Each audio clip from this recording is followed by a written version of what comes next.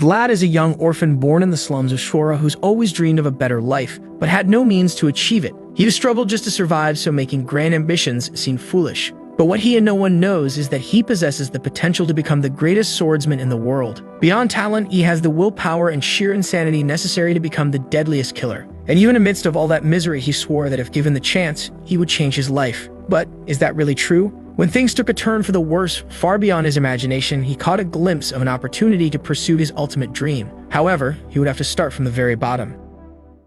It doesn't matter if you're not high up in a night sky or if you're trapped, being invisible in the misery of a slum. From amidst the rubble and trash, a hand rises. As long as you want to shine, as long as you have light in your heart, if you believe, then you are a star. In front of a blacksmith's shop, a boy observes a sword. He smiles, saying he never gets tired of looking at it. Someone suddenly calls out to him, saying they knew he had gotten distracted again. The protagonist recognizes her as Jamina, who calls him Vlad, saying that lately he's been very distracted. He tells her to go easy on him because that's one of the few pleasures he has in life. However, Jamina warns that standing there like a lunatic is making a lot of people talk about him. He wants to know what they're saying about him as she looks around. Approaches and asks if he still hears that voice when he looks at a sword. He seems to ignore it, and she says that apparently he did something terrible in his past life. What kind of person would be struck by lightning in the middle of nowhere? Especially a black lightning. She warns that he should spend more time at home, since the new bishop doesn't like this kind of omen. Besides, he worked for the Inquisition, so if he hears about these things, Vlad could be burned at the stake. Vlad says she's exaggerating, and she responds that he never listens. She reminds him that several people saw him get struck by lightning,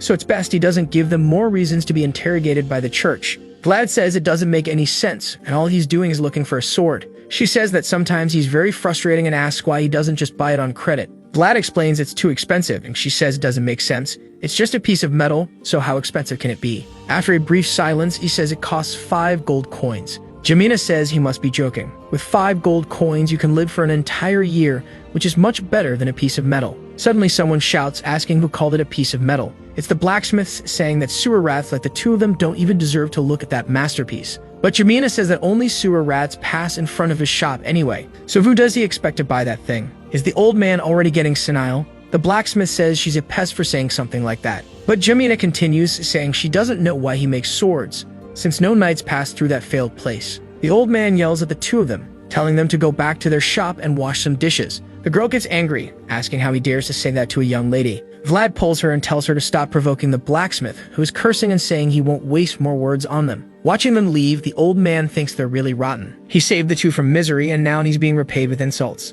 In those cold times, it was he who gave them a lot of food. He gets angry and decides to go back to his shop, but not before noticing something. Vlad's footprints in the fog indicate that once again he stood there for a long time. But the blacksmith says he should be thinking about how to survive and not about how to get a sword. Those who come from a place like this can't fill their heads with dreams, or they will end up bitter and disappointed. This is something the blacksmith knows very well. Observing the sword, he says he will only sell it to someone who has the ability to leave this place. He doesn't want his masterpiece to rot here forever. However, looking at the blade, he says that in a way it reminds him of the boy. Even in the filth of this slum, he somehow still manages to shine. This city is the main trading hub of the northern region and is ruled by the powerful Bayezid family. This is the region of Shora. But beneath all this beauty and splendor, there is shadow. And it is precisely where the slum is located, a place where everything considered trash and disgusting is abandoned. In a busy bar on the second floor, a man drags a girl by her hair, asking if she really thought she could deceive him like that. Being dragged, she wants to know what he means by being deceived. He says he's been a mercenary for 20 years and won't be made a fool of. Someone comes down the stairs saying that there's never a moment of peace there. The bald man points at Vlad and says it's good he showed up, but tells him to call the madame of that place. Vlad warns that spending time with the madame requires payment in gold, not silver. The bald man angrily says that this place is trash to be spending gold on and claims that with that money he could even buy his mother. Vlad just stares at him, but the bald man says that the candles they are using are a scam. He hadn't even taken his shirt off properly, and the thing had already gone out. Vlad asks if he really thought he could have fun with a 5-minute candle. He says that if he's so poor that he can't buy more time, he should go home and squeeze his own wife's butt. The man's veins are bulging even on his bald head, and Vlad says he's too noisy, so he'll have to show him something. He points to the clock and says they will use it to see if the candle really lasts 5 minutes. If the candle doesn't last, he can take out all of his frustration on the woman he's holding. The bald man angrily says he doesn't want to believe a bunch of scammers like him. Vlad says he will have to participate in this bet, and if the candle lasts more than 5 minutes, then he'll have to get beaten until he loses a few years of his life. The mercenary trembles, wondering how such a young kid can have such a terrifying look. But without hesitation, Vlad lights the match and says they will now find out who the scammer is. The bald man sweats as time passes and the girl watches. Everyone in the bar is eager to see what will happen in the end. Finally, the candle goes out. The bald man turns to the clock and sees that 5 minutes have passed, and he already takes a hit to the face. The poor guy stumbles backward, and Vlad announces that exactly 5 minutes have passed. He lifts his foot and kicks the bald man in the butt. He falls into a small room. Vlad enters and closes the door, warning him that he can start praying now. Desperate, the chubby man asks him to wait, but Vlad doesn't forgive and starts beating him, saying that he seems to be the liar here. He orders him to repeat that thing he said about the mother he doesn't even have. With that, the poor guy takes a beating. The next day, someone eating says that the cannibals are not lasting 5 minutes. It's Vlad asking if they heard what he said. A knight eats calmly, and Vlad calls him George and says that they're trying to mess with the main source of money they have. Suddenly, a girl in that room screams, asking if I have the courage to mess with the sacred candles of that place. Vlad says they will have to find that out. The girl says it's really good because that's now his new job. Vlad is confused, wondering how he will discover that. Suddenly, the girl says she already knows, and Vlad asks who was then. She reveals that it was herself who messed with the candles. She is Marcella, a madame of the Smiling Rose, saying she was just trying to get more money out of that bunch of drunks. She is radiant while George and Vlad say nothing. Sometime later, he is going down the stairs thinking he beat the guy for no reason at all. But what can he do? If the madame did it, then it's done. Suddenly, someone calls for him and says they heard he got into a fight yesterday, but thanks him for solving it and asks why things go wrong when he leaves for a bit. He hugs Vlad and says they need some extra money. Maybe he received some tips from the candles he sold. Vlad asks what Barry thinks he's doing. The guy backs off, telling him to take it easy and that there's no need to make a scary face. He's not asking for the money, he's suggesting a deal. Vlad asks what kind of deal. Barry says that if Vlad hands over the money, he will give him something he wants. A pickpocket, somewhat silly, somewhat crooked, and totally incompetent. He lifts the boy by his hair and asks if Vlad recognizes him. He says he will sell him for 40 silver coins, which is almost a steal, it's so cheap. Vlad asks how the boy's fingers and ankles are. Barry says he's still intact and they would never sell something damaged. They only gave him a little adjustment, but he's still healthy and strong. Vlad tells them to go to hell and throws the money on the ground. But he warns that next time, they shouldn't call him and should kill the kid. Barry and his friends leave, saying they're too honest to kill a boy like that. But Vlad knows they're all a bunch of liars. As they leave, they comment that it was obvious Vlad would accept the offer. There must be some reason he's buying all these street kids. Vlad calls out the name Ned. The boy apologizes and says he tried to escape, but Vlad stares at him and asks if they broke anything. Ned says no. He then tells the boy to disappear before he has to beat him too. Ned gets up and thanks Vlad. Vlad wonders how he's going to gather 5 gold coins at this rate. The city of Shkora is bustling, and someone writing says the boy was lucky. He could have lost both fingers for trying to steal like that. This man is Harvum, Captain Hoover's attendant. He had his fingers cut off and his ankles slashed, because the bishop wanted to make an example of him last time. Harvum comments to Vlad that he heard the candles from the Smiling Rose had been tampered with. Vlad says information is traveling very fast lately, and Harvum says everyone is saying it was the madame's doing, but he knows she's not like that and would never do something like that. Vlad says that's the case and that George isn't someone who likes to cause trouble without reason either. But Harvum isn't naive and says that since they know the guy did this,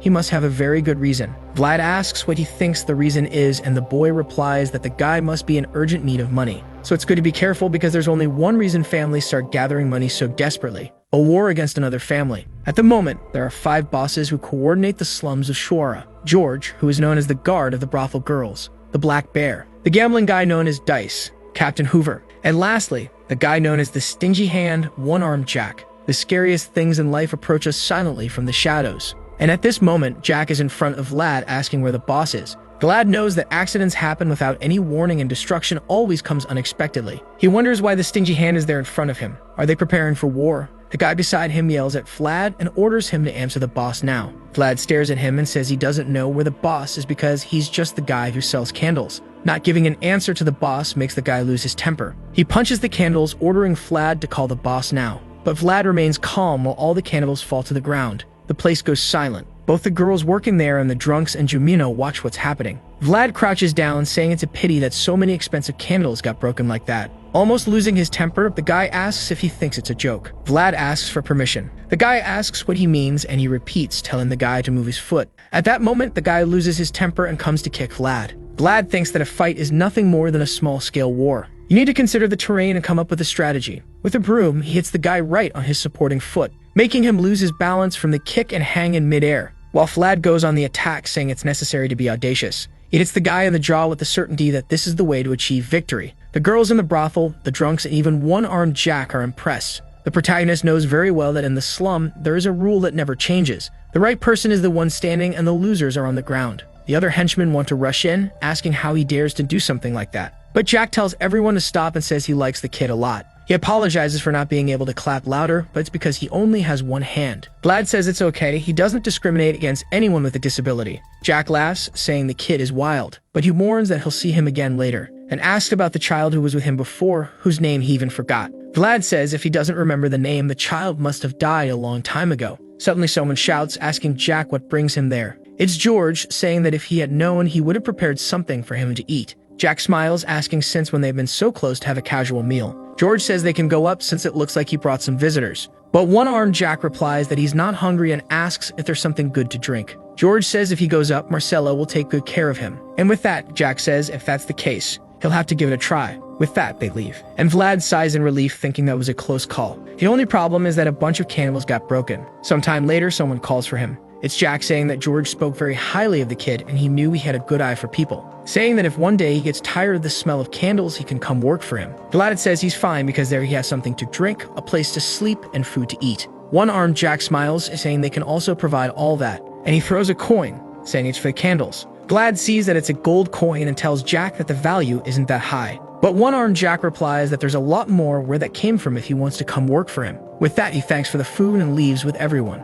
Vlad thinks the guy is smiling, so maybe the conversation went well. Until Jamina from the second floor calls him, saying that George wants to talk. Upstairs, no one seems happy, and Vlad is impressed, when George gives him a knife as a present, saying that circumstances are changing, and tells him to keep it close at all times. Vlad could tell from the vibe of the brothel. The conversation between Jack and George had been a disaster. Jack said he didn't want to see him selling cannibals anymore, and George asked what he was going to do then. George explained that some of his sources are warning that Jack is bringing in a mercenary knight. Vlad asked if it was someone like him. George said yes, someone like him. In Shkora, Jack has a huge gang, but no one there can defeat a former knight like George. As the saying goes, an army of sheep cannot defeat a single wolf. However, the balance of power would change completely if Jack hired a former knight as a mercenary. George says this would be a huge disadvantage and that's why he needs Vlad, and warns that soon he will receive his first mission. Harvem had his fingers and heel tendons cut, so he can't walk properly. But naturally intelligent, he learned to read on his own and works as an administrator for Captain Hoover. Seeing Harvem made Vlad realize that sometimes if you work hard, you can be rewarded with a better life. He makes a cut with the sword and someone calls out to him.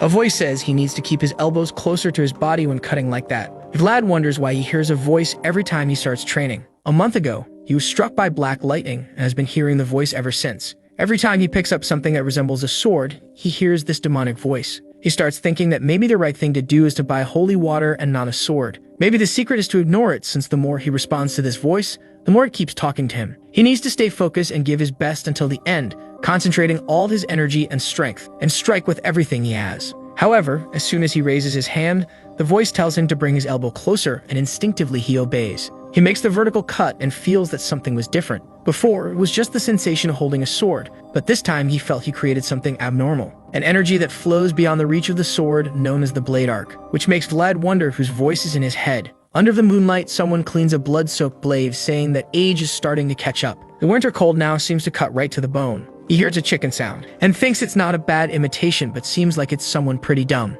He then approaches and tells whoever it is to stop what they're doing because he has arrived. The voice asks if he is Stanger. The man says yes and assumes he must be Vlad. Stanger says he knows Vlad is from the slum, so it's strange that he has golden hair and blue eyes. One might even confuse him for a noble. Vlad hands over the letter from the boss, and Stanger understands that another family has also hired a mercenary knight. Vlad turns, saying he will lead the way and they should arrive in 2 nights. Stanger says nothing and sighs, saying he doesn't know if he should follow someone so idiotic. Vlad says he's smart enough to show the way, but Stanger says he doesn't seem like it, especially since he imitated the sound of a summer bird, but they're in winter. And he warns that if he notices Vlad changing the path, he'll kill him on the spot. Vlad looks at him and tells him to follow quickly because he doesn't want to mess up his first mission either. Stanger is incredulous about this kid. He put on the scariest face he knows, but the boy didn't hesitate for a second. He smiles, thinking he now understands why George likes this guy. He really is a diamond in the rough. Sometime later, the two are in a cave and Vlad is just staring at Stanger. Stanger asks why he's doing that. Hasn't he ever seen a retired knight before? Vlad says not this close, and the man says it looks like he hasn't seen much of the world. Vlad asks where he's from, and the man says he's from Dhaka. The boy recognizes it as a place in the middle of nowhere. Stanger says he wished Vlad would get lost a little so he have an excuse to kill him. But Vlad jokes, asking if knights can't take a joke. Stanger says his dried meat seems very fresh as part of it for him. Vlad says unfortunately he didn't bring any for him and asks if he doesn't have any food. Pulling out 2 old dried meats, Stanger says he does have food. Vlad lights the barbecue and the poor guy is starving, saying the smell is very good. Stanger then asks Vlad if he wants to know something, and warns he will answer 1 question for each piece of dried meat. He says Vlad is lucky because an opportunity like this isn't seen every day. Vlad just looks, asks how many pieces he wants, and says just tell him and he'll hand them over. But Stanger responds by saying he's proud of him and that a knight can only accept something in a fair trade. Vlad asks if he's retired and he replies yes. Before Vlad finishes, he already asks his name and the man replies Stanger. Vlad asks his age and the man says 42 but tells him not to push his luck. The boy asks if he knows how to use aura. Stanger smiles, saying that it seems Vlad doesn't know much about the world. Not all knights can use aura, and using aura in combat is something completely different. Vlad insists, asking if he can use it or not. Stanger smiles and Vlad gets scared, handing over all the dried meat to the man. They stare at each other and Stanger warns that he only makes trades for something of equal value. But he will be a little generous since he's been eating old dried meat all this time. Vlad felt anxious, thinking the guy would use aura right in front of him. Stanger prepared himself and opened just 1 eye. Vlad asked why he did that. In empty space, he explained that he needed to do this to summon his world, which is kept in the depths of his soul. He told Vlad to pay close attention, as this was the true essence of a knight. He opened his eye and Vlad was astounded. Stanger had activated the aura on his blade. Sometime later, they had already arrived in Shura. Stanger was complaining that he looked like a beggar and Vlad said it was better for him not to stand out. He said it was too disgusting and that a knight has his dignity. Vlad ignored him and said that when they arrived, Stanger should go through the back door while he went through the front. They then started walking. Stanger found it strange that the place was too quiet. Suddenly, both stopped. Stanger asked if that was normal in this place, to which Vlad replied no. In front of the Smiling Rose, it was full of bodies. Vlad said they would have to split up now and told Stanger to go through the back door. Stanger was about to ask where he was going, but Vlad had already run off, saying he would see him soon. The place was bloodied, and as soon as Vlad entered, he saw that the entire brothel was destroyed. Upstairs, Marcella was tending to George, and he said that one-armed Jack had come and attacked while Vlad was out. Vlad asked if he was okay, and George said it had been a long time since he fought a knight, and immediately asked if he had brought the person with him. Vlad said yes, and that he showed him the back doors, so he should be arriving soon. George said that tomorrow they would settle this damned war with that one-armed Jack, and asked Vlad what he thought of the guy, if he still had all 4 limbs. Vlad said yes, he seemed fine and looked like a decent guy. George asked if he had lost weight, and Vlad said he was very agile. Besides, he knew how to use aura, so they would surely resolve everything tomorrow. At that moment, George was startled as the back door was opening and Vlad said he probably had arrived. George called for Vlad and asked if he was sure the guy had used aura, to which Vlad replied yes. He saw it with his own eyes. George then grabbed the blade and told Vlad to stay behind him. Stanger was not a knight who knew how to use aura. Vlad was shocked as Stanger was opening the door, saying it had been a long time since they last saw each other, and greeted George. At the first moment Stanger appeared, he was cleaning a bloody blade, saying the cold now penetrated deep into his bones,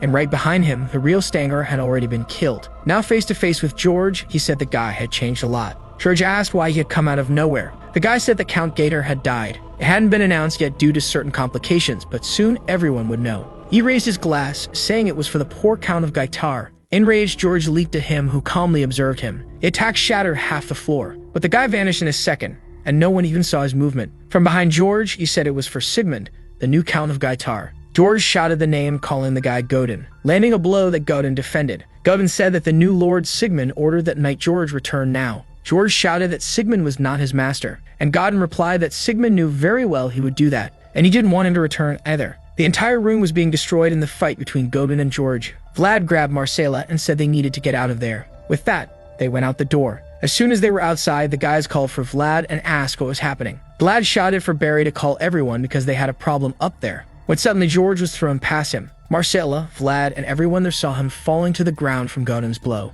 Godin said he was still as idiotic as ever. The members of the brothel were asking if the boss was okay. He was writhing on the ground while Godin watched him from above. Suddenly, a knife came his way and he deflected it. It had been thrown by Vlad, who was right next to him. But Godin ignored him and leaped towards George, with Vlad shouting for him to be careful. George was getting up and was almost struck. Godin looked at him and said he should have followed the order from that day. George replied that he was human and didn't follow repulsive orders like that. But Godin said he was not human but a knight. George gritted his teeth and began to rise amidst the group. Suddenly, Godin said that the night had already been too long. He then closed his eyes, saying he needed to rest. Vlad was running down the stairs and was shocked to see that Godin had activated his blade's aura. He shouted to try to warn everyone. As soon as Godin opened his eye, he told him to stop. White lines began to draw on the bodies of everyone in the brothel, and with a movement of the blade, Godin created a flash that destroyed the entire place. When the smoke cleared, Vlad found himself on the first floor, wondering what had happened there. In front of him, all the members of the Smiling Rose were dead. He didn't know what to say when he heard someone beside him and recognized it was George.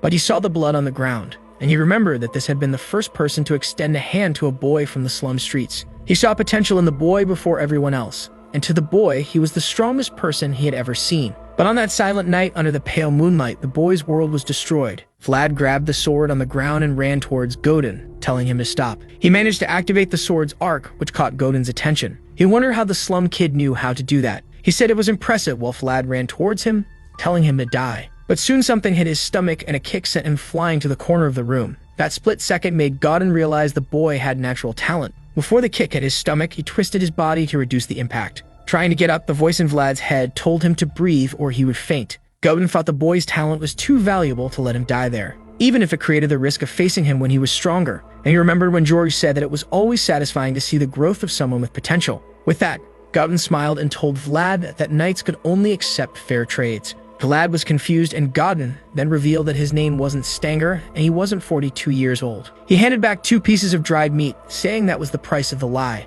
but he would take George's head, both as a reward and as a symbol of victory. Vlad stared at him, saying he would kill him, but Godin turned and said it was better for him to accept those 2 pieces of meat and not trade his life for nothing. Vlad knew he had no chance, so while Godin left, he swore that one day he would kill him, even if it was the last thing he did. But Godin ignored him and continued towards the door with George's head, while Vlad kept shouting. Sometime later, he met up with Jemina to try to escape from that place. But after that fight, he was already finished. That kick had broken some ribs, and he remembered that as soon as everything was over, Marcella came to him and told him to get up, or else he would end up dying there. Vlad showed no reaction. Marcella got irritated and slapped him, telling him to wake up to life, and asked if he knew the difference between the rich people and them who live in this slum. Opportunity is everything. Those at the top can make mistakes and keep failing because they have that luxury. But a single mistake for them here will end everything. She grabbed his cloak and warned him that in this place, one mistake means you die. So it's best he doesn't miss the only chance he has to get out alive. Jemina asked Vlad if he wanted to go slower, to which he replied that it was okay. He wouldn't let things end there. Suddenly, a man appears behind them, shouting that they are there. Both Vlad and Jemina are being pursued by Jack's men. The nest was now a mess, and even the youngest birds had to learn to fly on their own. Sometime later, the street is filled with Jack's henchmen searching for the 2. The man who had knocked over the candles earlier announces that whoever finds them will be generously rewarded. They continue the hunt, but right behind a door, Vlad and Jemina are hiding. They knew very well that at this rate, there was no way to get out of that place. Vlad told her to go to the coastal region when things calmed down. She asked what he would do, and he said he would manage. But if she stayed with him, it would be even more dangerous. Jemina shouted, saying she would not leave him. But Vlad reminded her that she had said she would do it for Marcella. He told her to ask Harvin for help, but she kept insisting that she didn't want to. Vlad shouted that she was being a nuisance and asked if he looked like someone who could protect her now. She cried, not knowing what to say when someone asked who was there. At that moment, she grabbed a blade that was next to her and pointed it in the direction. There was the blacksmith with a lantern. He asked why there were 2 kids in his shop. Jemina told the old man not to move. The old man wanted to know if they had gone mad since this was his house. Jemina continued shouting, saying if he didn't stay quiet, she would attack him now. But the old man just looked. After staring at them, he said he understood the situation was serious, but asked her to put the blade away. Jemina gritted her teeth and told him to hand over the sword now. The old man asked what she was talking about, and she said she wanted him to hand over the sword that was always in front of the forge. Vlad told Jemina to put it away, but she continued shouting for the old man to hand over the sword. The blacksmith knew that was how things worked in the slum. People sold to survive, and that's how he had also come far. And it seemed it was now this young girl's turn. The old man said she was pitiful. Jemina gripped the handle tighter, and Vlad told her not to do it. The old man, on the other hand, just closed his eyes. Suddenly, with the knife, she cut her own hair. The old man was startled, and she said it was the only thing of value she had. But she promised to come back and pay everything back later. All she asked was for him to give the sword to Vlad. The old man observed, not knowing what to say, and asked Vlad if he was leaving, to which he replied yes. The old man thought he had never dreamed of something like this his entire life. But the young man in front of him was about to try even before his wings had grown. He then said the 2 of them were a nuisance but told them to follow him. Sometime later, he came out with a cart from the shop. Jemina complained about the smell, and he said it was the only option. Suddenly, someone called out to him, asking what he was doing on the street at this hour. The blacksmith realized the men would be persistent, and even this exit would be blocked. One of them approached and asked why he was taking out the trash so late. The blacksmith shouted, saying it was all their fault for causing chaos in the entire city every day. After all the mess that had happened, he could only find time to leave now. The man told the old man to relax a bit, but he asked who the person behind him was because he worked alone. The old man shouted, saying he had to hire someone to help push the cart. The man said he would let him go just because he was the only blacksmith in that slum, but he would have to take a look at who it was. He placed the sword on the person's hood and told them not to move or lose an arm. Then he cut the hood. The old man was startled by the sickly look Jemina made, imitating a beggar, saying she just wanted to earn a piece of bread. Seeing that, the man said they could go. The old man then asked who they were looking for at that hour, and the man replied it was Vlad, who worked for Georgie. He then pulls the cart, saying he's leaving, but the man insists on checking one more time. Under the trash, Vlad was hiding, and the man called someone to take a look. At that moment, all three knew that if anyone checked thoroughly,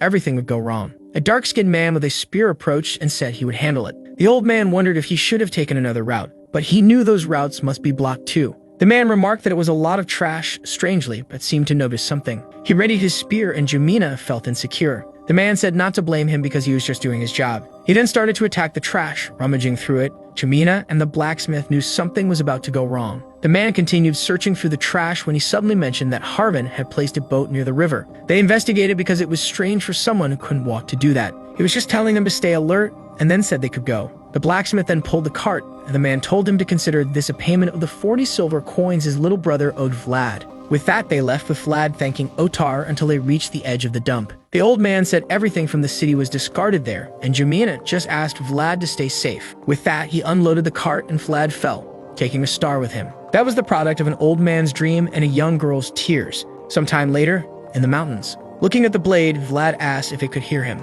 The blade responded that it could, and Vlad asked who it was. The blade replied that it unfortunately didn't know. Vlad got angry, saying that this voice kept trying to boss him around all the time but didn't even know who it was. But maybe that's a good thing. They could help each other. Vlad would help the voice recover its memories, and it would teach him how to fight with the sword. He didn't care if it was some kind of demon. At this moment, he'd only feared one thing: the fact that he was a nobody. The voice then accepted. It would teach him everything it knew about fencing. Sometime later, at a military base. Inside one of the tents, someone observed a map of the region. The name was Joseph Vazid, and he said it all seemed too easy. Too easy. Someone entered the room calling Master Joseph, who recognized him as Zayar. Zayar said something seemed to be bothering him and asked what the problem was. Joseph said everything was too easy. Zayar agreed that they were doing well, but Joseph reminded him that many people were deserting and some were disappearing without reason. If the mission he participated in showed mediocre results, everyone would doubt his abilities as a leader. Both his father and other family members, especially his older brother named Wrecker. Zayar remained silent. Joseph thought that if things continued this way, the next count would definitely be Wrecker. The Vazid family is a family of warriors, and their history proves that.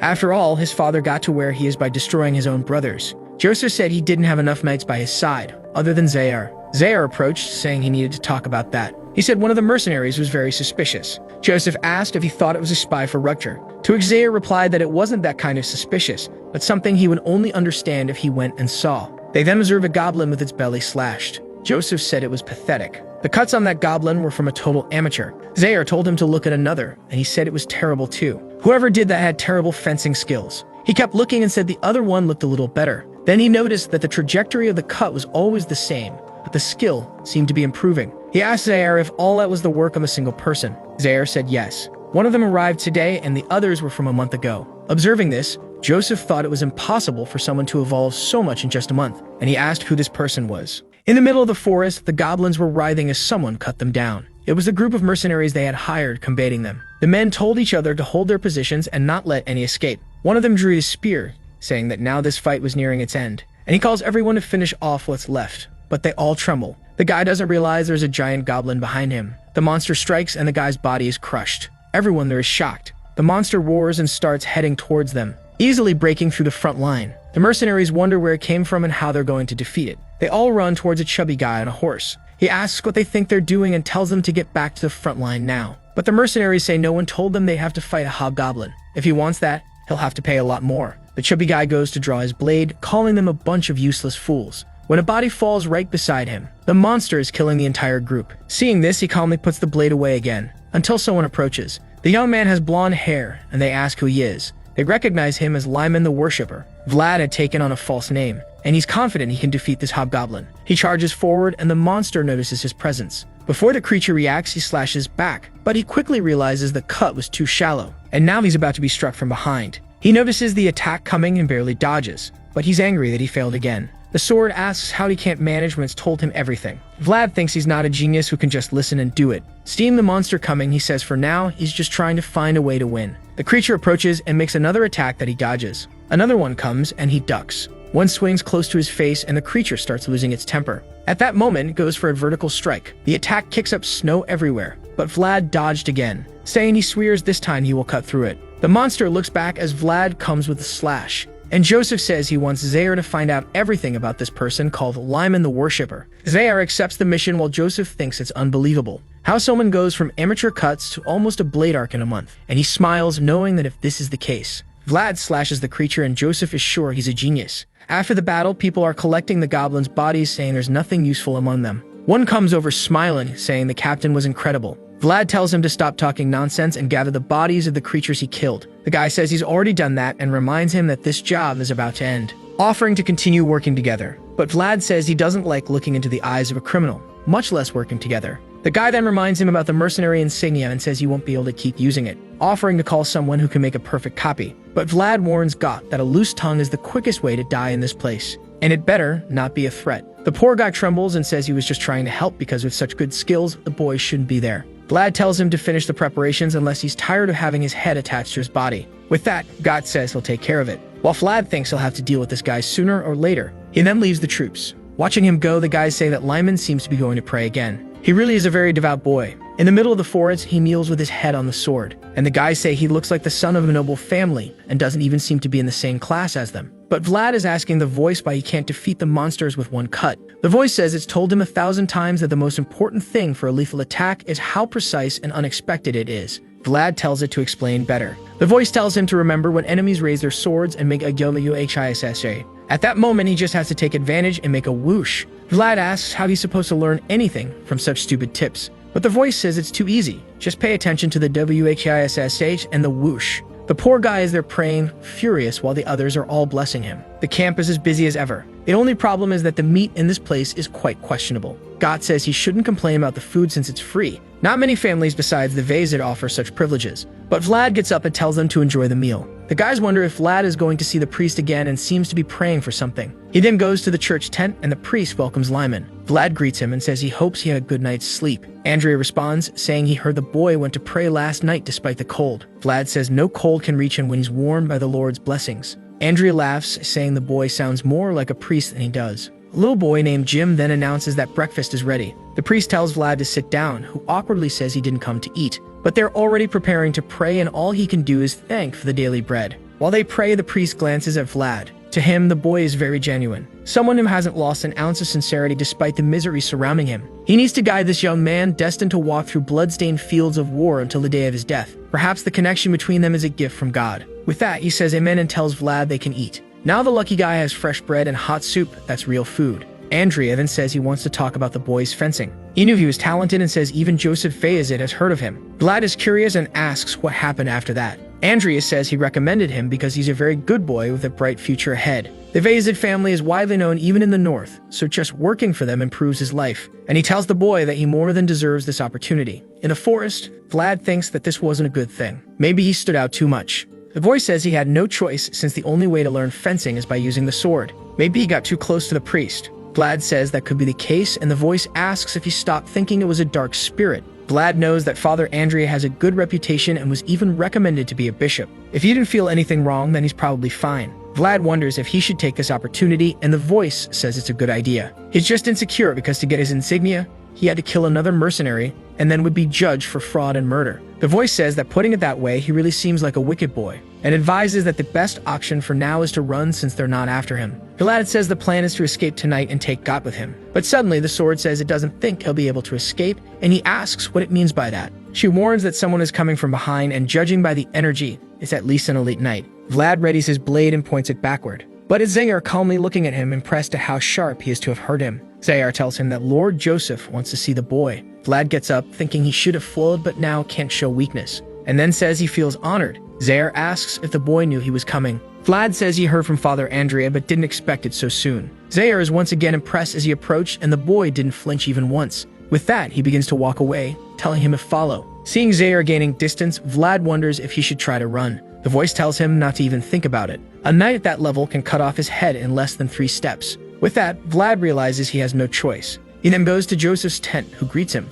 saying it's a pleasure to meet him. Vlad bows, saying it's an honor to meet Lord Joseph. The Lord asks if things are to his liking. Vlad says yes, all thanks to the Lord's kindness. Joseph then says that with blonde hair and blue eyes, he almost looks like the son of a noble. He asks if his name is Lyman, and Vlad confirms. Joseph then closes the book and says he should have known. Zaire slaps him across the face. They stare at each other, and Joseph warns Vlad of Shkora that he hates liars. Vlad says it looks like they already know everything then. Joseph says they know his mother is a prostitute and they don't know where his father ended up, and he asks if Vlad has any idea. Vlad sarcastically asks if this is some new kind of joke, asking the son of a prostitute who his father is. He immediately gets a kick behind the knee and falls to the ground. Zaire tells him to show more respect in that place. Joseph says it's okay since that was funny, but he warns that he knows Vlad killed a mercenary and also the reason he fled Shkora. What he doesn't know is where the boy learned to fight with the sword. Watching him, he says he sees many things hidden behind those eyes. Behind him, Zaire begins to draw his sword. Vlad hesitates for a second, not knowing what to say. Suddenly, he says he learned all this from a master who appeared and disappeared as quickly as light. He did mention the name, but said one thing. This is a secret sword technique that cannot be taught by anyone else. Joseph thinks he doesn't see any hesitation in the boy's eyes, and he apologizes for being so harsh. Vlad wonders if he believed that. The Lord then says that maybe he doesn't know, but at the moment he has a certain problem. So if he wants to propose something to Vlad of Shkora, and asks if he aspires to a better life for himself. Power, freedom, survival, and the life of a knight. He, Joseph Fazid, wishes to sponsor him. Soon after, he began to practice with Zaire. The other mercenaries said that he was holding up well. Apparently, he had become Zaire's squire. Really, the boy is a promise. He got lucky because his whole life is about to change. Zaire strikes him, saying he's an arrogant brat, asking how he can be so confident in front of Joseph with such poor fencing. And now he's going to show him his place. Vlad can't keep up as the guy is on a completely different level. If he dodges, he immediately takes another hit. But trying to defend head-on is impossible because the guy's strike is too strong. If that's the case, he puts the sword to protect his shoulder. He lets Zaire's blade slide off and takes advantage of the moment to attack directly. But the guy easily blocks it. That impresses the mercenaries. Even Zaire says he liked the move a bit. But Vlad is the only one who knows very well. Zaire created that opportunity just to see if he could do something. He then tells the boy that this will be the morning and evening training, twice a day, and the poor boy is scared. He leaves, saying it's enough for a morning practice, and tells him not to stay too long in the cold. Vlad wonders if that's all. He didn't receive a single piece of advice. But their voice says that was indeed an excellent fight. It helped remove all unnecessary movements. Really, a beating is the best way to learn. The poor boy wonders why no one ever seems to be on his side. Finishing, Joseph asks what his impression of the boy is. He responds that he has potential. Maybe if he were the son of a noble family, even the count himself would be interested in the boy. Joseph smiles, saying he knew he was right about him. But Zaire warns that the big problem is arrogance since the boy doesn't know his place. The Lord responds that it's okay since the boy grew up in the slum, so it's common for him to be like that, especially considering he has the perfect person for the job. Zaire says a knight without loyalty cannot be trusted. Joseph responds that he wouldn't believe the boy even if he knelt the moment they met. In fact, he even prefers that he is so honest about his feelings. Vlad said he has something he has to do. And for the Lord, it's better that things are this way since they both have something they want and they can both help each other. The knight simply agrees, saying that if that's the case, then it's all right. The boy is like a wolf, pure arrogance, untrustworthy, and still presumptuous. However, Joseph says it's okay. He's in no hurry. It takes a long time to build a cage big enough for a wolf to think he's free. In the forest, God was freezing as it was the middle of winter. He thought it was unbelievable that Vlad had now become Zaire's squire, and it would be difficult for them to escape. Maybe he was lucky since now he doesn't have to stay in the cold and doesn't need to train with the expeditionary forces anymore. Suddenly, a knight comes by and asks if everything's all right. Gott recognizes him as Roderick and says everything is fine. Roderick tells him to keep an eye out for any problems and leaves, while Gott says he can count on him. He stands there, just watching Roderick and observing the area, thinking that the guy looks like a statue and not even a needle could wake him up. But now with him there, he can finally get some sleep. He ends up dozing off and suddenly wakes up. He hears Roderick asking what someone is doing there and that it looks like someone is looking for a child. He watches Roderick from a distance, who asks what's wrong with a woman and says he's not her son. Gott finds all this very confusing and wonders why he stopped mid-sentence. He gulps and starts heading in that direction, confused about what's happening. Why is Roderick going to that place away from the camp? Suddenly, the man is surrounded by a black mist. At that moment, Gott trembles. The next day, Vlad was exhausted, wondering why the damn Zaire couldn't be a bit kinder. However, a voice told him to appreciate it because few in this world have the chance to practice with someone so good. Vlad replied that he was sure the damn guy was hitting him hard on purpose. The voice responded that this made things even better, making Vlad sad since no one seemed to be on his side. At that moment, someone called for Lemon. It was Got, behind a tree, wanting to talk to him. Vlad approached and asked what it was. Got said he would flee that place tonight. He mentioned that he was only telling Vlad because they were friends. Vlad wanted to know what this crazy guy was talking about, but Got said he saw it with his own eyes. That forest had a monster that carried a curse. Our boy seemed scared, and Got asked why he thought there were so many deserters if they got food and the working conditions were good there. The truth was there were no deserters, they were all being taken by this curse. He warned that he saw one of the knights being taken to the forest. However, Vlad didn't react and started wanting to hit him, telling him to stop talking nonsense just to flee. But God insisted it was true and asked if he didn't know about the guy who disappeared. Vlad asked if he was talking about Roderick, and God agreed. He explained that another strange thing was that everyone who disappeared had black hair. At least the protagonist was immune. Changing the scene, God was already making an angry face. Apparently, Vlad had told everything to Zayar, who now ordered God to show the way. Zayar asked if the guy was trustworthy, and Vlad said he wasn't the type to lie. Zayar saw it as an opportunity to increase Joseph's accomplishments. After all, discovering a phenomenon and defeating a ghost was much more interesting than just defending against goblins. The problem was that he found this black hair thing strange. He seemed worried, and Vlad said that with the 3 knights in the field, everything would be fine. The only person stronger than Roderick in that place was Zayar, so he had to lead this advance. After a while, God announced that they had found the expeditionary forces. A boy named Ern introduced himself as Roderick's squire. Zayar asked if he hadn't found anything, and Ern said unfortunately not. They had the best hunters and researchers, but no footprints were seen. Zayar realized he would have to look for himself. So he ordered everyone to divide into groups of 3, stay within sight of each other, and start searching the area. A while later, God was dying of anger at Vlad for reporting him. He said Vlad took advantage of his goodwill. Vlad told him to stop complaining and keep looking around. Zayar asked if they had found anything, and they replied no. Zayar called him useless and asked how they found someone who disappeared in the slum. Vlad explained that they just beat the person closest to where the guy disappeared and got the information. Obviously, an unhelpful piece of information for Zayar. However, he knew it would soon be night, and they would have to return empty-handed. But at that moment, something caught his attention. He asked the group if anyone had checked the other side of the river. God said no because the expeditionaries ignored that area. Zayar thought it was probably the last place to be seen. He ordered everyone to gather the mercenaries and cross the river. With that, God signaled to call everyone. Stepping on the ice, he said it wasn't completely solid. Vlad said it seemed hard enough for a few people to cross. At that moment, some mercenaries appeared and asked if they had found anything. Zayar said no and explained that they would go to the other side of the river in groups of 3. The guys agreed right away, and everyone started crossing. However, Got was hesitating, and Vlad asked what the problem was. Biting his lips, he said he had a very bad feeling. Vlad said the feeling was called fear, and Got said of course he was afraid.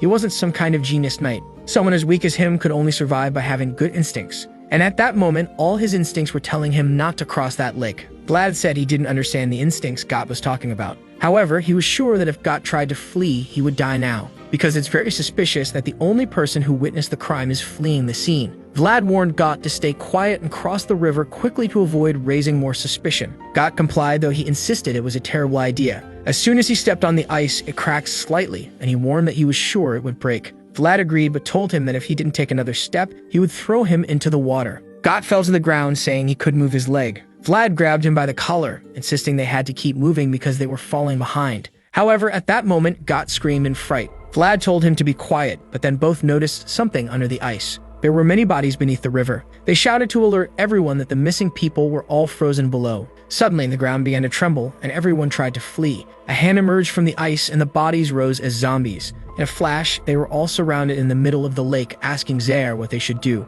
Zayar quickly realized it was a trap. Someone had carefully planned this, knowing they were coming. The creatures before them didn't belong to the world of the living. Meanwhile, back at the camp, the priest and the boy were praying. Suddenly, Andrea started shaking, and the boy asked if he was okay. The water seemed to be becoming murky, and an energy began to form around the chalice. Someone was observing the camp from a distance and approaching. It was the woman searching for a child. Meanwhile, the zombies attacked, and Got was about to die. However, the creature was sliced in half by Vlad. The problem was that there seemed to be an endless number of them. Vlad quickly chopped 7 of them into pieces. Got, terrified, fell to the ground, and Vlad told him to grab his spear. A voice told Vlad not to panic and to observe the area before moving. Moving forward wasn't an option due to the crack, and he wondered where Zayar was. In the midst of the chaos, Zayar was cutting through the crowd. The problem was that many soldiers were being defeated, and the fight seemed endless. As he fought, Zayar wondered about the trap's purpose. He concluded that he couldn't be sure, but he knew who the target was. Without hesitation, he activated his blade's aura just as all the monsters jumped at him. One slash turned them all into pieces. The soldiers cheered, believing Zayar would save them. Zayar then shouted Vlad's name, telling him to fulfill his part of the deal. Vlad looked back, asking what he wanted him to do. Zayar told him to run back to the base and defend Joseph until he returned. Vlad agreed and started running, telling Gok to come along. Watching him leave, Zayar hoped his prayers would reach Joseph. Someone stepped on his back and Zayar turned to face the attacker.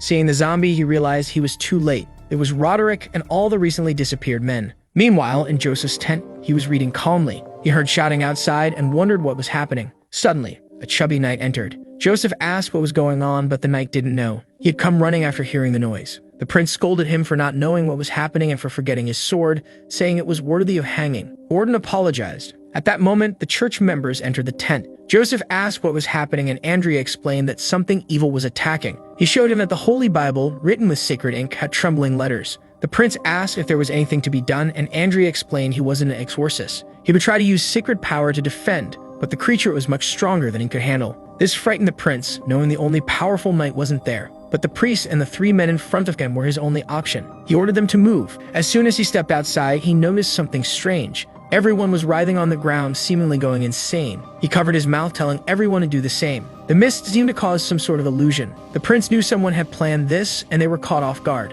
At that moment, everyone felt a chill when the woman called for her child. She was right next to the tent, wondering where he was. Everyone in the prince's group froze. She stopped and turned to him, asking if it was him. Seeing Joseph, she said she had found her son after all. She approached with a sinister hand, but a hand of light blocked her. The boy and Andrea began praying to protect the area. Seeing the monster, Joseph was sure that only Zayar could defeat her. The other two knights were useless, even with the extraordinary blessing from the priest. The monster kept hitting the barrier and the prince knew it was a curse, a deadly curse targeting him. The problem was figuring out who was behind it. Jin started coughing up blood and Andrea told him to hold on or the barrier would fall. The monster's hand began to penetrate the light, but as Jin resumed praying, it was repelled once more. Joseph realized that the priest's acolyte was at his limit. Once the boy's energy ran out, it would be the end. At this rate, he didn't think they could survive until sunrise. At that moment, something caught his attention. Vlad was approaching from behind the monster. It turned to react, but Vlad wielded a blade of aura. Earlier, the voice had told him that a normal sword wouldn't cut a curse.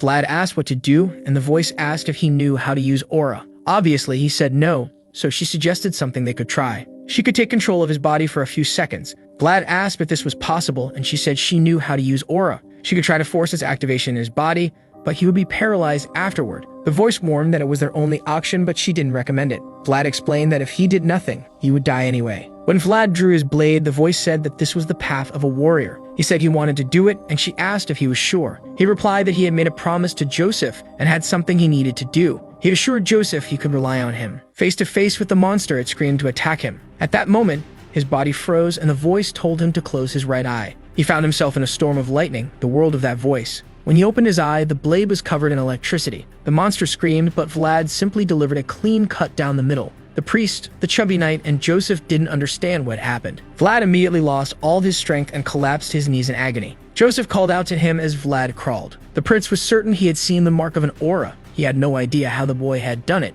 but it was clear he was paying the price. However, even without its leg, the creature continued calling for her child, slowly approaching Vlad. Joseph ran toward him, telling the others to keep praying. He lifted Vlad onto his shoulder, telling him to hold on. But at that moment, the creature grabbed his leg and a curse seemed to be inflicted. Joseph was furious with himself for not being able to escape the monster's grasp. Suddenly, someone grabbed him by the cloak. It was Borden, who apologized for his insolence and threw both of them away from the monster. The creature advanced towards Borden as they fell next to the priest. Joseph said he had never felt so grateful to have Borden by his side. Vlad then picked up his sword and asked Father Andrea to bless it so he could send the monster to the underworld. The priest agreed, bathed the blade in blood, and said it now carried the blessing of certain victory. Vlad thanked him and headed towards the creature. On the ground, it agonized, begging for someone to find her child. For a brief moment, Vlad saw a fragment of her life. Some women had been imprisoned deep in a dungeon, and their children had been abandoned to die on the cold ground before them. From inside the cell, she had only pleaded for her child to be returned. Vlad then said she could now rest in peace as she wondered where her child was. With that, he plunged the sword into her and she cried out, asking where her sweet child was. Somewhere else, a summoner was smiling until suddenly his curse was broken. He wondered how the connection had been severed. He knew the only knight with an aura wasn't at that camp, so who had killed the creature. At that moment, Zayar appeared, saying he had found the bastard controlling the puppets. The next day, Joseph asked if it was really him. Zaire said he was almost sure it was, and holding a box, said it contained the source of the curse or the child the woman had been looking for. Joseph told him to leave it in the hands of the priest to investigate. But in the end, their expedition had been a complete failure. Zaire apologized, but Joseph said the journey back would be very rewarding. The knight asked if he had seen potential in the recruit. He smiled and said he had found someone to fight for his name. That child would shine brighter than any swordsman ever seen. 3 days later, Vlad woke up exhausted. A voice told him to be more careful and said this was the price for using her world. Vlad was amazed they were still at the camp. He thought he was going to be thrown into the back of a truck and taken away like a piece of luggage. The sword said they were waiting for him and mentioned that Joseph seemed quite worried. With that, he left the tent and noticed that the camp was unusually quiet. Suddenly, Got came over, all happy, saying he thought he was going to die. Vlad said he was impressed that Got was still there, but Got replied that the guys increased the salary until they returned. Got started talking about how he brought Vlad here and then went back on horseback to fetch the other. Vlad said it was fine and that he would tell the guys about it later. Got then told him to go to Joseph's tent as soon as he woke up. With that, he left, telling the annoying guy to shut up. In Joseph's tent, he poured some wine and asked if Vlad knew how to drink it. Vlad said yes because he had worked in a brothel for a long time. However, he had never tried anything as expensive as that. Joseph explained that it was only available to nobles and said he wanted to thank Vlad for saving his life instead of running away to save himself. Vlad explained that he only did it because of the agreement they had made. Joseph agreed, saying they had a pact of trust rather than loyalty. The prince thought about how the boy followed the deal without even signing anything. He couldn't afford to lose such talent. In fact, he had to do everything possible to keep him around. Joseph then said it was time for him to fulfill his part of the agreement and announced that, as compensation for what he did,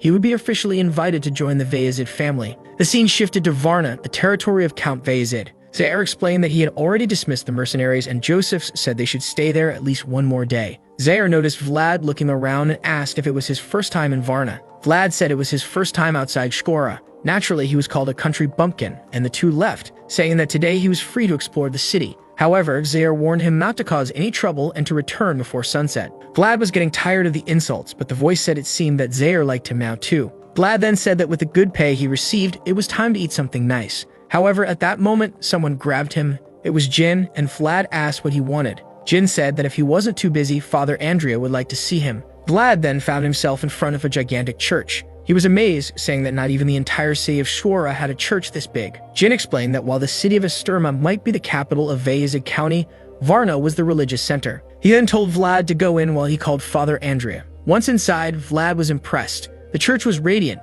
and he thought that although he was called Lyman the Worshipper, he had never truly prayed in his life. In a way, he was a sinner. Andrea appeared and apologized for making him wait. Vlad said it was nothing and thanked him for the invitation. Andrea handed him something and Vlad was confused. He explained that it was an identification badge. He could receive one from Joseph himself, but those issued by the church were more effective since faith extended across the entire continent. Vlad was impressed to see that Father Andrea's name was registered as his sponsor. Andrea placed his hand on Vlad's shoulder and told him to come there whenever he needed anything. From that day on, he would receive all the support he could. The boy, who hadn't even been registered at birth, now had one of the church's most important figures as his sponsor. From that day forward, he was no longer Vlad from the slums, but Vlad from Shkora. The county of Bayezid contained 3 cities and 12 villages. Shkora was the trading hub and Varna was the religious center. And here was the capital, Sutramata. On the way to the mansion, Zaire told Vlad that he was now a guest of Joseph. Any foolishness he did would tarnish the prince's honor. At the door of the room, Zaire warned Vlad and Got not to act like 2 country bumpkins.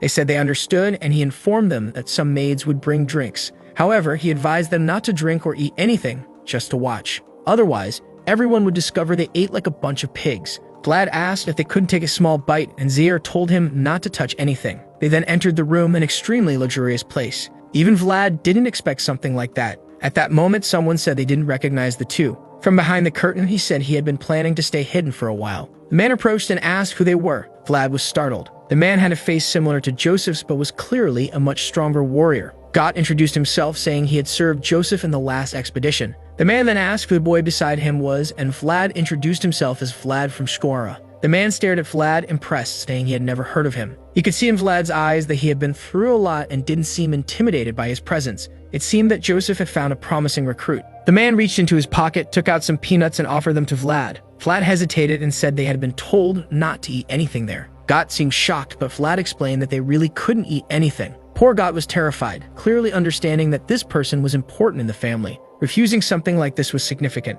The man felt a bit awkward, not understanding why Vlad refused. After all, he was the first son of the count of that place and Joseph's competitor, Rutger Vezid. Someone was writing a letter and asked if the name was Vlad. It was Joseph talking about the boy to his father. He mentioned that aside from Zaire, whom he received from his mother, he hadn't brought any other promising soldiers. He added that if he could turn this boy into a respectable soldier for the Vezid house, he would receive a good reward. Joseph thanked him, but his father warned that although his strength wasn't in combat, he shouldn't forget he was a member of the Vezid family. Joseph said he understood, and his father asked how he was feeling, to which he responded he was fine. With that, his father told him he could leave, and he then withdrew, though it seemed he had difficulty moving one of his legs. The father instructed someone to find medicine for him, and the man next to him said he would speak with Miss Oksana. The father remarked that she spoiled her son too much. He then asked Ragmus, the man beside him, what he thought of what Joseph had said. Ragmus replied that it seemed true given the many strange occurrences. The count responded that they needed to find who was behind all this since it was clearly a direct attack on their house.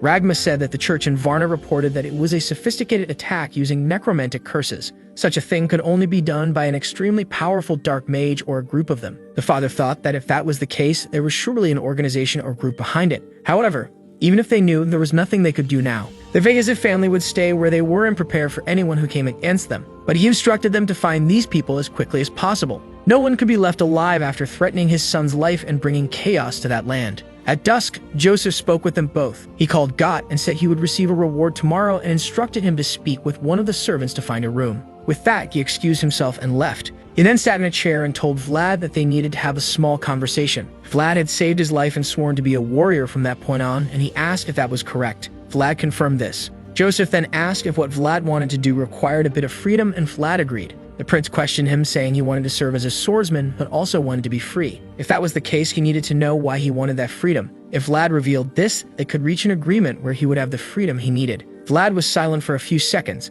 and then asked if Joseph knew a man named Godin de Gaitar, the Knight of the Moonlight. Joseph found it strange that he knew such a name and asked if the mysterious knight who attacked the Smiling Rose was Godin de Gaitar. Vlad hadn't forgotten him for a moment. He was the person who killed the man who saved him and destroyed the world he knew, and yet he swore he would be like that person. Joseph said that unfortunately, he couldn't help with that. Godin was beyond the sphere of influence he could exert. Vlad seemed saddened by this news. However, it was something he expected since Joseph was only the count's son. But the prince replied that if that was the case, they would change some terms of their agreement. He offered Vlad de Shora a 7-year contract. Vlad seemed confused, and Joseph explained that he had given up all the dignity and pride of a noble. Vlad didn't fully understand what he was talking about, but it seemed important to his family. The prince explained that in exchange for saving him, he would provide food and training for the next 7 years, enough for him to become a knight comparable to the best in the world. The word knight caught Vlad's attention. The prince said that in return, Vlad would have to swear loyalty and only follow the commands and permissions he gave. Obviously, he couldn't do anything against Godin during this period.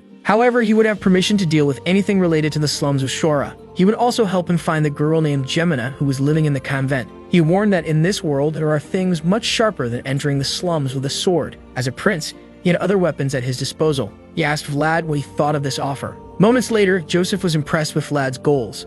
Zaire found it strange and asked why he was so interested in the boy, saying there were many more talented young people there. Joseph agreed, noting that every young person carries a certain potential within them. But whether a person would develop that talent was something entirely different. Zaire asked if he really believed the boy would meet these expectations. The prince replied that he was sure. He had seen the potential with his own eyes. Zaire tried to warn that the boy was extremely unpredictable, rebellious, and would be easy to train. But Joseph smiled, saying that was why he had a Zaire. 7 years wasn't a short period and should be enough to tame him. Zaire said he would at least try his best. Joseph thanked him and said that the wilder a horse, the more impressive it was to tame it. Or at least that was what he thought. In reality, the boy was a wolf hunting the moon. The next day, Zaire showed him the room he would stay in. Vlad asked if all of it was really his. Zaire reminded him that he was just a kid from the slums. Normally, other squires had trouble adjusting because they came from wealthy families, but he warned Vlad not to cause any trouble there. Vlad asked if refusing things that Rutger offered would be a problem. Zaire said it didn't matter because he wouldn't follow anything anyway.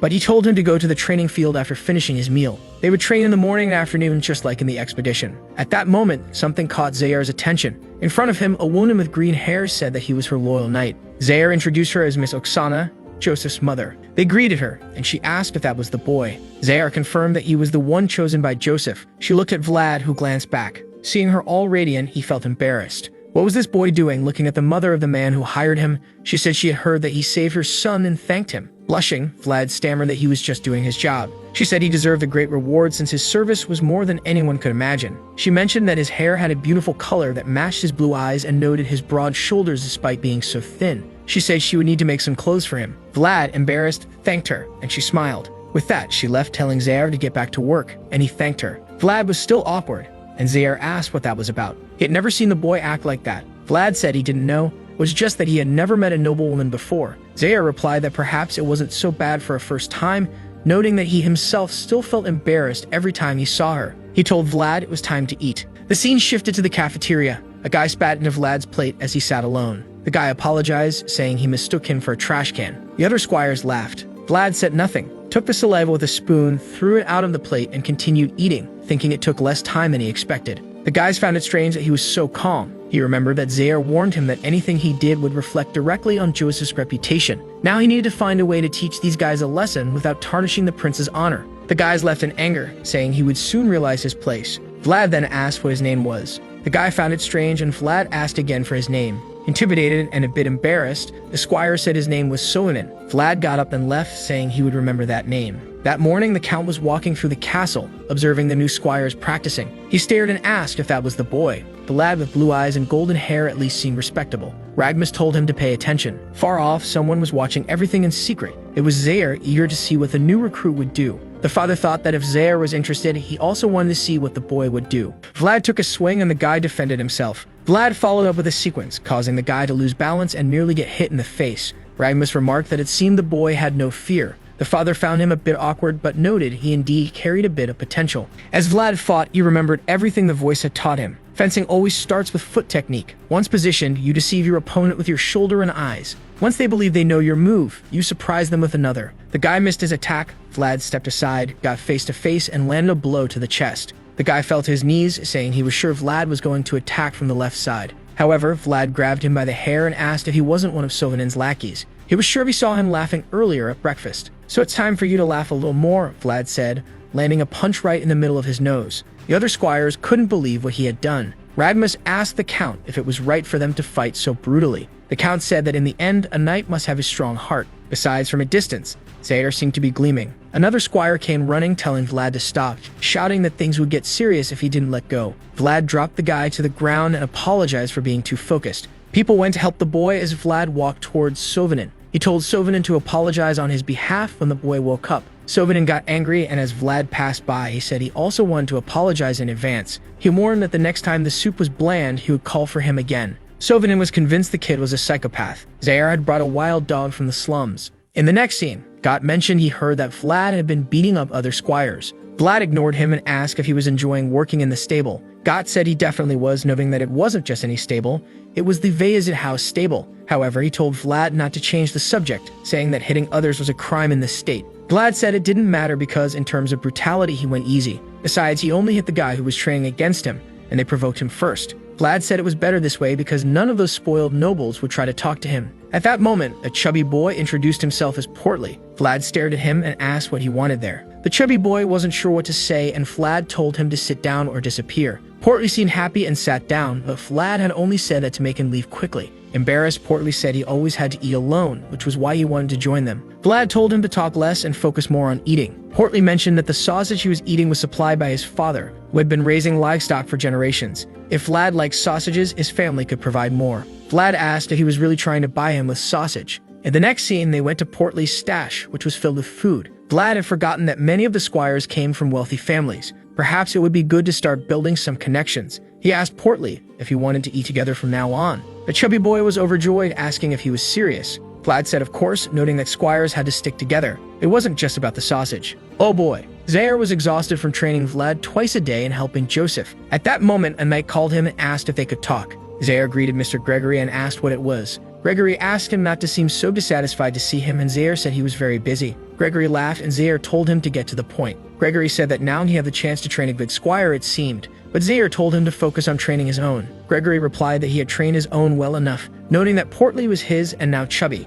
He then said that Vlad seemed to have potential and didn't appear to be the type to let people bother him. Zaire told him to say what he wanted. Embarrassed, Gregory said that Vlad and Portly seemed to be becoming good friends. Zayar said that was impossible, noting that Vlad thought too highly of himself to make friends. Gregory revealed that he wanted Vlad to defend Portly a bit. He explained that Portly was his cousin's son and had been suffering a lot lately. Zayar asked if he really expected this to be for free. Gregory said that if he did it, he would owe him a favor. Zayar then said he would try, but the boy didn't listen to him much. Gregory said that was good. Zayar explained that he didn't understand. Vlad really didn't listen to anything he said. Gregory remarked that Vlad would go far in life then. Back at the stable, Gott said he didn't understand the problem. The horses there were well trained, but none of them accepted Vlad. It wasn't that he didn't know how to ride one, it was just that none accepted him. Vlad thought that his life had always been like that. Every dog or cat always ran away as soon as they saw him. But he remembered that on the day at the lake, he stayed on the horse even though it was Gott who was taming it. Gott mentioned that the horse belonged to Zayar and cost a fortune. Vlad didn't know what to say. How could he tell the prince that he could only accept a horse if it was very expensive? At that moment, a woman appeared and informed Vlad that Miss Oksana wanted to talk to our boy.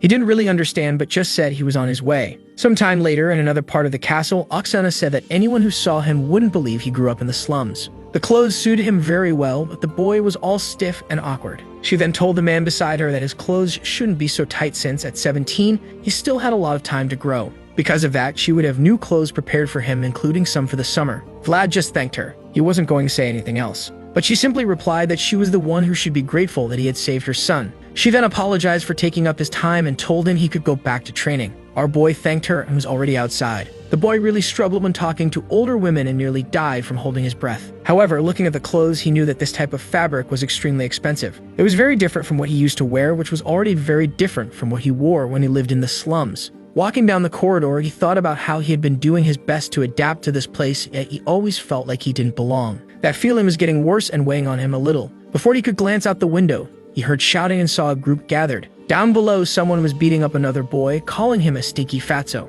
Throwing another punch, he said that just because they had given him a truce, it didn't mean he had stopped being a loser. Portly couldn't do anything, and the guy warned that he was still the same trash, even with his new friend. Man, I thought Vlad was going to step in and help the guy, but he was still there at the window, just thinking about how people were always the same, no matter where he went. And for the poor, the world was always full of idiots who needed to beat up the weaker ones to feel better about themselves. He threw his old clothes over his shoulder and said that apparently he would have to wear them once again. A little later that night, he knocked on a door. Someone asked who it was, and it was Vlad. Portly then opened the door, and our boy stared at him. Seeing his friend all bruised and awkward, he asked why he was there so late. Vlad just said he came to say one thing. It was for him to take it. Portly looked back and saw that he was talking about a big chunk of ham, asking if he really wanted to give him all of it. Vlad just said yes, and with that, his friend lowered his head, thinking that he had been a fool to believe this guy was his friend. In the end, he was just another person who saw him as an easy source of food. However, even with all that, it was still better than eating alone, so he took it from our boy. Vlad then told Portly not to be too upset because this was compensation. The chubby boy didn't understand anything, and Vlad said that a knight had once told him this.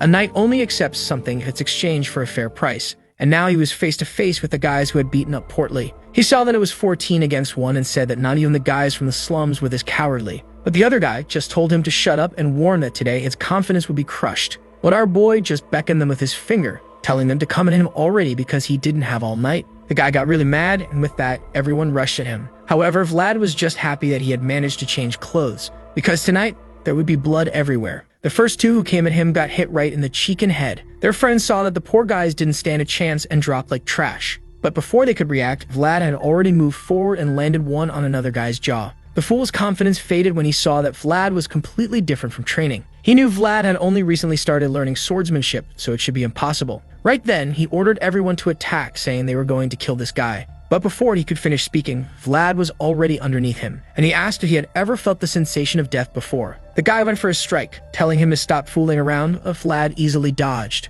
While facing him, a voice said that the results of his training with Zayar were starting to show. With a series of attacks, his opponent was stuck in place. The guy was trying to fight back, but kept getting hit in the shoulder every time. Meanwhile, Vlad thought that he finally understood what Zayar meant by creating his own space. He struck his opponent squarely in the back, and the fool collapsed like a piece of garbage. Before he could suffer, Vlad came in to strike his face. The poor guy was crying in fear, but I don't think Vlad was going to stop, and he landed the blow. The rest of the group looked on, but it was close. It barely missed his head. And Vlad warned them that from now on, they had better stay out of his sight and stop bothering the chubby guy. Crying like a child, the guy just said okay. While thinking that it was a close call, Vlad had almost actually killed him. Our boy then said that should be enough payment for that ham. It was time for the next ones, and he asked who wanted to continue. The boys were all standing there, scared out of their minds, and no one moved. But now Vlad was feeling inspired and said that if they weren't going to come at him, he would go after them. He started walking toward the ones who were still trembling, and man, it looks like he really beat up everyone. Meanwhile, the Baron of the house was just watching everything. Seeing everyone get beaten down, he said that the boy was quite impressive. The scene then changed to a hall the next day where the monthly meeting of all the knights was taking place. It wasn't explicitly stated, but the people who supported Rutgers stood on one side, and those who supported Joseph stood on the other, along with the neutrals. Antalas, the commander of the knights, said that the meeting would be rescheduled because Rutgers people were not present. They were about to move on to the next item on the agenda, which was how they would distribute the relics sent by the church. Meanwhile, the lord of the territory was simply observing how tense the room was. Rutgers knights were absolutely furious, while those who supported Joseph seemed quite relaxed. But to him, this was no surprise, since Joseph's knights had always remained in Rutgers' shadow. He glanced over at Zaire, who was wondering if the Count was smiling at him. Sometime later, the meeting ended and everyone was supposed to check the missions. With that, the knights were all leaving, and behind Zaire's back, some murmured that it looked like someone had brought a stray dog into this place. He looked over with a calm smile, and the guys only got angrier. One of them walked off, saying there must be some suspicious reason for him to accept a squire like that. At that moment, a man approached from behind and said that everyone was talking about what happened. Zaire played dumb, but the man said that everyone already knew.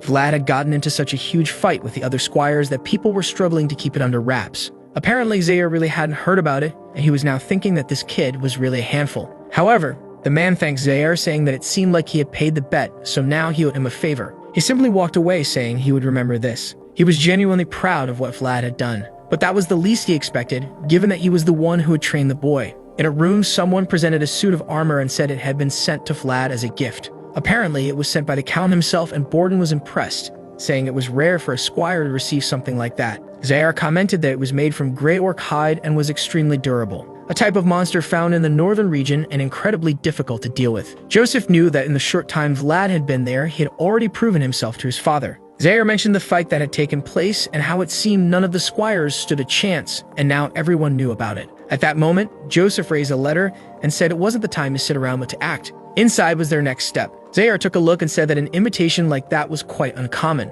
but his friend only wanted to know if he was going to accept it or not. He said of course, since he was beyond tired of taking care of this kid. The two agreed, and with that, it was settled. He was heading to the region of Durmar. Bright sun, blue sky, and he was already in the carriage, and apparently, Vlad was coming along too. Joseph explained that they were going there because it was a region full of fruit, as well as a direct path to the central region. It was a very important connection for them, who were in the north. Our boy asked if that was why Zaire was going as well, and Joseph confirmed, explaining that crises were moments of opportunity even when you weren't directly involved in them. House Heinel was going through a succession dispute, and one of the contenders for heirship was asking for help. Vlad responded that the noble world was really complicated. To that, Joseph summarized that they were fighting for control over all of Durmar, and obviously it was an internal struggle. The rightful heir of that land was known as Alicia Heinel. However, her uncle Ender was trying to make everyone believe that she was born from an illegitimate relationship. He wanted this because if she was removed from the dispute, he would automatically rise to the throne and be considered the Baron. Even though Alicia was the true heir, she didn't have many supporters and was also born a woman in a house of knights.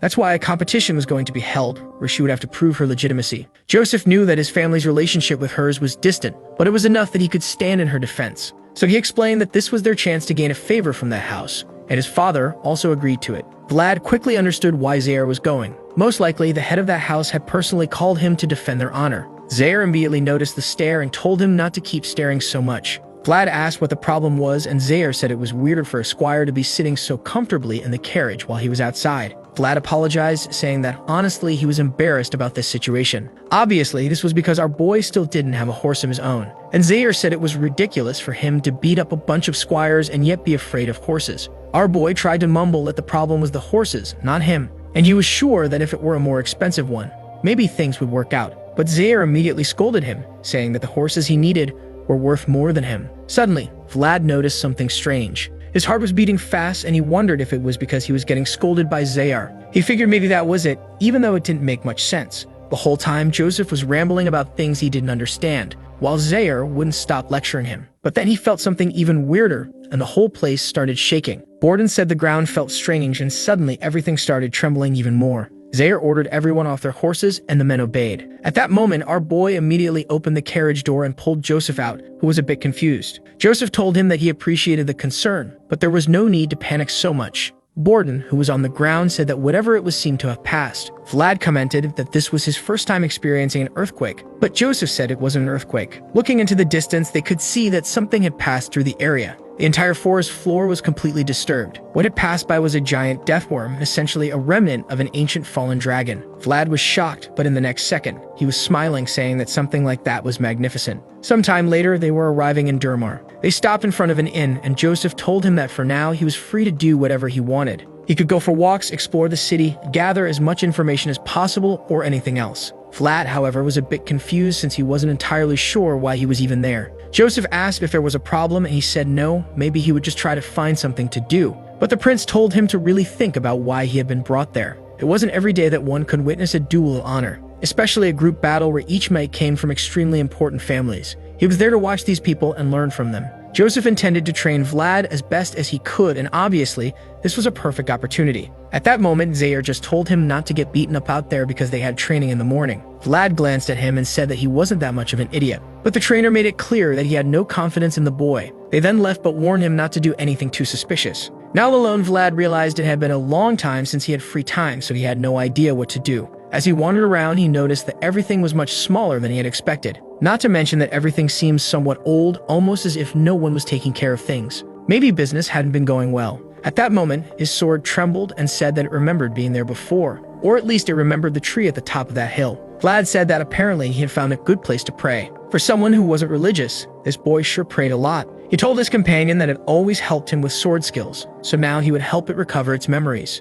Either way, it was time to start returning the favor. In another part of the castle, Joseph introduced himself and someone thanked him for coming. He said that naturally, a threat to any member of the family was a threat to him, so of course he would show up. In front of him stood Lady Alicia. Joseph said that House Bayezid had already given its approval, so now it was up to her to make a decision. The girl said that the decision was already made. She would respect the Count's wishes. Of course, that would only happen if she won the duel. Joseph said that in that case, she had nothing to worry about. When it came to duels, House Bayezid always guaranteed victory. Leaving the meeting a little later, Borden commented that they should keep an eye on the girl because she didn't seem foolish. Zaire noted that she actually had leadership qualities, and Joseph said he was impressed and she had truly managed to hold her own in court. But even so, none of that changed his plans. Back with Vlad and the sword, he thought that memories were the only things left at the end of a person's life. Maybe that was why humans were so obsessed with leaving their mark on the world. Because when those marks were seen in the future, it was as if memories of that day returned. Looking at the gravestone, Vlad said he wished his mother had also received a proper burial.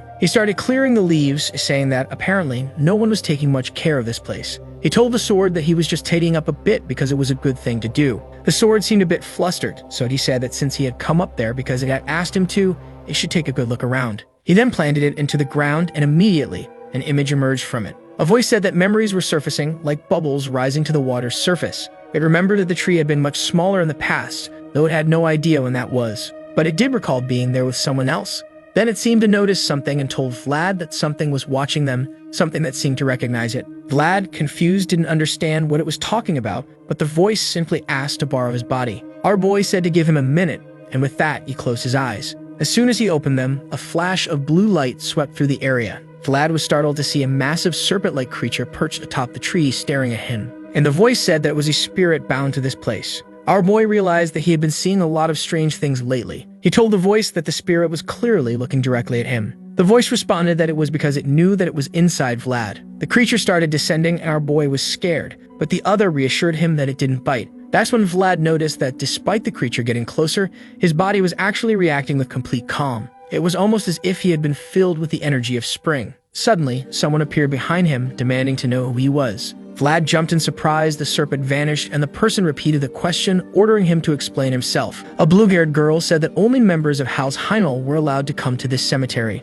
Vlad apologized and said he had just ended up there while looking for a quiet place to pray. She looked a bit confused, so he showed her the Bayezid family token, telling her that she didn't need to be suspicious of him. Seeing that he was Zaire's squire, she said that he really didn't seem to be lying. He thanked her, and the two fell into an awkward silence. He immediately imagined that what he had done probably wasn't very polite, which would be a problem if word got back to Joseph. He would definitely end up getting beaten by Zaire as usual, so he had to make sure this woman didn't say anything. He then asked if there was anything he could help her with. If she was there, she must be a member of the Heinel family or someone who took care of the tombs. Since he had already come up there, he had taken the chance to clear some of the leaves off a few of them. She then noticed that the graves were indeed clean, and our boy said that it was a kind of gesture of respect for the owners of this land. He grabbed the bucket and said that this applied to her too, but he only wanted one small favor, that she please not tell anyone that she found him there. Otherwise, he'd get scolded by Zayar if he got found out. She let out a little laugh and said that was fine, but it would depend on how well he cleaned the place. Vlad was already annoyed at this damn girl taking advantage of his goodwill, but he wasn't going to say anything. He just kept cleaning calmly. She stood there smiling while he worked as the leaves fluttered away. Meanwhile, back at the castle, sword clashed against shield. Our boy was there, impressed by the knight's practice. That was a real spar between two true knights. The voice told him that the man striking was incredibly strong. A normal person's bones would be shattered if they tried to block Sir Colin's attacks. Our boy thought that it was no wonder he had the title of Wild Ox of the Central Region. But what impressed him the most was Sir Pablo, who was managing to defend himself with ease. He was amazed. The duel was tomorrow, and yet these guys' warm-up was already this intense. He asked if all knights were like this, and the voice reminded him that Borden was also a knight. He realized that the men in front of him were truly talented. But now, after all this time since leaving Skora, he was finally starting to understand where he stood in this world, which unfortunately meant he had a long road ahead of him. Finally, the day of the great duel had arrived. Our boy was helping Zayar get dressed, tightening his right cuff as instructed. Vlad glanced to the side and saw a blue-haired man, Endra Heinel, the one trying to steal Lish's throne. Zayar told him to pay close attention since opportunities like this were rare in life. Besides, he didn't know what Vlad had seen yesterday, but it was best to forget everything. Vlad was a bit confused, but Zayar just said it was written all over his face. Our boy realized that even the training that had impressed him probably wasn't anything special. And the trainer told him that he was just a beginner with a long way to go, and that he didn't even have the right to think about running. The greater one wanted to become in this world, the longer the journey would be. Our poor boy, always getting life lessons, just said, "All right," until someone called everyone's attention in the room. The doors opened and he already knew it had to be the Herr House Heinel. In theory, he shouldn't have known her, but our troublemaker did. Lady Alicia Heinel was announced in the hall. The voice told him that he had managed to offend the tombs right in front of the girl who would inherit everything. She walked through the hall, and no one said a word. She passed right by Vlad's side. No silly smile, just a cold stare. Our boy immediately realized she had recognized him. But the moment she passed, there it was, a little smile, sneaky girl. Yet once she sat on the throne, she was back to her cold mode. That girl had mood swings. The priest then spoke, saying that with all participants present and under his watch, he was the eyes of God and would bear witness to this duel. Vlad could only think that the entire region of Durmar was at stake. At the same time that this was a duel of honor, it was also a battle without mercy. They were saying that nobles needed to have blue blood and be extremely cold because of the decisions they had to make. But, unfortunately, Alicia wasn't ready for that. Her blood was still red. She threw the cloth and told him to stop. That was enough. Apparently, the old man she had called to protect her was already finished. But he said that it wasn't over yet.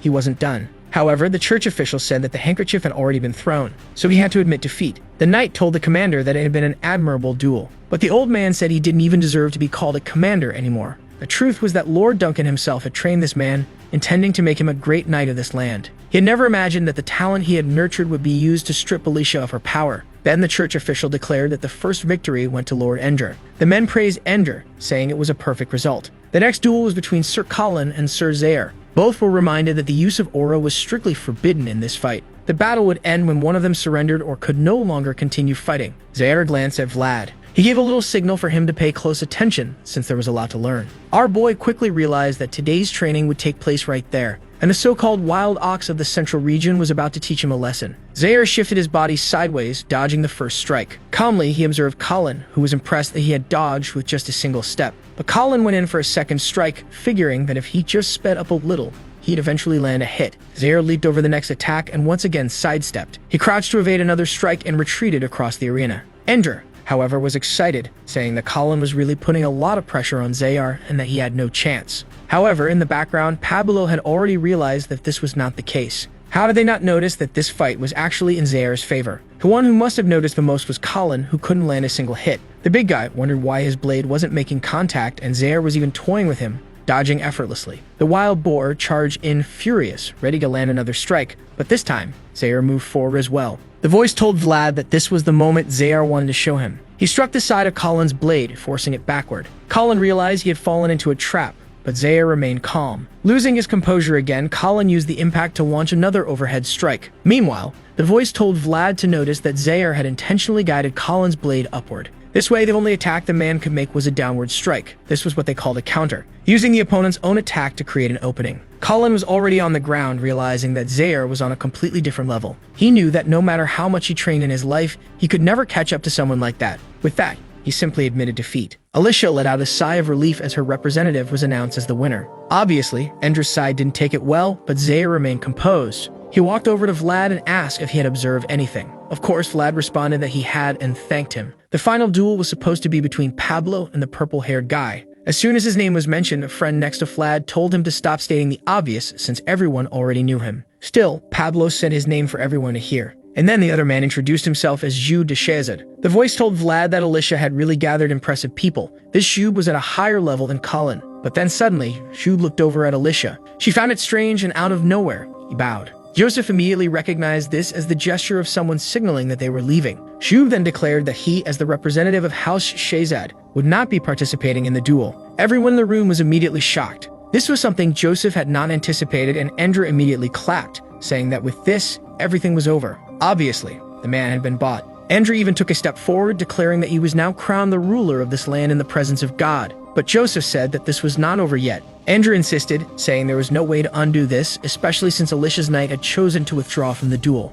Joseph responded that this wasn't over until he said it was over. House Bayezid would not accept a loss like this without a fight. Everyone in the room agreed that they at least needed to hear what Joseph had to say since he was the representative of the North. One of the men standing behind Ender whispered to be careful, as it would be terrible to start a conflict between the two regions. Ender then asked what Joseph intended to do to resolve the situation. The prince knew there was one scenario he absolutely wanted to avoid, the worst possible outcome. He then said that the duels had to continue so that Lady Alicia's reputation would not be tarnished. Endra agreed, but said they would now need to find someone to replace Jube. For him, this was also fine since he knew there was no other knight present who could defeat Pablo. Joseph then said that he had someone to fight in Jube's place. As the heir of House Bayezid, he would designate the next person to fight for Alicia's honor. Obviously, he called for the blonde one. Vlad, standing there with his dumbfounded face, had no idea what was happening. Endra, however, objected, saying that this was not allowed since the guy wasn't even a knight. But Joseph replied that in a duel of honor, anyone who could wield a sword had the right to participate.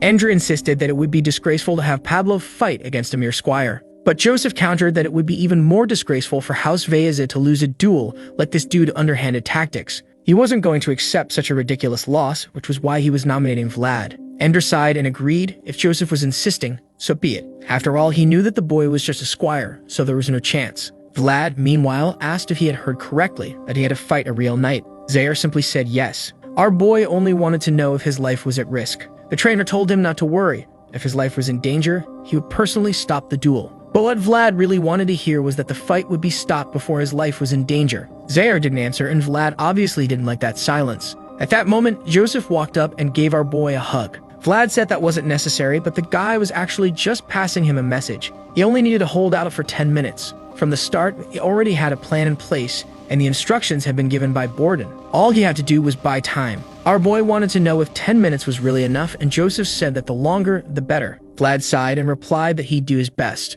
But obviously, he was told to be careful. Our boy then walked up to Alicia and greeted her, to which she simply gave a small nod. The two knights stood face to face. Vlad introduced himself, of course, as Vlad Skora. Who else would he be? But man, Pablo looked furious. He threw his shield to the ground and said the boy didn't even have the right to hear his name. He wasn't worthy of this fight and was dishonoring the duel just by participating. But our boy was getting tired of this whole talk about being worthy and knowing your rightful place. Ever since he left Skora, he had wondered why nobles wanted to keep the world's beauty all to themselves. He was born in a poor place, sure, but he saw no reason why he didn't deserve to be here. He wasn't about to walk away without doing anything, so he asked Pablo how they were any different from each other. The man simply responded that Vlad's actions were bringing shame to House Bayezid. Then he warned the boy that the normal duel rules wouldn't apply. He should use everything he had, and even then, he would still be utterly defeated. History would remember this day as the boy's moment to shine, and he charged forward. Pablo blocked the first attack and smoothly slid his blade, sending Vlad stumbling backward. Today, for the first time in his life, Vlad was fighting for someone other than himself. He advanced with the voice telling him to aim for the left side of Pablo's head. That was where the knight tended to defend with his shield. Even though he was skilled, he was still a creature of habit. Soon, the men standing behind Ender noticed that this kid wasn't an amateur.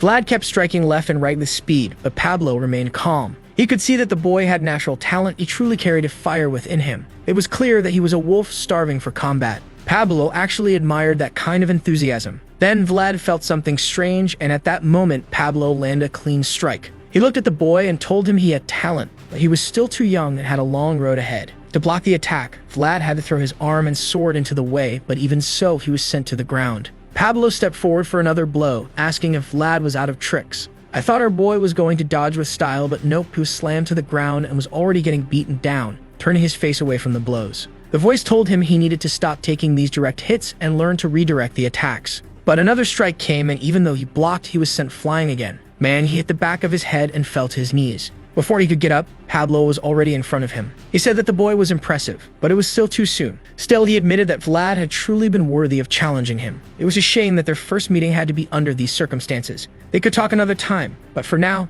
this was the end. Vlad saw only the shadow of the incoming attack, and in a quick motion, he redirected it. Zayar was just about to stop the duel.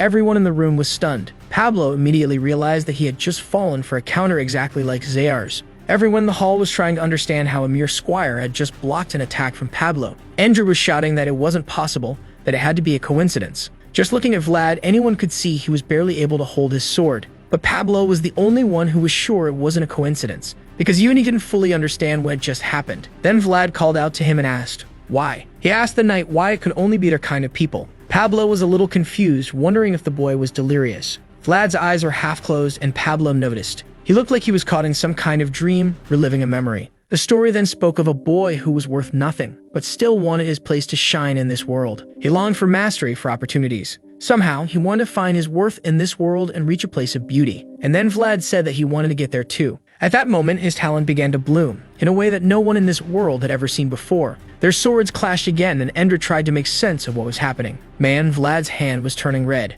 Meanwhile, Zayar muttered to himself. He had shown the technique to the boy, but he never expected him to use it. Watching him fight, he remembered that all he had ever taught Vlad was the basics. So how was he already doing this? Pablo noticed that Vlad's attacks weren't as sharp anymore, but each one carried an unshakable will of steel. Somehow, this was starting to get fun. He wanted to understand what exactly the boy was so determined to reach. Then Pablo noticed that Vlad's sword was starting to tremble. He knew what that was. It was resonance. Maybe the boy was on the verge of awakening his aura. If that was the case, then Pablo had a duty as a knight to fulfill. He struck again, testing whether Vlad could block it. He wanted the boy to show the talent that was just about to be born. Once again, Vlad defended himself, while the audience murmured, trying to grasp what was happening. His blade was beginning to glow, surrounded by a faint blue aura, and the knights present knew what that meant. It was an omen. Pablo then shouted for his shield. The squire immediately brought it to him, and he strapped it onto his arm. Then he struck his sword against it and declared, I, Pablo Narnstein, acknowledge this boy is worthy. And then he commanded him, say your name.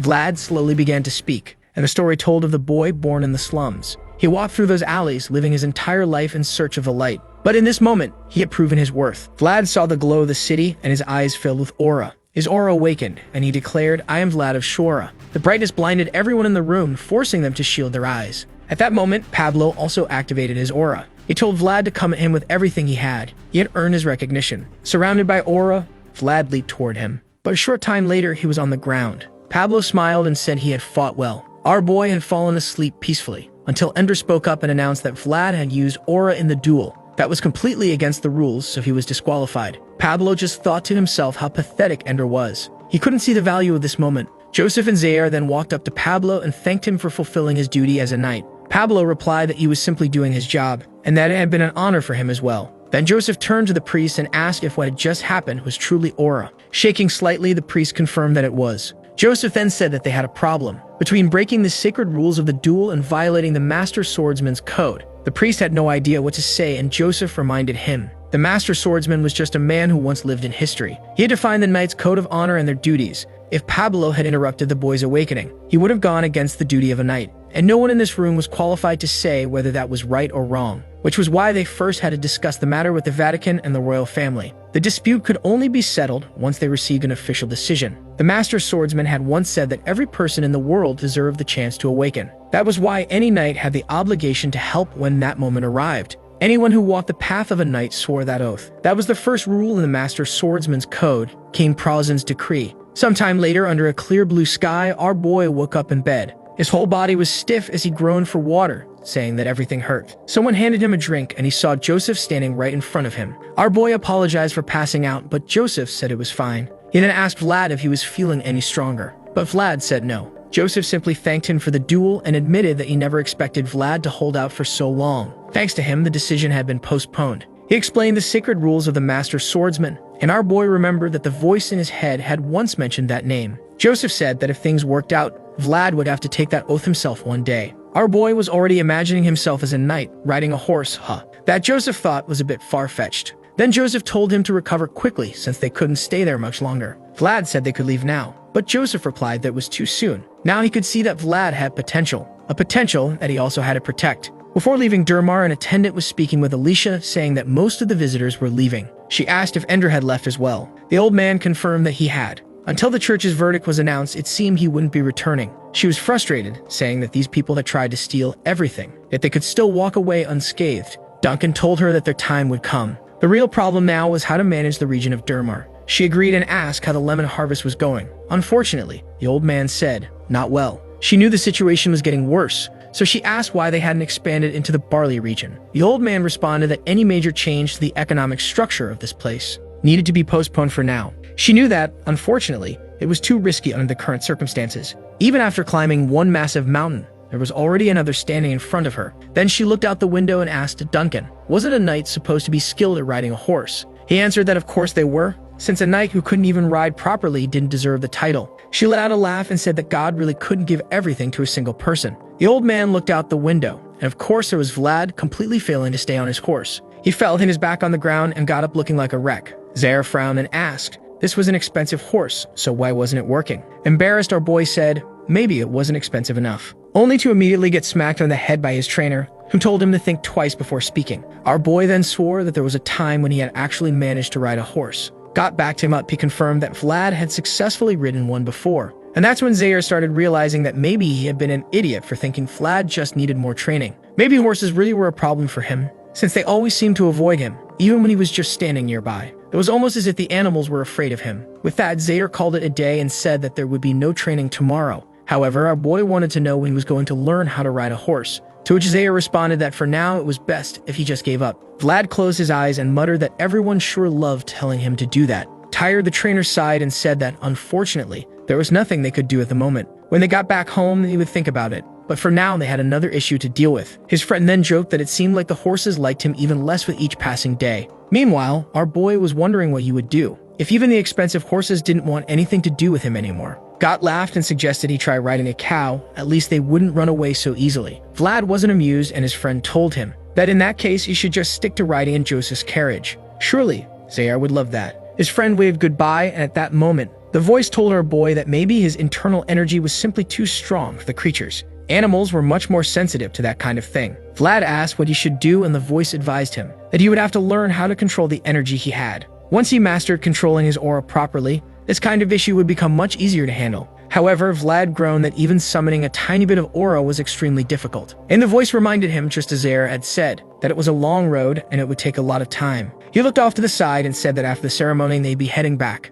Maybe they could stop by that place one last time. Meanwhile, walking through the corridors, Joseph knew that he had technically failed his mission, but people would understand his side of things. That boy had been like a natural disaster. There was nothing he could do. Still, it was incredible that a mere squire had caused all this. Suddenly, he stopped for a moment, and a blade was placed against his neck. He sighed and said that this was a rather rude way to greet someone in the morning. Perhaps it wasn't entirely necessary. Zaire, on the other hand, disagreed. He thought it was very necessary. Zhu then commented that apparently Zaire had nothing better to do with his time, since he had been standing there waiting for him all this time. But Zaire answered that he was here to settle unfinished business. Zhu admitted that he understood Zaire's anger, but unfortunately, he hadn't had a choice. Zhu pulled back his blade and told him to calm down a little. As a knight, he should know what this occupation demanded of them. Even if their master ordered them to bark, they had to obey. They stared each other down, their auras colliding. Zhu smiled and said that this should be enough of a warning. They could call themselves knights, but they were just mutts that bit when commanded. With that, he turned to leave, saying that it seemed Zaire had gotten tired of barking at him. But just before he could walk away, Zaire landed a clean hit on his cheek. Zhu staggered back and hit the wall. He muttered that his master was tolerant and wouldn't mind if he resolved things right here. Zhu clearly didn't want to get involved in this fight. He asked if Zaire was satisfied, only to take another hit as Zaire growled that he wasn't. Zhu dropped to his knees, coughing.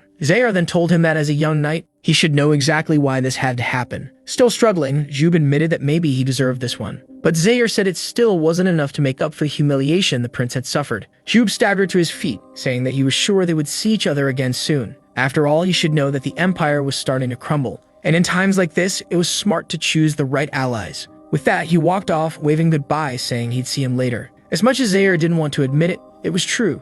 Difficult times were coming. Nights would be more essential and necessary than ever before. In front of the tree, our boy said that the serpent seemed like a friend, so maybe they could talk. But the voice admitted that, to be honest, it was also confused when the serpent recognized it. Vlad waved his hand dismissively and told it to hurry up and talk. Before Alicia showed up, a glowing eye appeared, and suddenly, the serpent was right in Vlad's face. Our boy jumped in surprise and asked if the voice was sure this thing was friendly. The voice hesitated and said it hoped so. Then the serpent started circling around him. After a few loops, it stopped in front of him and gave a toothy grin. That seemed happy. The voice told him to stop trying to understand the spirit. They lived in a completely different world. Then, the serpent opened its mouth toward the sky, and the surrounding plants began to glow with a blue aura. The tree behind it shone, and Vlad was enveloped in a warm energy. He had no idea what it was, but the voice answered that it had forgotten about the mysteries of this place. What he had just received was a spiritual blessing. Sometime later at the castle gates, Alicia apologized for the simple banquet. Joseph responded that he appreciated it nonetheless.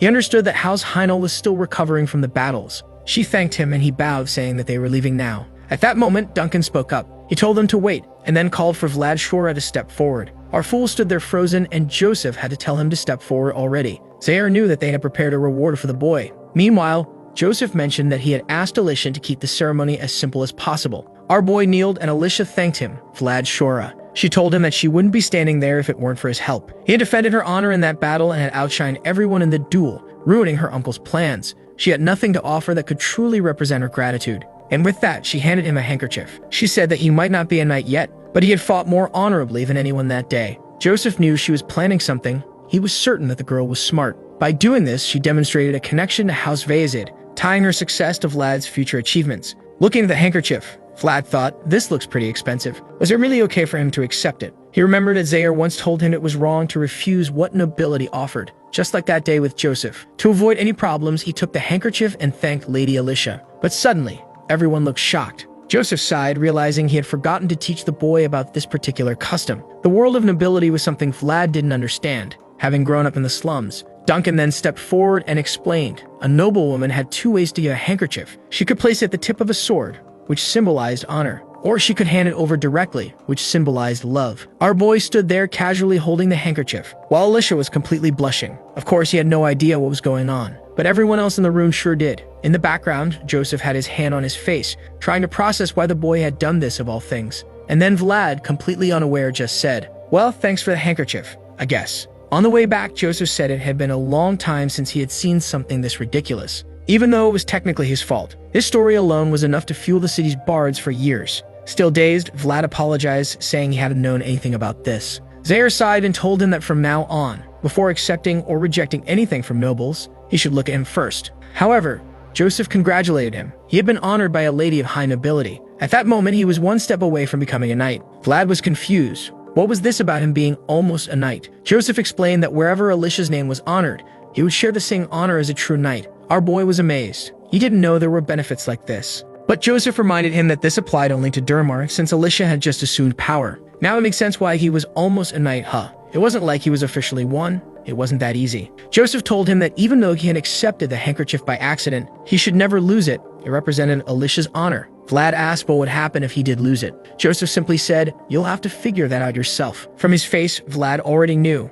Not even Joseph could save him from that one. Then Joseph pulled out a letter and said that thanks to Vlad's actions, he hadn't needed to use it. It was a promissory note proving that Alicia had borrowed 10,000 gold from him. Our boy asked why, and Joseph explained. It had been a contingency plan in case they lost the duel. The debt would have served as an excuse for Joseph to take Alicia under his protection, ensuring she wouldn't fall into her uncle's hands. Obviously, the money was fake. She had never borrowed a single coin. Vlad didn't understand why he went to such lengths, but Joseph said that even if she had lost her title, she would have remained a symbol, and having her by their side would have made it incredibly easy to start a rebellion against Durmar. Vlad was beginning to realize that the world of nobility was all about finding justifications for things. Suddenly, he looked behind them. He felt something approaching from the eastern forest. In the distance, smoke was rising. It looked like a huge group of horses, and they were moving in confusion. A troop was heading in their direction. Vlad wondered if it was a bandit horde, But Joseph simply drew his sword and told him to stand still, because this was what he had been planning since the very start of the duel.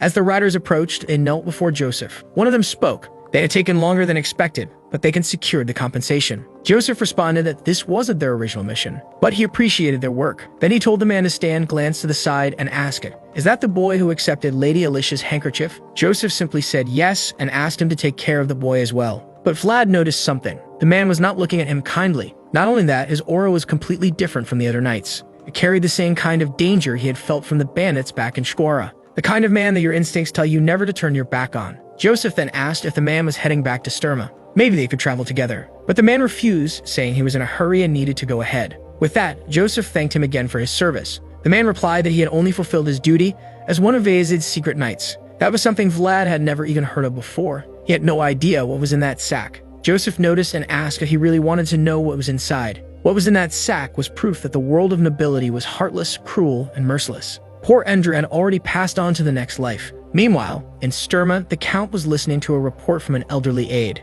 The man informed him that a group was approaching. They didn't seem like they were going to stop there, but they were heading toward the Dragon's Path. The Count assumed they were real pilgrims, something he hadn't seen in a long time. He said that it wouldn't hurt to help these people, even if they never knew it. They were people who deserved respect. The old man agreed and said he would make the necessary arrangements. The Count then mentioned that he had heard Vlad gave a splendid performance. The old man said he had heard that his performance had moved people's hearts. The Count grew thoughtful. It had been a long time since he had heard of someone following the swordsman's code. Normally, knights came from nobility, their talents cultivated from birth. And in times like these, when a knight's skill was worth more than anything else, that must have been quite a battle. It reminded him of the past, the golden age of House Ayazid, the golden generation. He then told the old man to prepare something special for the boy. The Count had thought that Joseph would give up on the competition since he had been struggling, but it seemed he had gotten lucky by finding Vlad. The problem was that this made choosing a heir even more difficult. At the squire's table, the guys were talking about Vlad returning from his mission. Everyone already knew that he had fought against a real knight and had awakened his aura. But of course, some still thought that was impossible. Just a few months ago, he had been living in the sewers and the slums. Then the door opened and someone walked in saying they were hungry. It was Vlad, swaggering in, saying it had been a month since he last came here. But as soon as he looked around, he saw that everyone was silent, too afraid to look him in the eye. The nobles who once looked down on him now knew that status meant nothing. All the criticism they had for him no longer made sense. The simple world they thought existed had been shattered by the presence of one person. Now stuffing himself with sausages, Vlad asked if they really had to keep staring. All he wanted was to eat in peace. Portly said it was normal, considering everything that had happened. Vlad responded that it seemed like news really traveled fast. Portly then asked what Vlad was going to do for the holidays. Our boy didn't even know he was getting a holiday. Portly explained that all the squires would have time off this week, but Vlad had no idea what to do with a holiday. He wasn't from a noble family, so he had nowhere to go. His friend suggested that he visit his home and said he would have his father send an official invitation. It would be good since he had never had a friend over before. Vlad thought for a moment while his friend continued listing reasons. He said they would have sausages and all kinds of meat that Vlad wanted. On top of that, he had heard Vlad was looking for a horse, and his family's business involved horses. When Vlad heard that they had better horses than Zair's, he immediately perked up. If that was the case, then he was definitely going to visit his friend. Sometime later, he was training with Zair. Vlad was distracted and Zair immediately noticed. Without warning, he attacked again, telling Vlad to focus. They kept exchanging blows with Vlad blocking, but Zair was starting to get frustrated. Then he prepared an attack and struck Vlad square in the back. In that moment, his lunch nearly came back up. Zair told him to stop pretending in front of him. It was time for him to stop thinking he was something special just because he fought a knight from Durmar. Apparently, all the advice Zair had been giving was going to waste. Vlad wanted to say something, but seeing Zair's expression, he simply apologized. The trainer then told him that if he was going to keep forcing himself to come to training, he might as well not show up at all. With that, he walked away, saying that was it for today. Our boy left feeling dejected. Zair knew that what Vlad had achieved was impressive, but all of it was just a sandcastle. At any moment, a strong wave could come and wash it all away. Right now, he needed a stronger foundation. Walking through the hallways, the voice reminded him that it had told him to focus on the basics, and now Zair was furious. Vlad said that he was just trying to activate his aura one more time. His companion explained that not every knight could use aura, and not being able to use it didn't mean a knight was weak. Aura was simply a manifestation of potential that allowed someone to go further. But Vlad had to remember that he had just started learning swordsmanship. He still had a lot to learn. If that weren't the case, Zair wouldn't even bother lecturing him. As always, Vlad got beaten up in training and then got scolded by the voice. He was already used to being underestimated and humiliated. But what he saw on Zair's face wasn't disdain. It was disappointment, and that hurt more than the sword strikes. The voice mentioned that Vlad hadn't even had a chance to talk about his holiday plans, but Vlad responded that it didn't matter. He didn't deserve to rest. He was going to keep training until he was exhausted. Under the moonlight outside, he continued practicing. He raised his sword, swung it again, and a faint trail of energy followed behind. He was getting exhausted, and the voice told him that was enough for today. He wanted to keep going, but his companion said he was only wearing himself out for no reason since he wasn't improving at all. He stretched his back and said, "All right."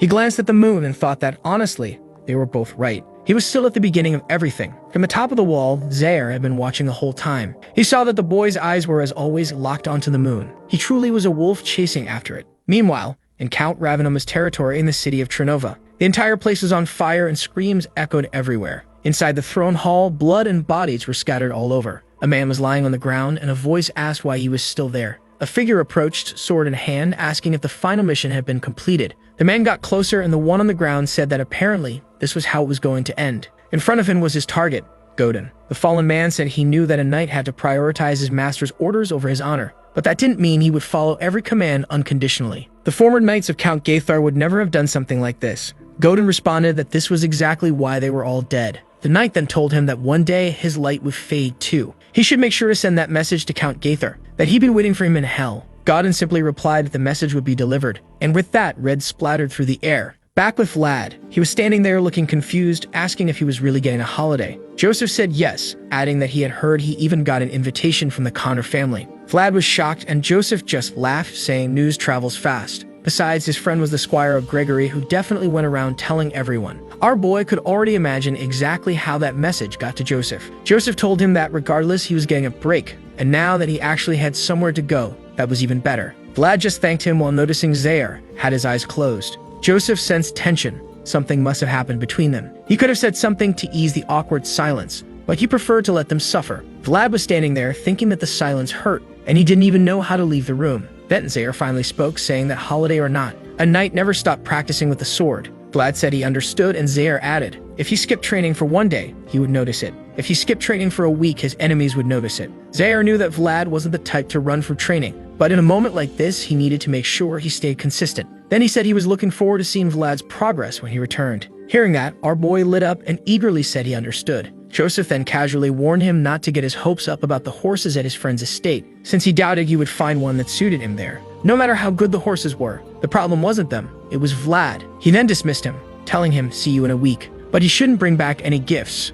Vlad wondered if that meant Joseph was actually expecting a gift, and once again, he couldn't understand what these guys were thinking. As soon as they were alone, Joseph brought up House Connor. Zaire said that now that they were going there, they'd definitely catch attention, and maybe that person would take interest in the boy. Joseph knew that person would absolutely try to steal Vlad away, but of course he wasn't going to let anyone take his boy. As always, the scene switched to our boy looking clueless. They were dressing him in new clothes, and Oksana was standing in front of him, naturally. She commented that the color looked splendid on him, and that it matched his leather armor perfectly. With a well-built and developed body, anything would look good on him. Blushing slightly, he simply thanked Lady Oksana. She then mentioned that she knew he was visiting House Connor, and that he should remember he was carrying the honor of this house. He should at least have basic etiquette, or he would bring shame upon them. Then she stepped closer, put a hand on his shoulder, and asked him not to embarrass himself. Our boy, completely starstruck, saw her shining like an angel. Blushing all the way to his ears, he just nodded and said he understood. Then she told him that after the holiday, she would assign him an instructor to make sure. He never made the mistake of accepting a lady's kindness with his bare hands again.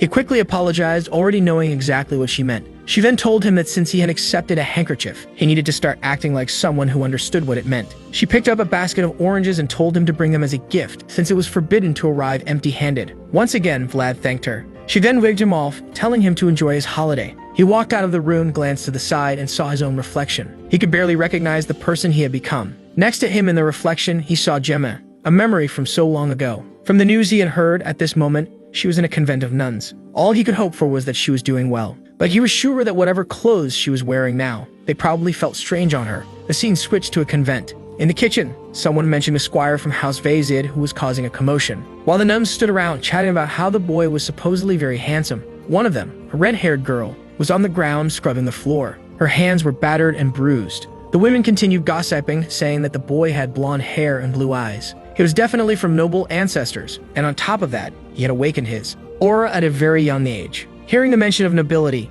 Gemina immediately knew it couldn't be him. It was impossible that her friend had already achieved so much. All she wanted was to know that at the very least he was still alive. The other nuns looked over and asked why they couldn't hear the sound of scrubbing. They reminded her that someone like her, who hadn't paid the donation to join, should know her place. She should be working harder than everyone else, grateful for the blessing of being allowed to stay there. Then they walked away, laughing, saying that either way, she had nowhere to go if she left this place. Jemina was left there, still on the ground. At the very least, she had learned how this world worked long before leaving the Smiling Rose. She then remembered the moment she arrived at this place. A woman had told them that they didn't just accept anyone, because this was sacred ground. She knew very well what those dirty girls had done, so they couldn't be here. But Marcella stood her ground, saying that all of these girls were virgins since the bishop himself had looked after them. The nun said she understood, but even so, there wasn't enough space to take them all in. Marcella insisted, saying that she had already donated a fortune to this place, more than enough to feed these girls for 10 years. The woman hesitated, but then Jemina asked, "What about Marcella?" Marcella told the girl to worry about herself and to just go inside. Of course, the nun blocked Marcella at the entrance. Marcella just sighed, saying she expected not to be accepted here, but at the very least, they should take care of the girls. At that moment, some men appeared from the forest. They had found her. The nun rushed to close the door and bring the girls inside, but Marcella was caught. One of the men said that finally this day an honest worker was going to pay for what she did. Jemina screamed, crying out for Marcella, who was dragged away by her hair. The door slammed shut in Jemina's face, and now here she was crying and scrubbing the floor. She had definitely ended up with a hardcore life. Back with our boy, Vlad was impressed. He knew his friend's family was influential, but the size of the castle and the gates were far beyond anything he had imagined. Then an old man appeared, welcoming young Master Portly. Portly lit up with joy, running over to give him a hug, saying that he had missed him a lot. They explained where his father was, and the old man said he was receiving some unexpected visitors. He told Vlad that he should see the ranch. It was the pride of this household. Vlad thanked him, saying that sounded like a great idea. He was curious to see the horses.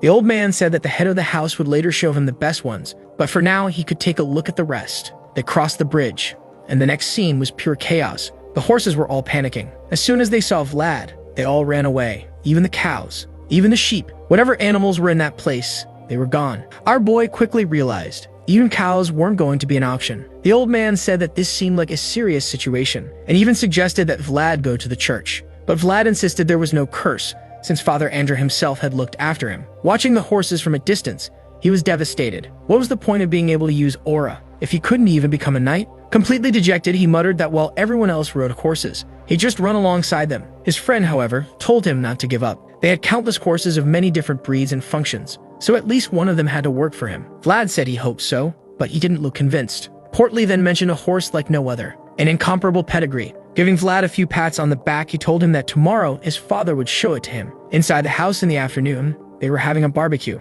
Man, this story might be medieval, but that barbecue with multiple ovens looked incredible. Damn, now even I'm hungry. Vlad commented that it seemed like his friend's family took hospitality very seriously. Then someone nearby called out, "You're finally here." A man introduced himself as Olson Connor. It was obvious he was the lord of this place. Our boy was about to say his name, but Olson immediately cut him off. "Everyone already knows who you are. You've been the talk of Sturma." He patted Vlad's shoulder and said it was great to have him there. Olson knew he had a highly talented young man standing before him, one who would bring honor and pride to Sturma. His son had definitely made a great friend. He then told them to come along, they should talk, while dinner was being prepared. It was amazing. So many unique guests had come to his home today. Vlad suddenly remembered. Olson had mentioned unexpected visitors earlier, but he had no idea who they were. Then Olson said something strange. The odd thing is, both of them are from House Vayazid. Immediately, Vlad knew there was only one Vayazik who wasn't there. When the door opened, he froze. Sitting there calmly in a chair was a man. As soon as he saw Vlad, he greeted him casually. "Haven't seen you in a while. How have you been?" Vlad hesitated for a second, then formally greeted Lord Rugger. Rugger chuckled and said, "This time you don't have a choice. You're eating with us because the food here is amazing." At that moment, Vlad understood. This was a jab at him for refusing the peanuts that one time. And when he glanced around, everyone from House Rugger was glaring at him with hatred. Clearly, this had nothing at all to do with the fact that he had beaten the hell out of their squire Scooter. But Vlad just smiled and thanked them, saying he was looking forward to dinner. Rugger seemed surprised by his enthusiasm, then gave him a small smirk. He then mentioned that he had heard Vlad was on holiday and asked to meet with him tomorrow. Vlad asked why, and Rugger said he wanted to take him somewhere. The next day, they were outside. Everyone was on horseback. Everyone, except, of course, him. Right ahead, there was a long-eared girl who asked why he was staring at her, and if it was the first time he had seen a creature from the beast race. Her name was Dorothea, and she was a feline. Vlad, bored, simply responded that there's a first time for everything. Then, a comment heard that he was from the slums of Shorod and wanted to know how he became a squire for the Vayazid. Vlad replied that it was much stranger for Rutger to have a half-animal as a mage. She was starting to get fed up with this kid who never answered anything, so she asked if it was true that he could summon aura, but apparently couldn't ride a horse. She glanced at the chubby guy and said that even his big buddy could do it, to which our boy replied that life has mysteries that can't be explained. She insisted, saying that it was kind of weird, while Vlad wondered when this girl would finally shut up. He didn't understand why they were on this trip and if it was really worth taking a break from his usual life. But Dorothea wouldn't stop and asked if he was even listening to her or not. He asked if her race really talked this much, and she asked if he was discriminating against her race. He asked if it was a mage problem, and she said that now he was discriminating against her profession. At that moment, Rutger told her to stop bothering the boy since he was a special guest. However, she responded that the boy made a face like he had drunk sour milk every time he looked at her. Rutger told her to stop annoying him, and with that, she seemed a little down. Sometime later, at the top of the hill, a guy asked what he thought of that position, and Vlad replied that it was fine. Then Portley told our boy that apparently Rutger was going hunting. The boys looked around. They didn't think the people there seemed too interested in it. Not even the falcon they might use had been taken out of its cage. Then the guy pointed to the horizon and said that something was coming. Rutger commented that it was a great omen. He hadn't expected a group of pilgrims to pass by there. He then ordered that they raise the banners so the travelers wouldn't get scared. With the Vayazid symbol raised, he said it was time to start the hunt. Nearby, there was a big black horse among several smaller horses. It was at the top of the hill while everyone was eating, until suddenly the entire ground started to shake. The horse sensed that something was beneath the earth. Meanwhile, the group of pilgrims was calmly passing by. Rutger's team was on the hill, and Vlad, still bored, had said that this was clearly just an escort mission. He was about to complain a little more when the cart hit a rock, making everything shake. He immediately jumped out of the cart, saying that at this rate, he'd rather walk. His friend asked if he was okay, to which he replied that he was, but it was weird that his heart wouldn't stop racing. Portley commented that it was probably because the cart bounced too much, but our boy thought it was his own fault, so he decided to walk a bit and calm down. However, he agreed that the view in this place was at least incredible. Looking at the vast horizon, Portley said that everything was stretched to the plains of Varna, and the place was so clean thanks to the expedition he had participated in with Joseph during the winter. The boy smiled, saying that in a way, part of it belonged to him as well. And then looking to the left, Vlad saw a cloud of dust approaching. A bunch of horses was coming, and Vlad was startled. The black horse was leading the group, and our boy felt something. He placed his hand on his chest, not understanding what was happening to him. As the creatures kept advancing from the top of the mountain, Rutger commented that they looked quite promising, until he noticed something strange and wondered why they were heading south. The other riders agreed that this was unusual. They should be going north, where there was fresh grass. Not to mention that they were clearly desperate, so there must have been a reason. It was almost as if they were being chased by something. Vlad, with his hand on his chest, watching the horses advance, had already realized it. All the creatures were terrified, but he didn't know why. That's when the entire land began to tremble, almost like an earthquake. But Vlad had felt those vibrations before and knew exactly what they meant. From behind the horse, a mound of earths started to rise. The giant worm, a remnant of a dragon, emerged in the middle of everything. All the riders, Rutger, the pilgrims, and our boy were terrified. As the death worm continued advancing, passing through the horses and sending everyone running. Man, that beast didn't stop, and it took a bite out of a poor little horse. I really felt bad. Dorothy noticed that something wasn't right since this creature wasn't supposed to be carnivorous. She quickly realized that something strange was on its forehead. Some kind of red crystal was embedded in its head. At that moment, the black horse changed direction, and one of the men warned Rutger that they were now heading toward the pilgrims. Meanwhile, the crystal seemed to be pulsating and emitting a dark aura. The shadow worm turned to the side, and in the distance, the pilgrims were now trying to flee. Rutger then asked Dorothea for information about the creature. She explained that these beasts had no eyes or ears and could only move based on the vibrations in the ground. He then ordered her to come up with a solution so that the creatures wouldn't go after the pilgrims. The guy even called out to Vlad, telling him to go with Dorothea and give the signal as soon as he figured out a way to distract the beasts. Vlad just nodded, and with that, the man raised his sword and told everyone to listen. The situation was unusual, but that didn't matter. They were in the perfect position to help those people. After all, the Count had said that the pilgrims had to be received properly. He then charged forward on his horse, telling everyone to go protect them. However, he knew something was off about this situation. Someone had to be behind all of this.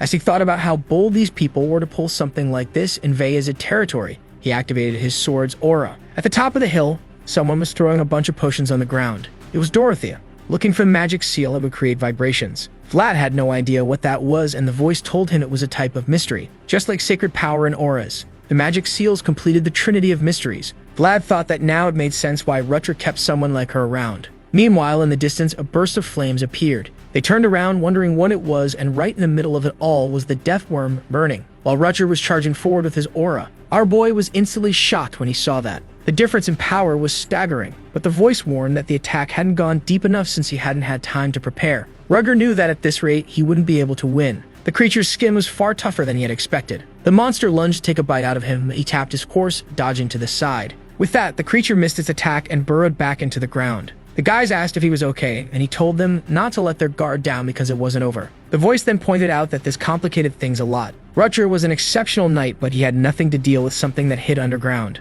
So the prince ordered everyone to find the beast. It had to still be nearby. He looked around trying to figure out where that thing was going, until one of them pointed and said it was heading toward the pilgrims. Immediately, Rutger changed course while our boy called out to Dorothea, telling her to hurry up. Looking to the side, she was painting something with ink on her tail. He was confused and told her this wasn't the time to be playing with her tail, but she replied that it wasn't playing. This was how mages from her race made scrolls. On the ground, the paper was glowing, and she told him to stop rushing her. She was almost done. Then she told the chubby guy to take the scroll to Rugger. He would know how to use it properly. But the poor guy didn't want to deliver it at all. She explained that she was way too exhausted after using up all her magic to create it. Besides, the boy next to her didn't know how to ride a horse. The voice told Vlad that not even on a horseback would the guy make it in time. At that moment, our boy knew he had only one option. He snatched the scroll from his hand, knowing that the only way to solve this was with a jump. Dorothea asked what he was thinking and told him not to jump, but it was already too late. As he ran down the hill, Vlad thought about how Rutger wasn't a weak man. Besides, all the soldiers here were definitely the strongest,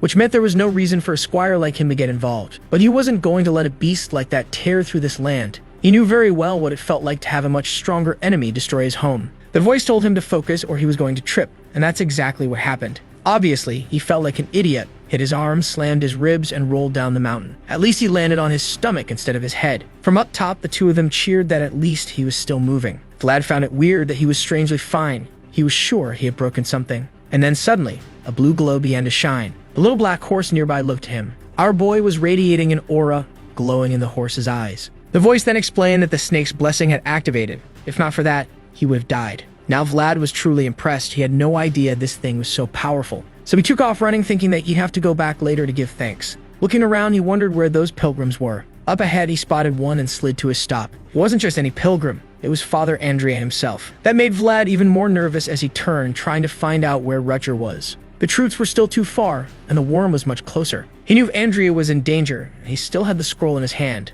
The voice told him that sometimes fate worked like this, and he had to make a decision. The worm kept advancing until our boy threw the scroll into the air. He drew his sword, knowing for sure that he had to act now. If he was the only option, then there was no reason to hesitate. The slash was made, and the magic circle formed. Several runes appeared on his sword, which started to vibrate. He then called out to the damned beast and struck the ground with his sword. As soon as he did, energy began to spread. But the voice warned him that it wasn't strong enough. He had to amplify the vibrations using his own energy. Vlad then focused, saw his reflection in the water, and upon opening his eyes, called upon the cursed snake. The aura kept amplifying until finally the beast emerged from the ground. And Vlad taunted the monster, telling it that he was right there. Obviously, the creature obeyed, and the moment it lunged at him, our boy dodged the first strike with agility. The voice immediately warned him not to even think about trying to win this fight. His only goal was to buy time. He wasn't strong enough to deal any damage, so all he had to do was keep the beast there stalled. Vlad glanced back, wondering if the others would get there soon. At that moment, the monster lunged to attack again. He braced himself and rolled to the side once more.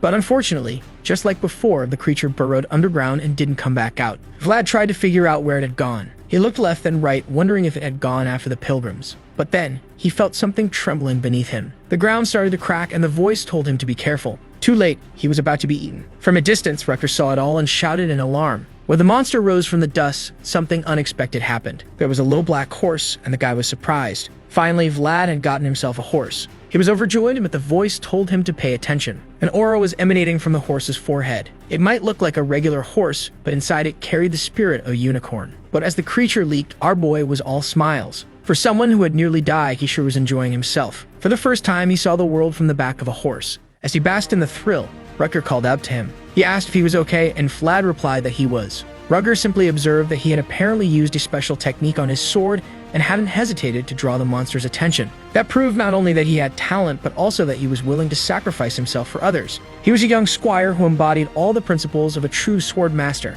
Then Rutger praised him, saying it was a courageous decision that truly honored the knights. Vlad felt a bit awkward, but simply thanked him. Then Rutger told him that now they had to kill that beast. It was the only way to guarantee the pilgrim's safety. Our boy, however, seemed uncertain, saying the thing was a remnant of a fallen dragon. But Rutger simply replied that he could do it. Just by looking into his eyes, Vlad knew the guy wasn't lying. And then Rucker pointed out that he had Dorothea's seal and an excellent horse, making him the only one who could stall the beast. Vlad, on the other hand, wasn't sure if he could even control this horse properly. But as he looked directly into the horse's eyes, he realized something. It was also trying to protect its herd. If that was the case, then they would work together to make it happen. Rucker then told him to circle around the hill ahead. He would be waiting on the other side. Vlad immediately acknowledged the plan and distanced himself from the army as the beast chased after him. With a quick glance back, he saw how terrifying that monster really was. His horse was incredibly fast, and the soldiers were wondering how he had accelerated so much. Rucker smiled and said that maybe it was because both of them were extraordinary. Vlad kept moving forward until the voice told him to place his sword against the ground and create more vibrations. He obeyed, pressing his sword against the earth, generating a series of impacts. But the dragon was right on his heels, about to catch up. On the other side of the mountain, Rucker ordered the soldiers to evacuate all the pilgrims. And from the horizon, he saw their boy approaching. The dragon destroyed the mountain and was already right behind him. Rucker then steadied himself, closed his eyes, and his aura began to expand. A small touch on his sword, and suddenly, lava started to erupt. Vlad, who had been dragging his sword across the ground, wondered what the hell was happening. Out in the open, Rucker stood calmly, expanding his aura. The voice explained that this type of expansion, like in Jujutsu Kaisen, was only for those who were ridiculously strong. Knight Rucker Vezid was even more powerful than Vlad had imagined. Vlad was beginning to grasp the sheer difference in strength between them. If he ever had to fight this guy, he'd be incinerated in a second. Man, this dragon just wouldn't let up. It was already lunging to bite him again. But suddenly, the monster seemed to sense something and hesitated. Vlad noticed this, and just ahead stood Rucker. The voice explained that the beast was now feeling the incoming threat. Vlad needed to do something, but his energy was too weak to draw the monster's attention. Then, out of nowhere, the horse turned and charged forward. Vlad didn't want to do this, but the little horse galloped right in front of the beast and started running in circles. Our boy was freaking out, yelling at the horse to stop. Then suddenly, the horse leaped, and he felt his aura expanding. The unicorn's horn activated, merging Vlad's aura with the snake's aura and the horse's aura. This kid was turning into a beast himself. That was enough aura to get the creature's attention. The horse waited for the monster to strike, and just at the right moment, it dodged. Man, this horse was fast. Legend says that on that horizon, the two became one. Lohengrin kept galloping, trying to reach Rucker, who was still standing calmly with his sword in hand. The voice then said that Rucker's power kept increasing, meaning that soon, the monster would be too scared to move. The problem was that Vlad had reached his limit. He couldn't use his aura anymore. That's when the other knights appeared by his side. They told the kid not to give up and activated their auras as well. Now, with so many people drawing the monster's attention, it was enough. The guides told him not to stop until they had passed Rucker. Man, I think the only thing he's trying to do is buy them about 10 minutes. Rucker was there, standing tall, his sword radiating an expanding aura. Then Vlad called out to him, and the moment he opened his eyes, everyone rushed past him. Facing the beast head-on, Rucker declared that now it was his turn. He announced that this land belonged to House Vezid. He would not allow any monster to defile this place. A whirlwind of flames started forming around him as he attacked, sending the creature away. A vertical slash created a wave of fire. The pilgrims and everyone present were stunned. For the first time, Vlad witnessed the true power of a real knight. A short while ago, he would have never imagined something like this was even possible. The world of knights he was now discovering felt like an endless mountain. He never thought guys like Godin Zaire or Pablo could actually pull off something like this, and he wondered if he would ever be able to do the same. For the first time, the voice was humble and said yes. Once the aura inside him became strong enough, he would be able to withstand any challenge. Rucker was crouched down, and from the looks of it, the monster had disintegrated. There wasn't even a corpse left. Vlad walked over and asked if he was okay, and right away the guy praised him, saying he had done an excellent job. But our boy pointed out that the whole place was now on fire, to which Rucker explained that it was just a plane, so the flames would burn out soon enough. He tried to stand up, all wobbly and shaking, muttering that all he wanted was an ice-cold beer. But then he collapsed onto the ground like an idiot. The voice explained that even though he was strong, expanding his aura that much was extremely dangerous. The fool asked for help getting up, but Vlad just sat down, saying he was tired too. This prince really thinks he's a princess. He looked at his hand for a moment and smirked. What's with this guy? Our boy, huh? Unfortunately for him, Miss Alicia already has her eyes on him. Rucker then remarked that Vlad was better with horses than he had imagined. And our boy responded that he always said the problem was the horses, not him. Rucker glanced to the side and admitted that, indeed, it was a magnificent horse. Just as Vlad was about to agree, he got smacked on the head. The knights all started laughing, saying they finally understood why their own squires had been beaten up. Vlad, looking a little embarrassed, thanked them. Then someone called out to him. It was Father Andrea, with the expression of someone begging for money at a traffic light. Our boy greeted him and said thank God he was safe. Andrea then said he knew at the moment he saw that light, a force capable of cutting through impenetrable darkness. He took Vlad's hand, knelt down, and thanked him once again. Our boy felt awkward, but then the priest started praying. asking God to bless this young man's body with divine protection, that God would grant him solace because he was someone who defended this world, and that he would have mercy on the boy for he was a beacon of light. Countless souls had gathered that day, expanding Vlad's world. Meanwhile, in a castle, someone holding a letter asked if it was true. A knight standing behind him confirmed that yes, Dorothea herself had sent the message. The Baron was furious, now realizing that dark magic was involved in this. The knight commented that, apparently, some enemies had established themselves in the north. The cursed creatures were seeking revenge on the Empire now that it had weakened. But at least they had some good news.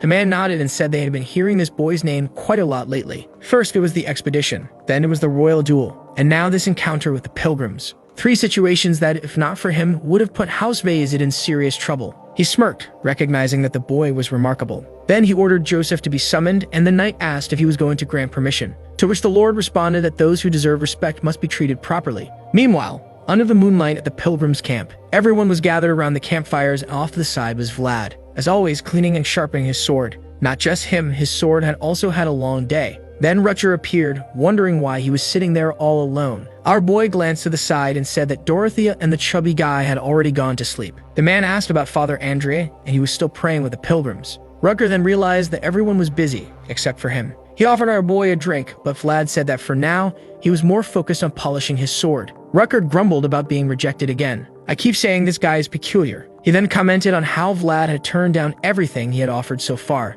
and asked if it was some order Joseph had given him. Our boy picked up the bottle, took a look at it, and saw that it was expensive whiskey. Rutger pointed out that it wasn't just expensive, it was only available to nobles. Hearing that, Vlad realized that despite their differences, it was clear that this guy was Joseph's brother. Rutger then looked at the sword and said that it would definitely need to be repaired when they got back. Vlad mentioned that he had once asked the Vezid blacksmith to fix it, but the blacksmith told him that the hilt would have to be broken first. Rutger found that strange, but Vlad explained that the blacksmith said only the person who made this sword could be the one to repair it. The prince then smirked and said that the sword was just as stubborn as its owner. At that moment, the blonde guy said he had refused the repair for that very reason. He didn't want to lose this sword under any circumstances. It meant too much to him. After a brief silence, the man said that eventually he would have to fix it, because soon it would become dangerous to carry it around in that condition. When Vlad mentioned that he needed to find the person who made it, Rutger wanted to know where that person was. Obviously, my boys, that person was in Shkora. The prince remarked that sometimes he even forgot that his name was Vlad of Shkora. Taking a quick glance, he thought that this whole shining of Shkora thing really did suit him. That day he had been a light brighter than any other. Now he understood why his brother had made such a big deal about this boy. He then stood up and said he was sure that if that was the case, sooner or later he would get it repaired. Vlad was confused, and Rutger told him that when someone truly desires something, someone will take notice. Then the man walked up to him, placed a hand on his shoulder, and said he was living a life worthy of respect. He walked away, waving, saying that tomorrow they would head straight for Sturma. Staring at his sword, Vlad could only think that he was right. One day, he would fix this. There was a place in the world he still had to return to. At the top of the hill, watching everything, stood our boy's horse. It remained there, motionless, yet it seemed to be able to see his aura, as he stood there, glowing beneath the stars. Meanwhile, back at the castle, Miss Oksana was crushing. She commented that this piece would do, showing it and asking if it resembled the emblem of House Heinel. Once the woman confirmed, Oksana said that now was time to make his. The woman revealed a sword embedded in the ground, and Oksana said she didn't even need to look at it. She already knew it by heart. She then mentioned that this was the first time in her life she had done something like this,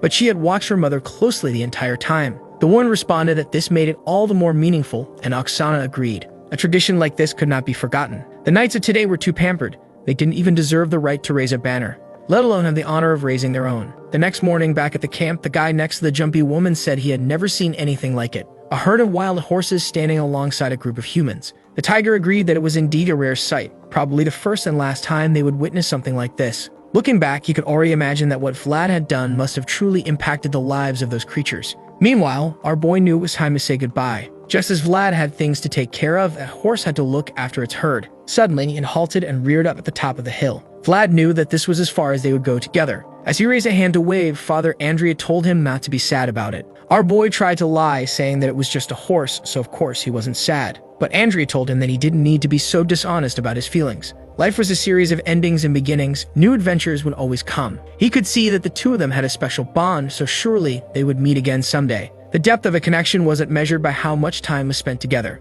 Our boy thought about it and realized it made sense. He hoped he could meet him again one day. The scene then shifted back to the mansion on a rainy day. With a grim look, the Count received the news that Ravnoma had been killed. Yes, that same guy Godin had taken down, and the old man said the reports had just arrived. He already knew trouble was brewing in the west, but he hadn't expected it to happen so soon. He then asked if Count Gaithar's family was really that powerful, to which the old man explained that it seemed they had unified all the western families and their combined forces were now something to take seriously. The Count wondered how the royal family was allowing this to happen, to which the old man replied that it was difficult to understand the intentions of the central authorities. Standing up, the Count affirmed that he had full confidence in the strength of the North. The towering walls they had built made it difficult for anyone to challenge them, but at the same time, they also prevented them from receiving news from the outside. He then remarked that it was truly a miserable end for a noble family, especially since the ones who died had been the very guardians of the pact. The Count knew that the old rules and traditions no longer held any meaning. Everything was being torn apart by a new power and turbulent times were coming.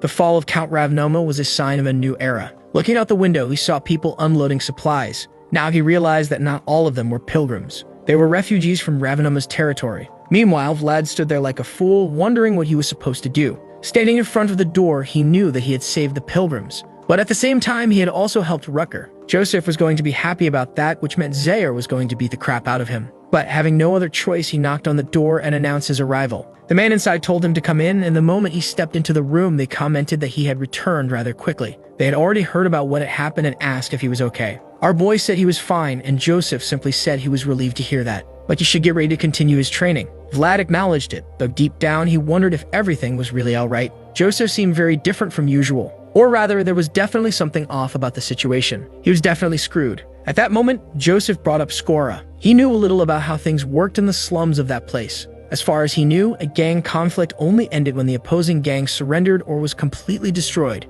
Vlad said that was true, but he had no idea why this guy was bringing it up. Then Joseph asked if that was why he had sent the letter, but our boy had no idea what letter he was talking about, until Joseph mentioned that he was referring to his girlfriend who was at the convent. Our boy, embarrassed, said she was just a friend. The prince said it didn't matter. He knew that Vlad was in a tough spot. He couldn't let the people who knew him find out he was alive, or they might get hurt. He wanted to help the boy deal with it, but some problems were more complicated than he realized. Besides, he thought that the man known as One-Armed Jack could be useful. Vlad knew that guy was definitely useful. After all, he was the one controlling all the money in Skora. Then Joseph stood up and said that, on the other hand, our boy had proven to be admirable. Since he'd been working hard, he was going to be rewarded. Vlad was still confused, not understanding what he meant. Joseph then said that being able to raise a banner was the highest symbol of honor. He had heard that back in his grandfather's time, knights possessed something like that. In his thoughts, Joseph knew he could never carry a banner himself, which was why he preferred to raise knights instead. And one of those he had found was capable of carrying this one with his own hands.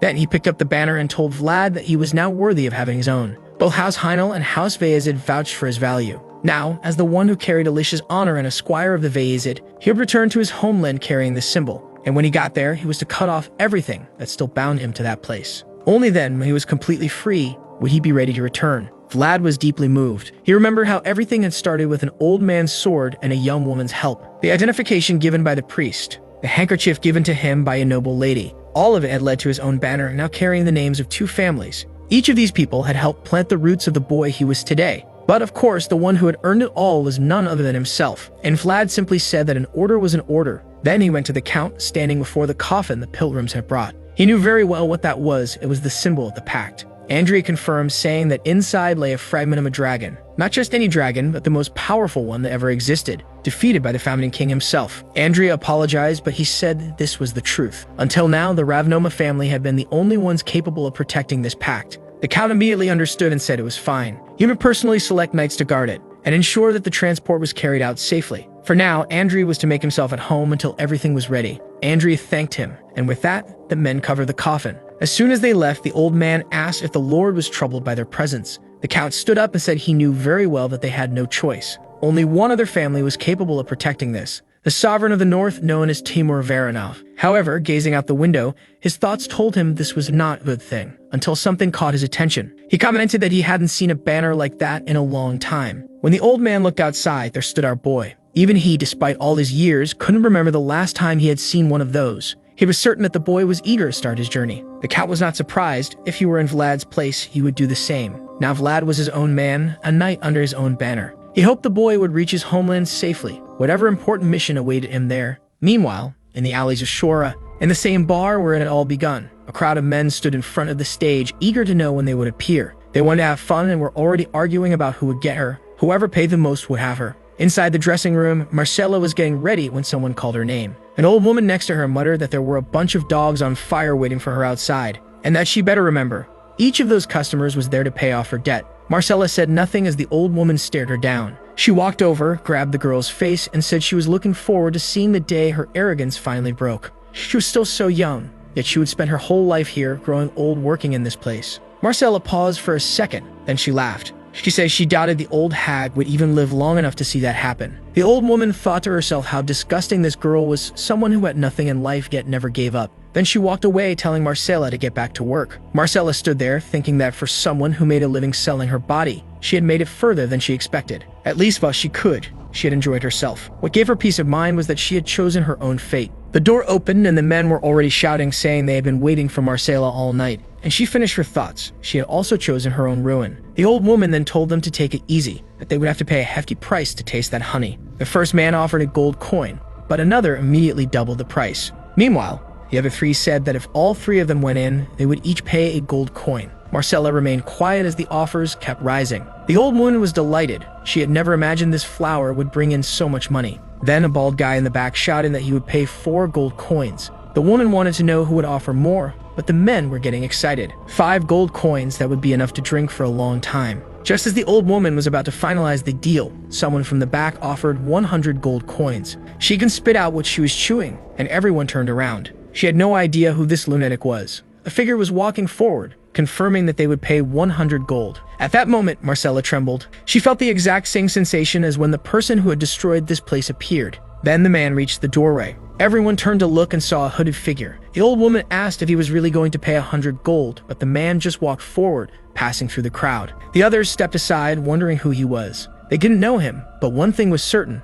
It was best not to provoke him. At the counter, he asked if this was where he should leave the money. The old woman noticed that everything he was wearing was luxurious. 100 was an exaggeration, but at the very least he could afford 10. She said she would bring him the menu, but he replied that it wouldn't be necessary. Since the day he left this place, he had missed the food. Grilled sausage with blood pudding, potatoes, and a fresh roll. As he removed his hood, he said he would order what George always did. Of course, she was overwhelmed with emotion. The golden aura surrounding the boy was not one of greed. To her, he was different. This was the boy George had saved, the one Marcella had cleaned up that day. And now he stood before her, shining in a way she had never seen. Our boy then declared, "I'm back." To her, he was like blinding gold. Marcella began to cry as the people in the background remained confused. Then her expression suddenly changed. She told him he had to get out of there immediately. One-armed Jack was now in charge of this place. While they talked, a woman in the back was listening closely. She realized they knew each other, and something about it gave her a bad feeling. She quickly signaled someone. This had to be handled before it got out of control. Right next to the table, there were some knights, and one of them reached for his sword. He stood up, and suddenly, people in the bar began to move. Vlad felt something was wrong. He then told Marcella that before he could pay, there were a few people he needed to settle scores with. The old woman asked what he was talking about, and at that moment, our boy simply said the name, Jack. He announced that the bastard owed him. The men in the bar noticed the tension and asked who the hell this kid thought he was. Just as one of them was about to say something about the boss, Vlad had already moved and slashed one of them across the neck. A quick glance back, and the first fool collapsed onto the floor in front of everyone. The old woman and the rest of the bar froze in shock. Marcella realized that Vlad wasn't here to play around. The red was already spilling, and the old woman screamed in desperation. But Vlad ordered her to stay quiet and still in that spot. If he didn't get what he came for from the men in the room, she would pay the price instead. With that, the coward shrank into a corner, trembling in silence. The rest of the men in the bar raised their swords, demanding to know who he thought he was. They wanted to know who had sent him, but Vlad only gave one name, George. Since the day he left this place, he had been George's dagger. They seemed confused by the title until one of them shouted, suddenly remembering. A blonde-haired, blue-eyed kid who used to stand beside George, Vlad. One of them said it was impossible. Everyone knew that scrawny kid had died, but his friend beside him whispered that it was clearly him, standing right in front of them. And besides, they had all heard there was a very generous reward for anyone who brought the boss this kid's head. At that, Vlad told them all to shut up and just come at him. Just like that day when they were all so eager for blood. But the men in the bar didn't look so eager now. Even though he was alone, he looked like a wolf on the hunt. Vlad then said that if they weren't going to move, then he would. He lunged forward, dodging the first strike and slashing someone in the gut. A glance to the side. Another one was coming at him from behind with a sword. But before the attack landed, he had already turned and cut him down too. Man, he was completely surrounded. But at the same time, with every strike he made, a scream echoed through the bar. And each scream meant one less life in that room. He wasn't going to let a single person walk out of there alive. The fools couldn't even react. They were being butchered. Vlad declared that he would make them pay for every tear Marcela had shed, and this wouldn't end until he decided it would. Meanwhile, in another part of the bar, Jack was drinking peacefully. He set his bottle down on the table and leaned back. Now that George was gone, all of Shura belonged to him. The problem was, he wanted so much more than this. He was destined for greater things in life, and that was why he had never hesitated to take lives. He had piled up the corpses of his enemies to reach this goal. But now that he was at the top, he realized something. The lives of those in these slums were decided by the ones above them. In the end, his own existence was miserable. He had always believed that victory was the path to success. And yet, even though he had become Lord of Shura, he had still lost. George had won the battle, but he was dead. So what difference did his victory even make? A single word from someone at the top was enough to change his fate. Right then, someone burst through the door, telling the boss there was an emergency. Jack wanted to know what the problem was, and the man said they were surrounded. Confused, he asked him to explain exactly where they were surrounded. The guy clarified the entire slum was surrounded. There were soldiers everywhere. Another man opened a window and confirmed it to the boss. There were soldiers at the back entrance too. Outside, there really were troops standing still in position. The men inside were baffled. They had paid their dues this month, so why was this happening? Maybe it was just routine patrols, but there were far too many of them. Jack suddenly started laughing. He knew this day would eventually come. In the end, he actually felt relieved. He preferred to face destruction head-on. It was much better than living in fear of when it would finally come for him. Meanwhile, outside, the boy was approaching, drenched in blood. One of the soldiers turned to Borden and reported that everything was ready. He asked if all the exits had been blocked, and the man confirmed, yes, they had done everything possible. At that, the chubby man sighed, saying that next time they should make sure things didn't spiral this far out of control. Even the Count had heard about the chaos in this place.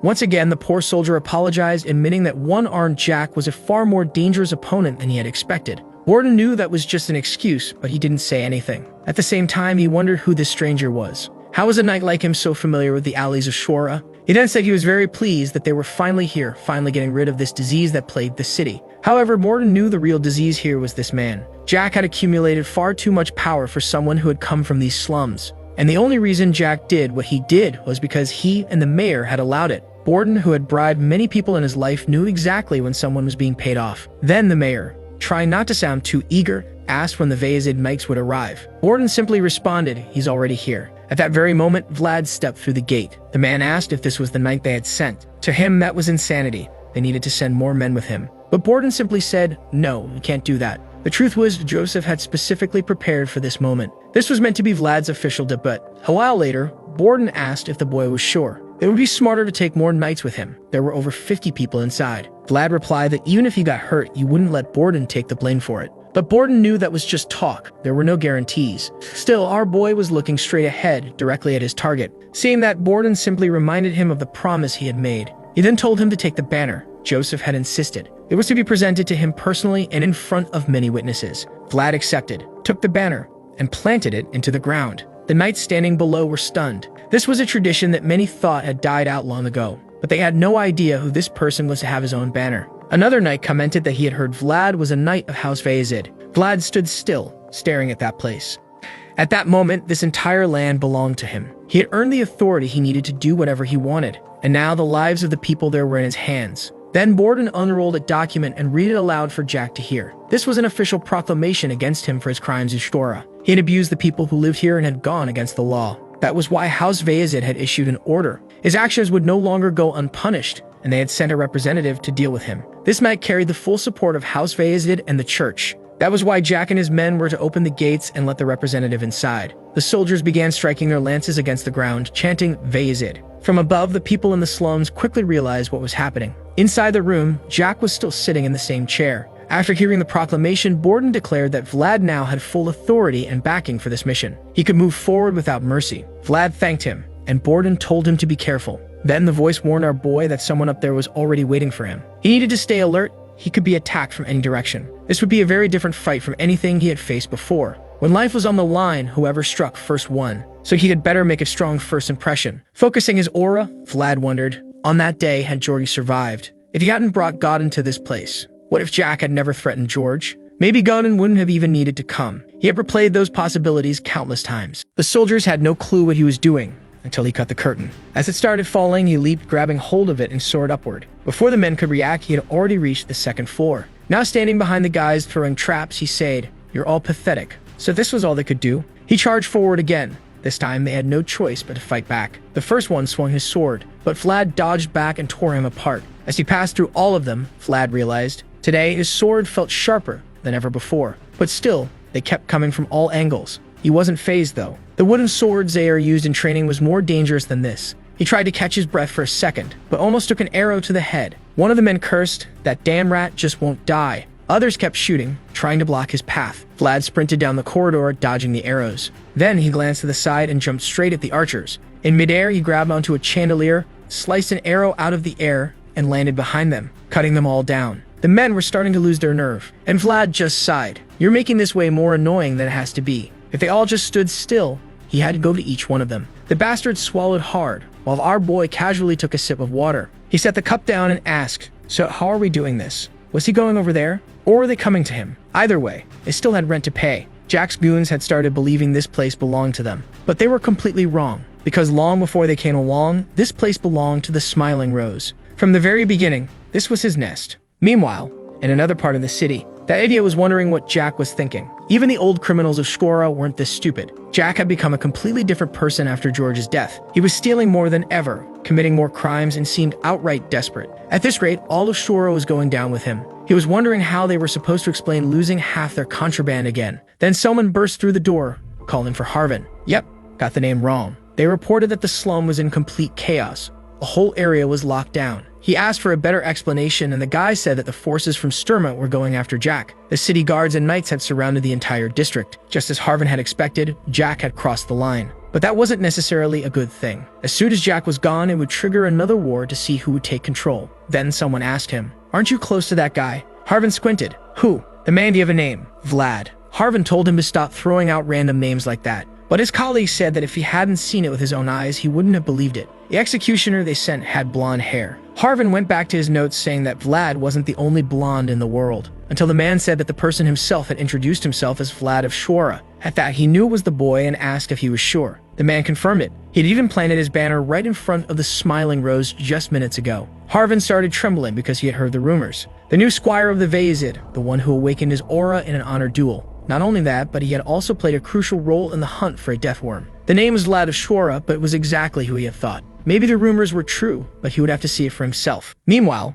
Vlad was in midair, finishing off another one. Another fool tried to take advantage of the moment, sneaking up from behind, only to see our boy turn around and launch a dagger straight into his brainstem. A body hit the ground and more men rushed forward. Vlad kept going, cutting down 4 more. As the blood flew, the spirit watching began to notice. Every time he fought, it was like he was possessed. Not only was he talented and hardworking, but he had an iron will. The boy was a natural-born killer. Vlad smirked and said the guy was going to need dentures. The poor bastard stood there toothless, and Vlad reassured him. "Don't worry, you won't need to bite anything anymore." The man's hand trembled, and another one fell. The voice then said that this was enough. Looking at the trail of bodies, Vlad admitted that maybe it was. It looked like he had recreated the massacre from that day. But now it was time to end this. Jack sat there with his eyes closed, until he heard footsteps approaching. The door creaked open, and Vlad stepped inside, announcing to the boss that he was back. Jack then said, "So here he is, the rising star." He welcomed him and offered him a drink. When he looked at the boy's face, it was nothing but the expression of someone bathed in blood.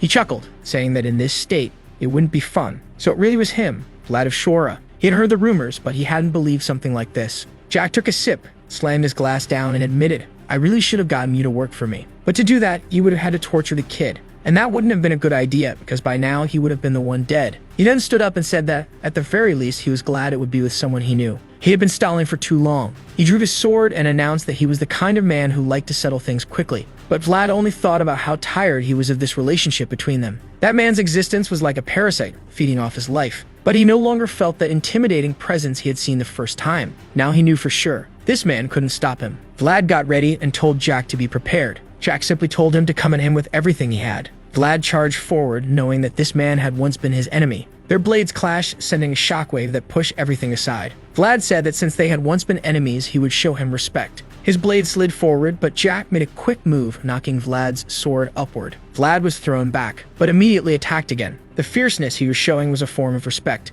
and Jack's legs were starting to shake. Every time Vlad attacked with his aura, the man couldn't stay on his feet. This was how respect was shown in Shkora. Jack was struggling, using his only hand and half an arm just to keep up, but it wasn't enough. Once again, he managed to knock Vlad's arm upward and try to counterattack. Our boy blocked it, and Jack admitted, "This is a surprise. The kid had really changed from the child who carried a wooden sword. Now he was starting to understand how Vlad had come this far. In that moment, Jack was genuinely impressed by the boy's progress, because a long time ago, he had once had a dream too. He had wanted nothing more than to capture the brilliance in his hands, but to get that, he needed power. More power and more blood. He had done whatever was necessary because in this place, there was no good or evil, until he reached the top of this city. But even then, he was still too far from achieving his dream. The brilliance he had sought was now stained with blood and greed. He saw the stars approaching and covered his eyes. It was Vlad, coming in for the attack. And in that moment he understood. To hold brilliance in your hands, you had to deserve it. Now Jack was no longer one-armed Jack. His remaining stump hit the ground and he clutched the wound, trying to stop the bleeding. But Vlad was exhausted after fighting for so long. Jack winced in pain, then started laughing.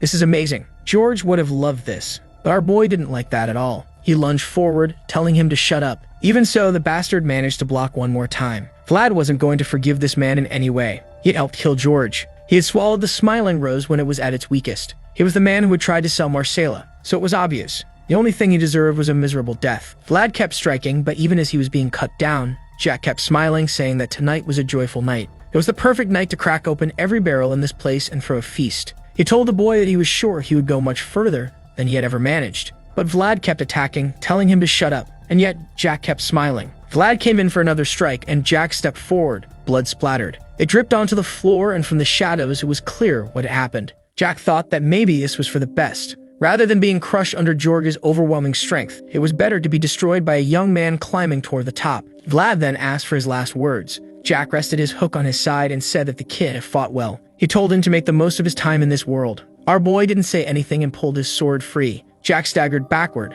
trying to clutch his wound. He repeated that the boy had fought well. Jack knew he had lived a wicked life, that every day he had done the best he could. Even if today he was killed by the very light he had once chased, he told Vlad that he had done an incredible job. He raised his hook into the air and thanked him for the good times. With that, he stumbled back and fell from the upper floor, his smile never leaving his face. Vlad only heard the impact. He had always thought revenge would be sweet. That was why he had chased after it. But in that moment, there was a bitter taste in his mouth. He turned around and saw the glass Jack had left behind. He walked over, picked it up, and drank. He remembered Jack's words telling him he would go further than he had. After a brief silence, Vlad set the glass down and muttered that this was for him. A knight only accepted rewards that were fair for what he had done. This was the Smiling Rose, a temporary place where outsiders met. But on this night, a filthy part of his life had been erased. And with that, Vlad stepped out the front door. Outside, beneath the banner, Borden stood there, uneasy. Things were too quiet. What had happened? That was when Vlad appeared, dressed in red. He went to speak, but just one look from the boy left all the soldiers trembling. They couldn't believe it, that all of that was blood,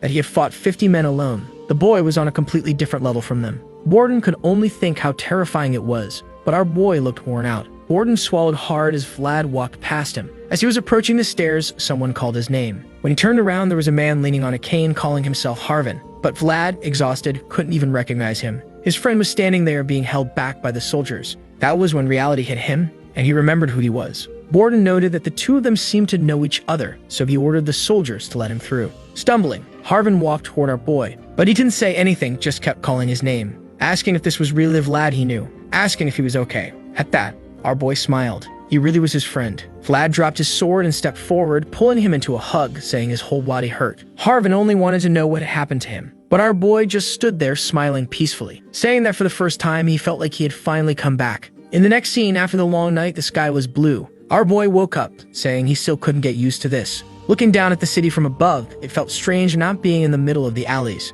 Gott stepped into the room and told him to get some more sleep. However, Vlad said he was in so much pain that even trying to sleep was uncomfortable. He asked what Gott was holding and he said he had come to give the boy a bath. Obviously, our blonde boy was confused, wanting to know what had happened to him. Gott was there, all awkward, saying that he had always been like that and had never changed. The truth was, he was seeing many of Vlad's old comrades nearby and was afraid of being kicked out. No way was he going to be left alone in the Vazed household taking care of the horses. That was exactly what Vlad thought he was thinking. He told his friend not to be impatient. If he did a good job, he would surely be well taken care of. Gott got excited, and our boy told him that in that case, he could take that bucket and leave. However, he was way too excited, and Vlad just wanted to rest. That was when he remembered to tell our boy that Mr. Borden wanted to speak with him, which was something Vlad also wanted to do. A feast was laid out on the table, and our boy warned that if they kept eating like that, they would have a heart attack. However, the chubby mustached man knew he would have a heart attack regardless of what he ate. He told him to take a look at that pile of papers he had to deal with, understand the situation he was in.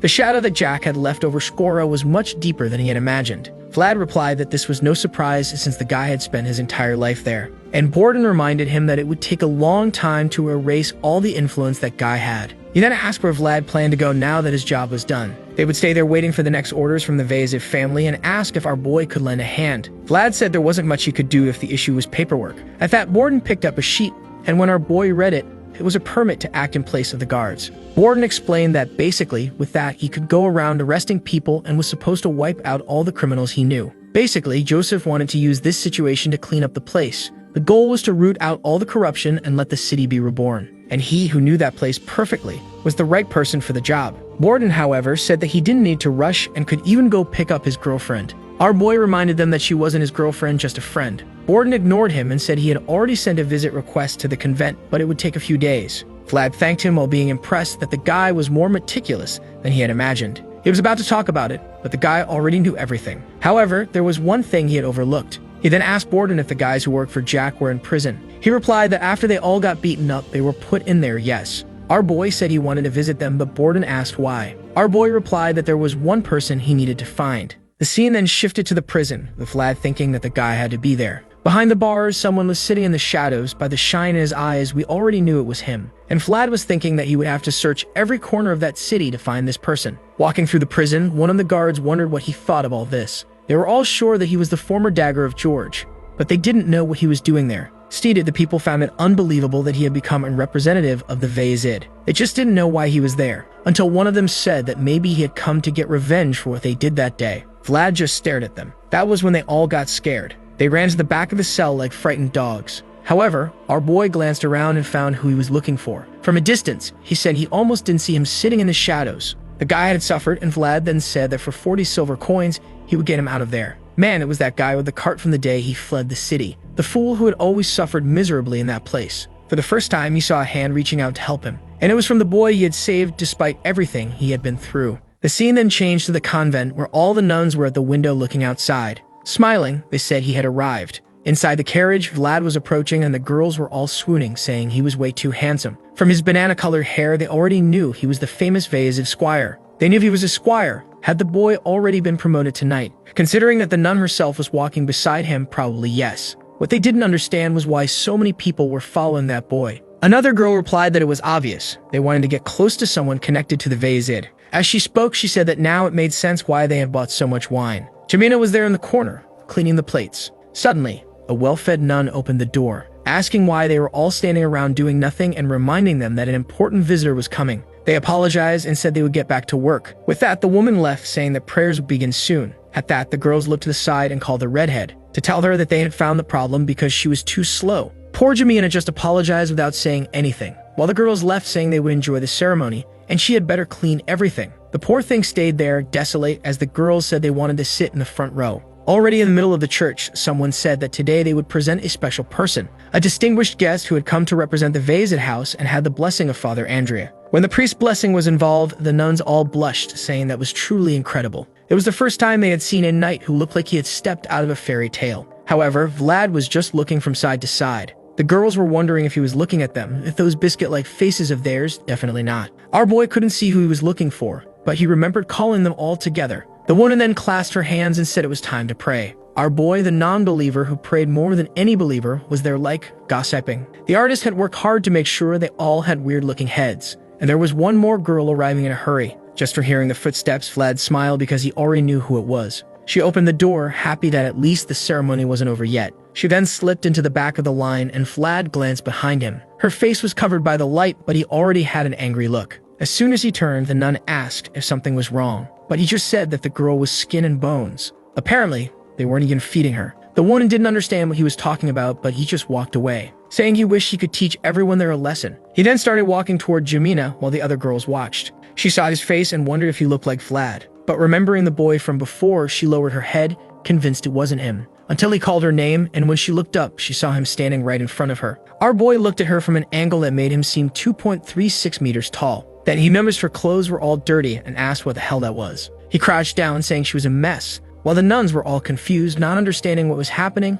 or how they knew each other. But our boy just asked if they seriously didn't give her food or wash her clothes there. Jemina stood still, staring while he kept complaining, until, trembling, she slowly reached out and grabbed a lock of his hair. He asked if she wasn't listening and told her to answer. But when he looked up, he saw that the poor girl was crying. He got emotional for a second, but then he stood up and said he didn't care about formalities. The two of them were leaving now. He called her to come home, and that was the first time in her life anyone had ever said something like that to her. They were both children from the slums who grew up without family, so they had no home to return to. They didn't even have food, and the only thing they each had was one another. Together, they were searching for their own home and a family. Already in the carriage, Jemina was all curled up. She glanced at him and he asked what her problem was. She kept stealing weird glances at him. She didn't seem to respond as she stared at the boy, all glowing. Gripping her clothes, she said he had changed too much. Our boy noticed she was quiet, so he asked why she was acting so weird when it had only been 6 months since they last saw each other. Even so, she remained silent, until she looked up again and realized that he really did look like nobility now, while she, on the other hand, was all tattered and dirty. She was about to say something, but he shoved something into her mouth, saying she was completely lost, but this would make her feel better. She asked what it was, and he said it was a caramel he got from the night he was assisting. She found it odd and questioned if he was sure someone would just give away something so expensive. So apparently, he was still stealing.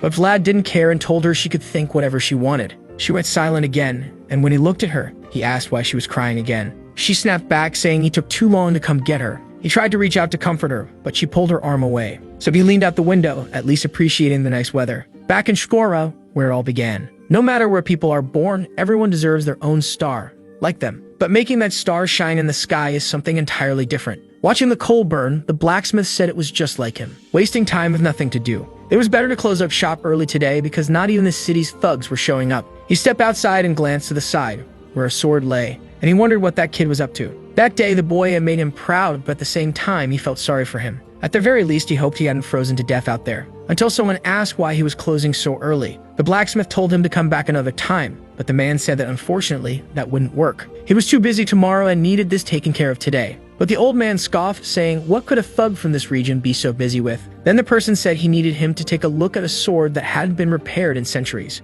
It was our boy, saying he had talked to other blacksmiths, but they all said only one man could do it. The old man froze for a moment, and Vlad then asked if it was true or not. Right away he lit up, saying he could definitely fix that sword for the boy. He quickly told him to come in and take a seat. Our boy then handed over the sword, and the man took a good look at it. It was clear he was going to make excellent use of it. He asked about some of the scratches, and Vlad said they were from the Winter Goblin expedition. He asked about others, and our boy said those were from the Duel of Honor in Damar. The last and worst ones, the ones at the tip, were from the battle against the Death Worm. Seeing his own reflection in the blade, the blacksmith was impressed with everything this sword had been through. He was proud of the boy. Rather than being stuck in that place, he was living up to his full potential. He then stood up, saying he hadn't been this happy since the day he completed that masterpiece. He started heating up the furnace to begin the repairs. The embers, which had been on the verge of dying out at any moment, suddenly burned more intensely than ever. And that man's light shone just like the likes on this video that helps. And do you remember how the last chapter ended? Vlad went to get his sword repaired, and the old guy got all emotional hammering at the forge, saying the star that had been losing its light was shining again. The next day, Harvin asks if Vlad really has Rose's loan papers that Jack stole. Vlad says, yeah, fair trade. Then the kid wants to know if Vlad's going to run the place now. Vlad says, not a chance. He already handed it back to Marcella right away. She won't be able to start immediately, but little by little, everything's going to get sorted out. His friend says, good, that's what you'd expect, because that place is soaked in blood. But so what's the kid going to do now? Go back to Sturma? Vlad says, no. He's staying around for a while on standby. Harvin laughs, saying it's good to see him like this, a man following orders from a noble family, employed and all. Vlad, though, says they also asked him to investigate something for a while. The kid asks what, and Vlad explains, Jack's hidden belongings, anything they couldn't recover, because that maniac stashed money in every corner of the city. Harvin says he can help, and Vlad says of course he will. He was counting on it. That whiskey he's drinking wasn't free. On top of that, Marcella seems to be looking for the other girls who worked with her. Harvin says it'll be hard. They were probably all sold, but Vlad is sure they're still somewhere around. Harvin goes quiet, thinking he's looking for gold coins and girls. There might even be some connection between the two. Vlad says, yeah, but it's tough. Some things don't leave tracks. Like, for example, killing Diana. She went to take the guy up to the sky, take her to my house. Harvin admits it really is weird.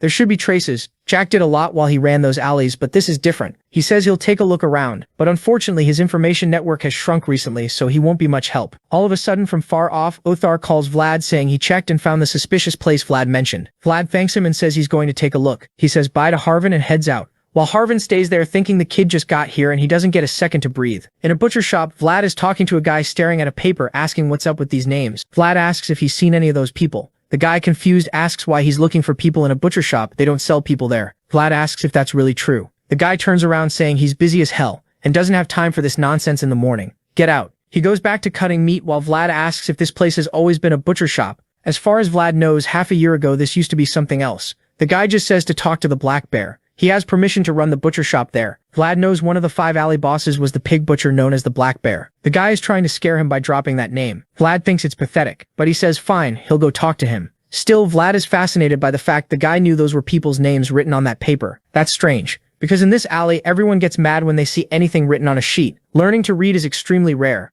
Looks like the outsider doesn't understand how things work in this alley. What the guy is selling there isn't human meat, it's humans. Right away everything goes quiet. The guy moves to stab Vlad, but Vlad just dodges. The older man demands to know who he is and where he came from. Vlad laughs and says he's there to ask exactly that. If the guy cooperates, no blood gets spilled. The older man tells him to go to hell and Vlad says now. Finally, he's starting to sound like someone from the alleys. Othar starts closing the door and Vlad says the shop isn't operating today. Next chapter, Othar is cleaning his dagger, wondering how a guy like that managed to work there. Othar says lately the city's been full of outsiders. Looks like Jack wasn't really keeping the area under control. Vlad thinks it's weird. Why are they causing so much trouble? Othar explains that since that day, everything's been different. Then we see Vlad drove a blade into the guy's hand, and the guy admitted he was just a regular collector. The ones who knew the details were the slave traders. Vlad can't believe it. This guy is buying and selling people deep in the alleys, shamelessly, not even hiding it. He started this job thinking it would be simple, but he didn't imagine the roots went this deep. Then he tells Othar, well, they found out the truth. For now, that's enough. Othar says, yeah, the higher-ups will probably uncover the rest. But then suddenly Ned comes running, calling for Vlad, saying he checked what Vlad asked for. Looks like some of the kids had information. Vlad hands him a skewer and says he did great work. Then he asks what the children saw. Ned says that woman he mentioned, Aina. A month ago, one of the boys saw her arrive and get into a one-horse carriage they'd never seen before. Vlad doesn't get it, so she was sold somewhere else. But Ned says there was something off. It looked like all the women who got into the carriage were pregnant. Vlad is shocked. Wait, all of them? Ned says yes. Every single one of them, visibly pregnant. Vlad thinks it's really strange. Why would anyone buy a bunch of pregnant women if they can't even work? You can already tell the plot's about to get messy, because it's probably some noble woman trying to buy a child. It's always that. Othar wants to know what the problem is, while Vlad is still stunned, not understanding why someone would buy a bunch of pregnant women. Even in the slums that wouldn't make any sense. Something like that shouldn't happen, but then he remembers that cursed woman, the other one locked up calling for her child. The sword tells him to trust his instincts. A feeling like that always turns out to be true. Vlad clenches his teeth saying he hopes not, but now he's going to have to get ready. The scene switches to a table loaded with sweets and Borden asks if Vlad found anything. As soon as the boy says yes, Borden goes, come on, give me a second. We just got here. Vlad says, you're the one who told me to investigate Jack. The chubby guy says he knows, but he didn't expect it to be that fast. How is he supposed to rest if Vlad works that well? He just finished the document. Why doesn't Vlad delay these findings for 2 days? Besides, it's not like some huge crisis is right in front of them. Vlad asks if he'd rather Vlad go visit the prefect so he can use a different authority. Borden narrows his eyes and says that won't be necessary. He looks out the window, thinking he just got a little time off, and he doesn't want to spend his break working. Then he sees a bunch of carriages arriving and says someone's always showing up to bother him. They said those people would come back in about 2 days, but there they are. The carriages stop and Joseph appears. The opportunists come in with, oh Lord Joseph, I know you, how are you? He ignores everyone and goes to greet Gordon, who thanks him for coming. Joseph asks if something happened, and Gordon says, of course not. But Joseph is just staring at Vlad, who's kind of looking from the side and already knows something went down. Joseph starts walking and tells them to hurry up so they can talk inside. They head to the entrance of the mayor's office, but Zohir says he's going to check first to make sure everything's safe. One of the men gets furious, saying it's rude to think they'd set a trap for Joseph. Zohir gives him a hard look and says that's for them to decide. The man shrinks back while Joseph keeps watching Vlad. Joseph gives that little sideways smile, saying Vlad did a good job and Vlad thanks him. But Joseph still wants to know what Vlad had to say. Vlad says he has a feeling he's causing trouble for no reason. Joseph says it's fine, he can talk, but Vlad says it's better if they ask the mayor first. Joseph keeps smiling, thinking it was worth teaching this kid. Vlad can tell what the right moment is, because being affiliated with the family doesn't automatically give him authority. Basically, it's a good thing Vlad didn't say anything in front of everyone, whatever his concern is. Then Zohir tells everyone to come in, and they go into the mayor's office, praising it, saying the view of Squara from up there is really good. The man thanks them, saying yes, you can see everything from there. Then Joseph says, yeah, but that chair needs to be replaced. It's too extravagant, too showy. The man is like, wait, replace my chair? Lord Joseph, what do you mean by that? Joseph sits in the man's chair and tells Vlad to say what he has to say to the new mayor of Squara. The scene changes to Vlad walking through the wrecked city, saying the place stinks like always, the oldest and most dangerous alley in the whole place. A mix of the smell of blood, dead things lovely. And on top of that, it's just beggars staring at him. The look of people who spend their whole lives face to face with death. No wonder even Jack didn't get too involved in that area. But you had to pass through there to reach the butcher boss's alley. The guy's got these skull braid decorations. What is that? Real welcoming. Vlad knocks on the door. A man shows up asking who he is. Vlad says they already know because they've been watching him since he arrived. The man shuts the little window in his face and tells him to wait. Vlad realizes they're trying to provoke him. He thinks it's better not to let that kind of disrespect slide, even if in the past that treatment was normal. Now a lot of people's names are tied to his, so when they disrespect him, they disrespect everyone. He can't let it go. A long time passes before the man opens the door and tells him to come in. Vlad just stands there, eyes closed, not saying anything. And the man asks if he's coming in or not. Arthur already knows this is going to turn into a problem.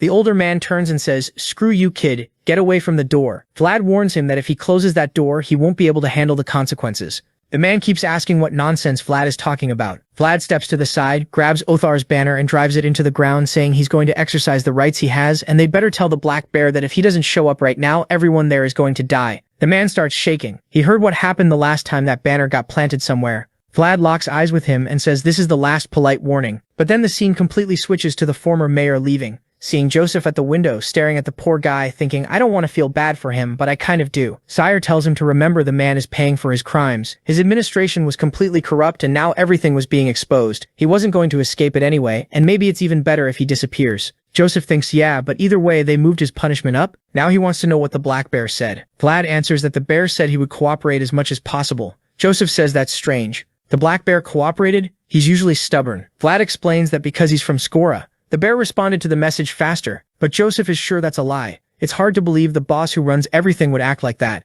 Vlad probably did something to make that guy obey, but he didn't say a word about it. That was the kind of thing a polished knight would do. Make everything look easy. Then he turns around, says it was great work, and tells everyone to get ready. They had 5 knights, 1 mage, 10 administrators, and another 30 elite warriors, plus Vlad, who people said was the rare jewel. All of them were going to share his fate, and everyone knew that if Joseph became the head of the family someday, everyone would move up in rank. But on the other hand, if he fell, everyone would fall with him too. And for everyone there, Skora was going to be the final stepping stone. So he says his goal now is to work to make sure Skora is governed properly. But unfortunately, he's going to be way too busy with other things. He knew that for now, it was impossible to deal with every corner of Skora. And it was also impossible to prepare for everything. That's why he's going to change the strategy from now on. Leah to go on the offensive, because he thinks this is the last chance he has to do it. Then he says he's going to entrust this task to Sir Gregory. He was going to pick members for the investigation team right there and then. Joseph trusts that Gregory is always neutral, even inside the family. He wouldn't get blinded by the conflict between the brothers and mess up the plans.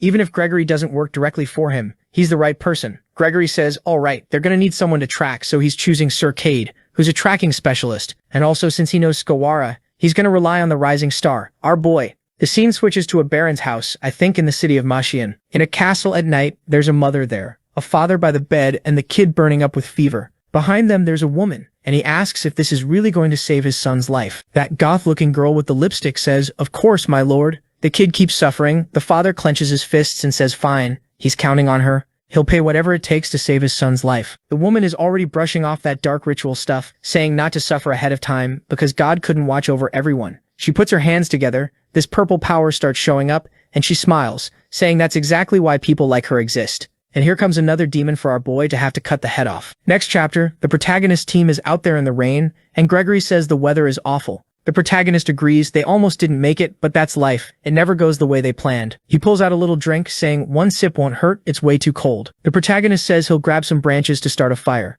The other guy's like, a fire in this rain? That's going to be really hard. The protagonist heads out, and the guy says that kid really is Jaeger's disciple. While he's gathering, he's only finding obviously wet twigs, until Cade shows up saying he found some that are hollow inside, so they should work. The boys thank him and take them from his hand, but they kind of just stare at each other. Then the kid says he didn't get a chance to say it on the road, but thanks for that day when the protagonist helped them. Vlad says it's fine, he was just doing his job. Speaking of that, how is he? The kid says he's good thanks to Vlad, and right then Gregory shows up saying that watching the two of them makes him realize he chose the right people. A lot of people would refuse this kind of work because they're knights. Both of them think of Borden. No way that mustache guy would be here. And Gregory says that's the mindset. From now on they have to forget their knights and act like mercenaries. They're in Uthman territory, and thanks to the cooperation of the Black Bear, they managed to track the enemies to this area. But the evidence still isn't solid. Either way, that isn't Vazid territory, and it's as far as Joseph's support can reach, so the main goal is to investigate without being detected. They say they understand, and Gregory says, alright, Let's head back now because we need to save our energy for tomorrow. Looking off into the distance, the protagonist hopes he won't have to hear those same cries of pain from that winter day.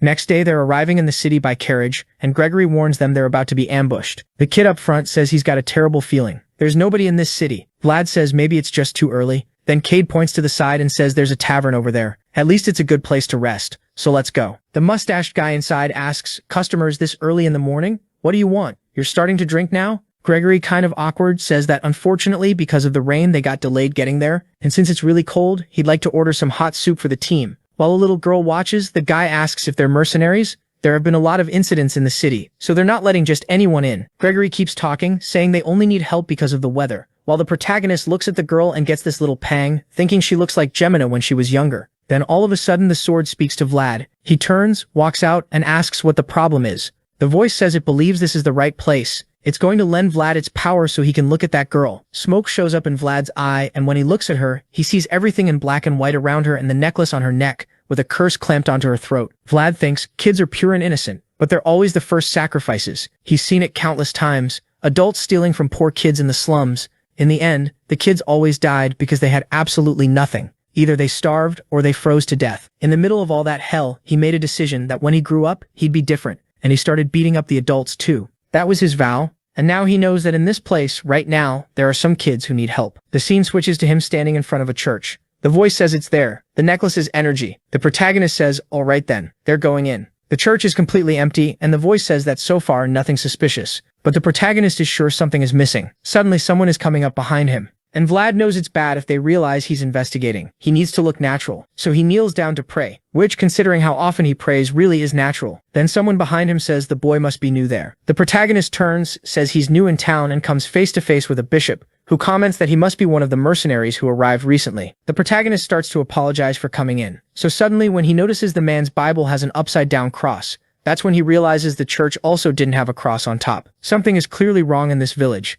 The priest tells the boy it's fine for him to be praying. God's hand is open at any time and in any place. But the voice tells Vlad that for now it doesn't see anything strange about this man. The protagonist apologizes for interrupting the prayer, and Vlad says, all right, I feel even better now that I've got your permission. As soon as I finish my prayer, I'll leave. The priest says that's fine. This is a home for those who seek God, and the boy should feel comfortable. But the protagonist knows that necklace was pointing here, so something is off. The priest is smiling, but it's not the kind of look you can trust. He needs to stay alert. He thanks the priest, who walks past, saying he's going to pray too, so that the plague sweeping through the city won't affect Vlad's group. The protagonist doesn't really get it. Plague? The priest adjusts his glasses and says he prays the same for all the children. Nothing suspicious. Scene switches to a bald guy saying, plague? What are you talking about? The protagonist says the priest mentioned a plague when he was praying in the church. The guy looks thoughtful and says, if the priest admitted something like that, then there must be something going on. The protagonist gives an awkward little laugh, saying they're only staying a few days in the village, but plagues are kind of worrying. The guy wipes his face and says, you don't need to worry.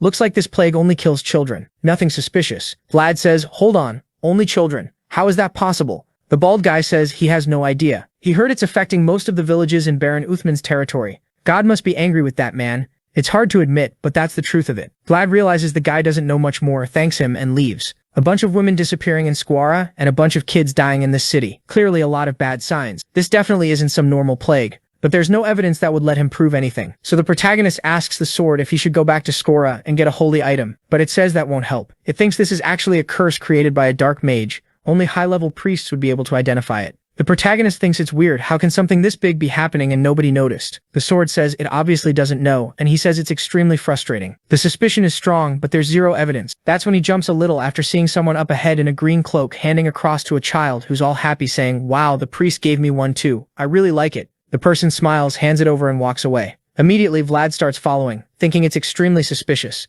The sword tells him to be careful. That clearly isn't a normal person. Vlad tells it to relax. He's stolen plenty of wallets in his life. The sword tells him not to be proud of that. He keeps following, feeling like something's off. The person keeps drawing him toward the edge of the village, and now they're completely far away. The sword says, oh great pickpocket. I think they noticed you. Vlad realizes that out in a forest in an open area like this, he can't keep tailing them. Still, he saw what the person looks like, so maybe it's best to go back to Gregory. But the sword says it looks like the person isn't going to let him get away that easily. In the same moment, the cloaked figure draws a sword and charges straight at Vlad. Vlad has to draw his too, but the attack knocks him back. The sword tells him not to retreat, but the attacker is already coming from the side with another strike. Vlad blocks but gets shoved back again. Vlad is shocked. After just 2 hits, he's sure this person is at least knight rank. The hooded figure looks down, activates the sword's vibration, and looks at him. Vlad is ready. He tries to figure out whether this person is a retired knight or an active one. He focuses, thinking that either way the key is a deadly surprise attack. His eye glints and the figure comes in, aiming a clean hit right to the middle of his head. But Vlad dodges, slipping to the side and coming in low to drive his blade into the chest like it was going to take the head. But the figure shifts away, turns on this golden vibration in the sword, and Vlad realizes its aura. Their blades crash, and Vlad's sword tells him to stop. But he realizes it's too late. The swords collide again, light everywhere, smoke bursting out. It forces Vlad to use all his power. His eye is glowing, mana pouring off the blade, and the figure is staring him down like a final boss. The sword tells him this is a really strange situation. They're facing a holy knight. Vlad thinks, wait, before I say anything, I need to know if this is a man or a woman. Vlad figures if it's a holy knight, they can clear up the misunderstanding. But the sword says words won't help now. Swords move faster than words, and this person already looks decided. She's going to defeat Vlad before he can even open his mouth. Vlad thinks she's probably a really beautiful girl. The sword just tells him to fight back, and in the same second she swings again. But he manages to redirect the strike. He's impressed by how heavy every blow is, way stronger than Pablo's. And on top of that, she's using aura without any sign of activation. The sword tells him that's called a blessing. She doesn't need to activate anything because God already decided it. She brings down a vertical smash on him, and Vlad thinks this is unfair. How can she be this strong just from accepting God's will? But he won't give up. He redirects her attack to the side again. He thinks the blessing is overwhelming. But this holy knight is full of openings. He steps into another vertical strike from her, flips his grip on the sword, and once again redirects her attack upward. She looked like she'd spotted an opening, but the protagonist saw it first. He went straight for her neck and said he got her, but she was tough. She managed to redirect it with her shoulder. The sword tells him to regain his balance, but he's still midair and she's already right next to him. She grabs him by the neck and slams him down into the ground. Damn, he got wrecked because she'd already put her little sword right beside him. He can't figure out how that happened, how she moved that fast out of nowhere. And the sword explains that woman was using magical armor. It was a unique technique used by holy knights, letting them change the trajectory of both the sword and their own body. All he can think is that she's completely broken. She's got that blessing aura, she's got magical armor, and on top of that, she doesn't look like she's even broken a sweat. And now he realizes that opening she showed him was obviously on purpose. He starts laughing, thinking that she played him, but she wants to know who he is. The kid goes full movie mode, saying he's from Skora, and he's there on an investigation. She gives him this gorgeous stare, and then the scene switches to a cabin with her introducing herself as Justia of the Northern Archdiocese. She says it must have been the will of the heavens that she ran into the Knights of Skora there, and Gregory says he feels the same. He asks her to sit so they can talk. Yeah, but this is suspicious.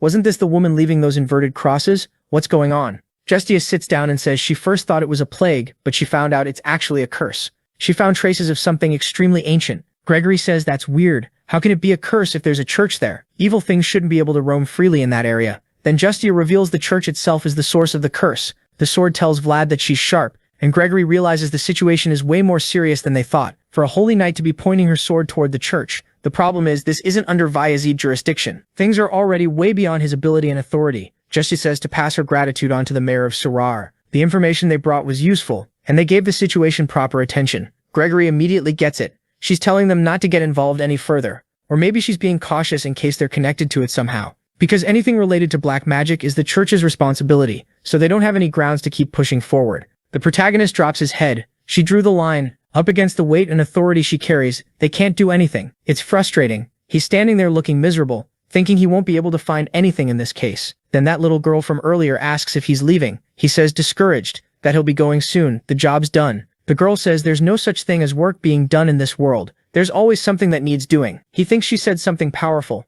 but then he wonders why she doesn't have friends and stays inside all day. She says her dad told her it's better if she doesn't go out. He thinks the guy's smart, considering nothing in this town is normal. Then the girl asks why he doesn't stay a few more days. Everyone's saying the church is going to hand out gifts. Totally not suspicious. The guy explains it like this. The church is going to gather the children and do a blessing ritual. Times are hard and they need it. The protagonist asks when the ritual is. The guy says in 3 or 4 days. And the priest said he'll personally gather each child. The girl asks if the boy can stay a little longer, and Vlad looks thoughtful. Justia sent a carrier pigeon to ask for help, but it would take at least 4 days for them to arrive. It's going to be insanely last minute, so she tells the girl that maybe they can stay a bit longer. The girl says she'll give him a present, and he asks what it is. She shows him a flower ring. He says it doesn't look like a flower ring since there isn't any flower on it, but he realizes she made it from the vines growing on the walls. This village was so run down that not even a tiny flower would grow. Then her father tells Marianne to go upstairs because it's bedtime, it's late. She looks sad, just saying okay, and the boy is there in the middle of it again. Vlad says he'll be there, and she brightens up and waves goodbye.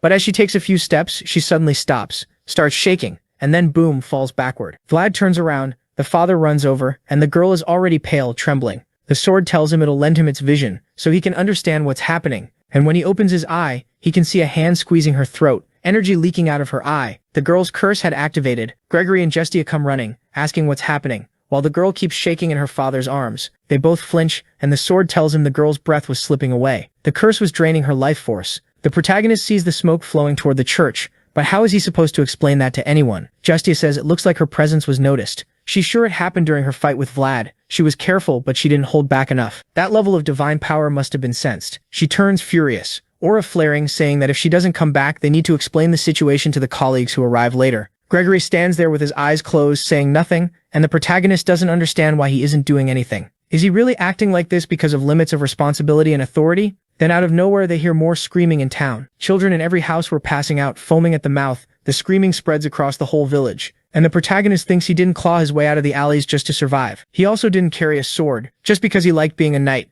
If he just stood there watching, he wouldn't be any different from those adults in the alley. He's about to say he's going forward, but Gregory blocks him, saying he understands how he feels, but he has to understand something. A knight's sword is as heavy as it is sharp. That means they need the right justification and responsibility. Vlad says that if they don't protect what needs protecting, none of that matters. Gregory says the kid nailed it. The protagonist doesn't get it, and Gregory says that's the justification they'll have to rely on. Basically, follow the knight code, do what they need to do, and if anyone complains, they say they followed the code. The scene switches to that devil church with the bell tower surrounded by power, a ton of energy being pulled inside. Justia is still thinking that no matter how much dark energy gets brought there, it's still God's land and nothing can stand against his will. She opens the church door and is hit with the drawing on the wall. She jolts. She sees the priest with pentagrams everywhere writing all over the place, energy running through it. Immediately she's sure it's blasphemy and draws her sword. The priest up on the pulpit laughs and says she came earlier than he expected, but she shouldn't have come alone, because just the two of them wouldn't be enough to pray for everyone. Justia is confused. The place has a strange energy,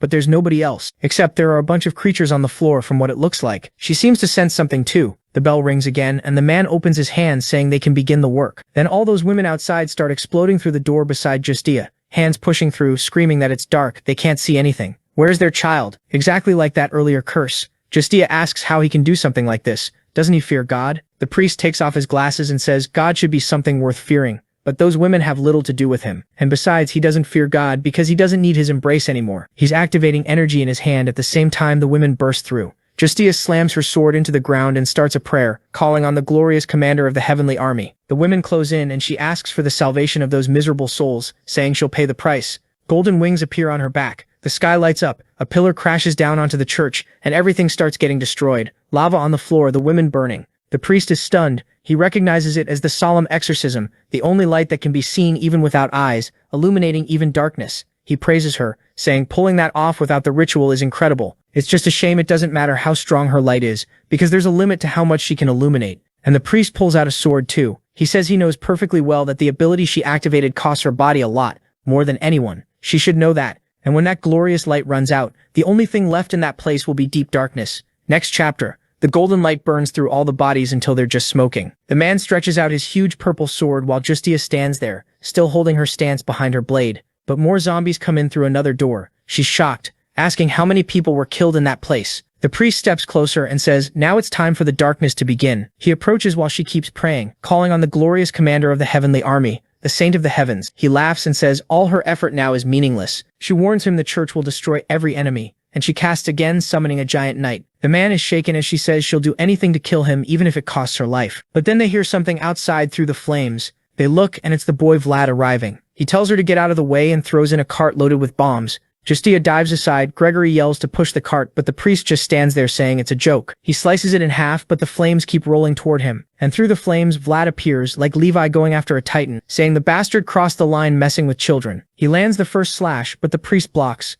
They stare each other down, and in Vlad's eye, the priest sees something like a massive lightning cannon. Suddenly the priest says only now does he recognize him. It's incredible they've met again there. Vlad doesn't care, tells him to shut up and stop talking nonsense, and keeps attacking. In the background, Gregory goes to help Justia, asking if she's okay. She says she is, but warns him that them being there will bring huge problems. He says he didn't have much of a choice. Children are dying in town. But before worrying about that, what's going on in that place? She'll have to explain. She says the source of all of it is the bell tower. That's where the curse is. Gregory realizes they don't have time to move slowly and proceed carefully. They'll have to split up, even if it's the riskiest option. Mr. Cade is only good for tracking, since he can't use aura. And looking at Vlad, Gregory says they need to get him out of there first. Then Gregory steps up and takes charge, stomps the ground, shouts, eyes glowing. The protagonist is grateful and keeps pushing forward, while a hailstorm of attacks rains down on the monsters. The sword's voice tells him he needs to hurry. He activates his eye power, orders everything out of his way, and starts cutting off heads.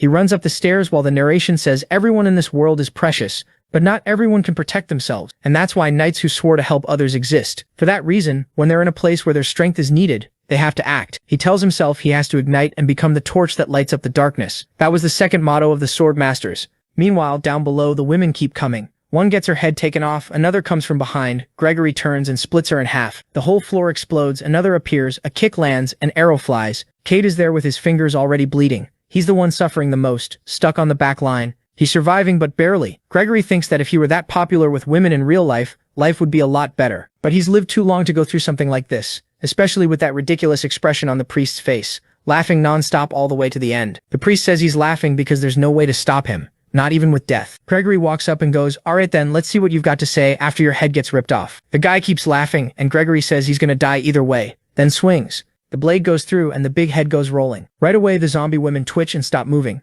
Justice says it's that saying, if you want to destroy an army, you capture the commander. Gregory focusing on the priest really was the best strategy. Still, he's there tugging at his shirt like, that was way too close. He'd have to drink all night to see if he could recover from that. But then out of nowhere, the priest says that in today's ceremony, there was no wine. Everyone freaks out, and there he is smiling, saying that if it's not too much trouble, he'd like a little of that liquor. And he's saying all that with just his head sitting there outside his body. Cade warns Gregory, because behind them the priest is standing up. Then a blue flame appears from the neck, and Justy immediately recognizes what he is, a Dullahan. So it all went to Vlad, who's already going full speed, and just slams straight into the bell. The sword says, this is the curse of a noble sorcerer. He'd have to give everything he's got to break it in a single strike. Vlad says fine, and starts focusing, expanding that world of his. But then the Dullahan shows up. The sword tells him to be careful, and the whole ground starts shaking. Everything collapses at once. The protagonist starts falling, has to jump to the side, goes rolling. Everything shatters, yet he's still standing. He gets up trying to understand what's happening and sees the entire church in front of him is destroyed. Then the Dullahan appears behind him, saying the kid is impressive. That was a magnificent landing. Vlad points his sword and says he knew that bastard wasn't human. What happened to everyone else? The Dullahan just says all their lives were insignificant. The only thing he cares about is that seal. Vlad tells him to give the curse back. The Dullahan says if he wants it, he'll have to take it. Vlad charges, demands he hand it over, swings only for the guy to block. The Dullahan tells him to stop pushing his luck. The courtesies he gives to those like him are over. Vlad tells him to shut up. They're nothing alike. The Dullahan replies that he isn't talking to Vlad. Obviously he's talking to the sword, but the protagonist still hasn't realized it. Then the guy comes in with a whipping chain combo. The protagonist manages to defend, but the problem is the Dullahan seems way faster now, and he can't counterattack. The sword warns Vlad, those movements aren't human. The Dullahan gets close and says the kid is too slow. Another attack comes straight at the protagonist's face, but he stomps the ground and manages to ricochet away. The Dullahan is confused because that was an armor technique. How can someone do that in leather armor? That's when the spirit says it really is surprising. The kid has a spirit's protection. He manages to pull the sword aside and lands a clean cut across the priest's abdomen. The guy looks like he's about to disintegrate, but of course it's not that easy. His body is held together by black energy, and he slashes at Vlad again. Vlad realizes there's no way to win if he keeps dragging this out.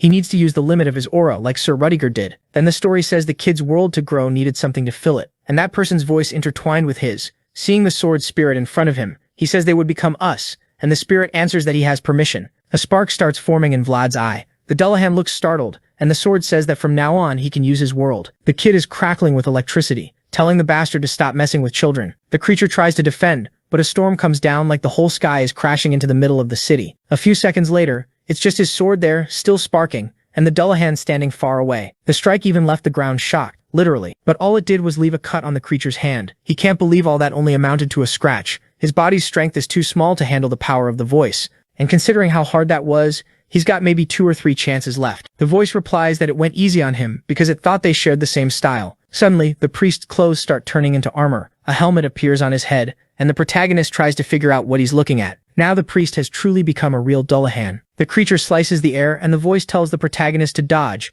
but in that same instant the creature disappears, reappears behind him, strikes, only for the protagonist to throw him away. The kid gets launched into a wall like a Dragon Ball dummy, but the Dullahan is impressed. At the exact moment the attack was about to land, the kid concentrated his aura to deflect it. He has real potential. What he saw with his own eyes proves this kid is different. Truly unprecedented. And that's exactly why he has to die here and now. He looks at Vlad and says the kid should only do what's within his reach. The sword over Vlad's chest comes down to stab, but suddenly the kid's electricity flares again and he manages to grab it with his hand. The sword's voice says to leave children alone. A lightning bolt drops between them. The Dullahan starts screaming, and the voice says it doesn't know who it is, only that it has something it must do. The memories of its existence disappeared long ago, but what needs to be done is carved deep into its soul. The reason it exists is that duty. And there's the protagonist, fully charged, hair floating like Killua's, telling the monster to fight someone its own size. The Dullahan is down, twitching, trying to brace himself. Then a flash of light and Vlad is already beside him. Except now it's really the sword, isn't it? The slash looks like it's tearing the sky. It's insane. The Dullahan gets blasted away. Now it's straight up Dragon Ball. Before the creature can even get up, he's already face to face, getting slammed and exploded into the ground. The sword says it's ridiculous for someone that weak to try to cause this kind of mess. The Dullahan demands to know who he is. The sword says it doesn't talk to someone who uses children's blood to survive. Today he's simply going to die. Another lightning bolt drops from the sky onto both of them, but the Dullahan vanishes. He reappears behind Vlad in a purple aura, muttering that none of this makes sense. In that moment, he's feeling fear. Vlad keeps walking forward while the Dullahan says that existence is something to be afraid of. He doesn't know what's in front of him, but he knows it's coming to devour him. The protagonist keeps walking with lightning striking around him. Then he disappears. The Dullahan tries to understand what happened, but lightning is falling all around. He looks left and right, trying to guess if he'll come from one side or the other, while the sword asks if he hesitates that much because he's slow. The Dullahan turns and fires an explosion at where the voice came from, only for the sword to be behind him again. He spins and throws another chain of attacks, but again he hits nothing. The sword says the Dullahan will pay the price for mocking the one who carries the potential it values. The Dullahan tells himself this body is free from death and rejects pain. So why do these attacks feel like they're tearing his soul apart? He's getting completely carved up. Vlad swings again. The Dullahan drops to the ground, trying to understand how something like this can exist in the world. Then the sword drives into his shoulder. The spirit tells the Dullahan to hand over what he's hiding. He hesitates, and immediately the sword thrusts again, right into the middle of his neck. Then comes a barrage of electric punches, the whole ground breaking apart. A hand hits his chest. Boom, his armor explodes. Hidden inside is the curse rune. He grabs the runes and tells them to disappear. The creature screams no, but a bunch of lightning mixes with the purple magic. So much light, it's unreal. The whole city is lit up by lightning from the sky and from the ground in every direction. At least with that, the kid's life force starts returning. And Vlad is collapsed there, with the sword stuck in his chest. The sword says it knew the exact method to kill trash like them. Electricity keeps running along the blade, while the Dullahan's spirit says he thought that bastard was on the same side, someone who had escaped death. The spirit stands up, pulls the sword out, and says he'll cut off all his limbs, since that's basically the same as dying. An arm goes flying. The creature tries to crawl away, but gets cut again and loses both legs. One more limb and he'll never walk again, while the creature screams for Lamashtu. That name makes Vlad hesitate for a second, and purple energy rises around the Dullahan. The creature looks emotional and starts shouting that she's there, waiting. Suddenly, a bunch of black hands come down from the sky and start attacking him, and it's clearly not what the Dullahan wanted, because he's asking what Lamashtu is doing. One hand grabs his head, others start pulling his body. What is even happening? Vlad's spirit understands. This guy is having his immortality taken away. The Dullahan screams for Lamashtu not to do it, but then there's just a hand left, and then only smoke. There's a picture of a woman there, while Vlad's spirit says Lamashtu is a name he doesn't remember, but he has a strange feeling tied to it. What kind of being is that? But then he feels pain in the body's shoulder, and the spirit realizes he pushed this body too hard. At the same time, the kid matured brilliantly. He's proud the boy held on this long. When he wakes up later, he'll apologize, and then the protagonist face plants onto the ground. Morning comes, and the boy is still lying there. The scene shifts to Baron Uthman. On the throne is that thick goth woman, dangerous with that wicked little stare and those full lips. She says that soul carries something bright and relentless. The person is using a kind of magic that's existed for a very long time. The ancient beings were starting to move. It was time for her to make a move too, because the moment the rift appears, the chaotic era she's been waiting for will begin. And there are countless heads there, so many. Anyway, you can keep the thick goth for yourselves. Then we see a knight in front of all that, saying to take anything in front of them that catches their interest. They're all Baron Uthman's knights, so they'll do, since he paid the price. And because of that, his only son came back from the dead. But the kid is drooling. Wouldn't it have been better to leave him dead? While the Baron cries, realizing he never should have made that deal because it looks like he lost all his knights. The big-lipped goth says they'll stay in these lands for now. Then crazy. She's built an army of Dullahans with the big Dullahan in front, and everyone says together that they only follow her will, and everyone calls her Lamashtu. So she's the one who took the guy's immortality? Yeah, she's the real deal. Next chapter, the kid wakes up exhausted, wondering if he slept for 3 whole days again. Gott shows up and says he's glad it looks like the fighting stopped, but like always, every time he runs into Vlad looks like a torn rag. It was a struggle to bring him back. The protagonist asks about the rest of the knights too, Gott says that out of everyone the captain is in the worst shape,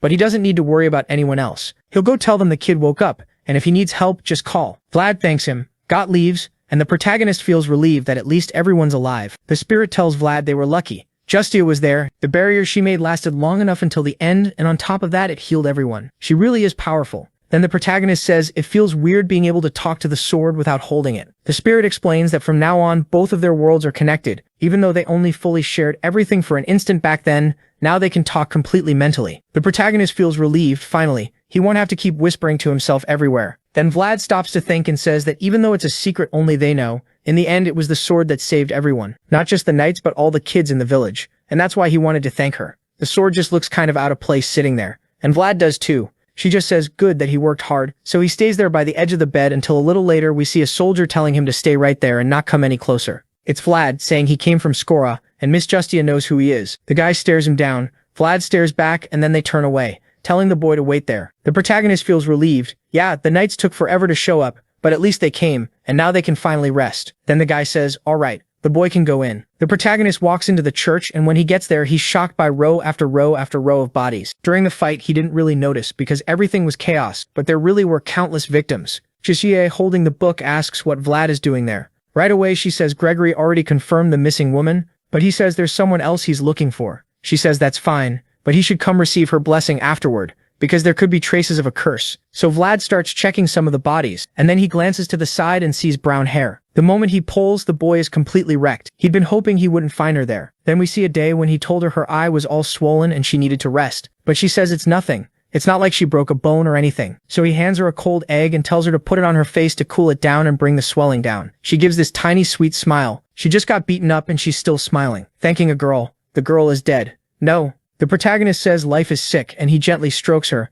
asking that in her next life she's born into a good family and grows up loved. He puts that little flower ring on her. So cute. Scene cuts to a tent. Justia is dumping a ton of sugar into her coffee, wanting to know why that black hole appeared out of nowhere. She wants him to explain everything that happened, all the details. He says, well, that's all he knows. The whole place collapsed and he couldn't see much because he was busy fighting. It was hard enough just dealing with that person's attacks. Ah, got it. He's making it up, saying the guy got taken by the black hole and some hands, kind of to hide that he was the one who won. The sword says he did a good job making that up because it's really a mix of truths and lies. The protagonist says his whole life he worked as a prostitute and a con artist, so making things up is something he can do. Justia thinks the traces left behind were from a destructive force. She hoped Vlad would be useful, but he really doesn't know the most important part either. Then Vlad says the guy kept calling out a name at the end. He doesn't remember clearly because he was losing consciousness. Suddenly she starts peeling an apple and asks if he'd remember if he ate something. He starts improvising. I think it was something like mud, llama stew. And she goes, wait, llama stew? And he says, yeah,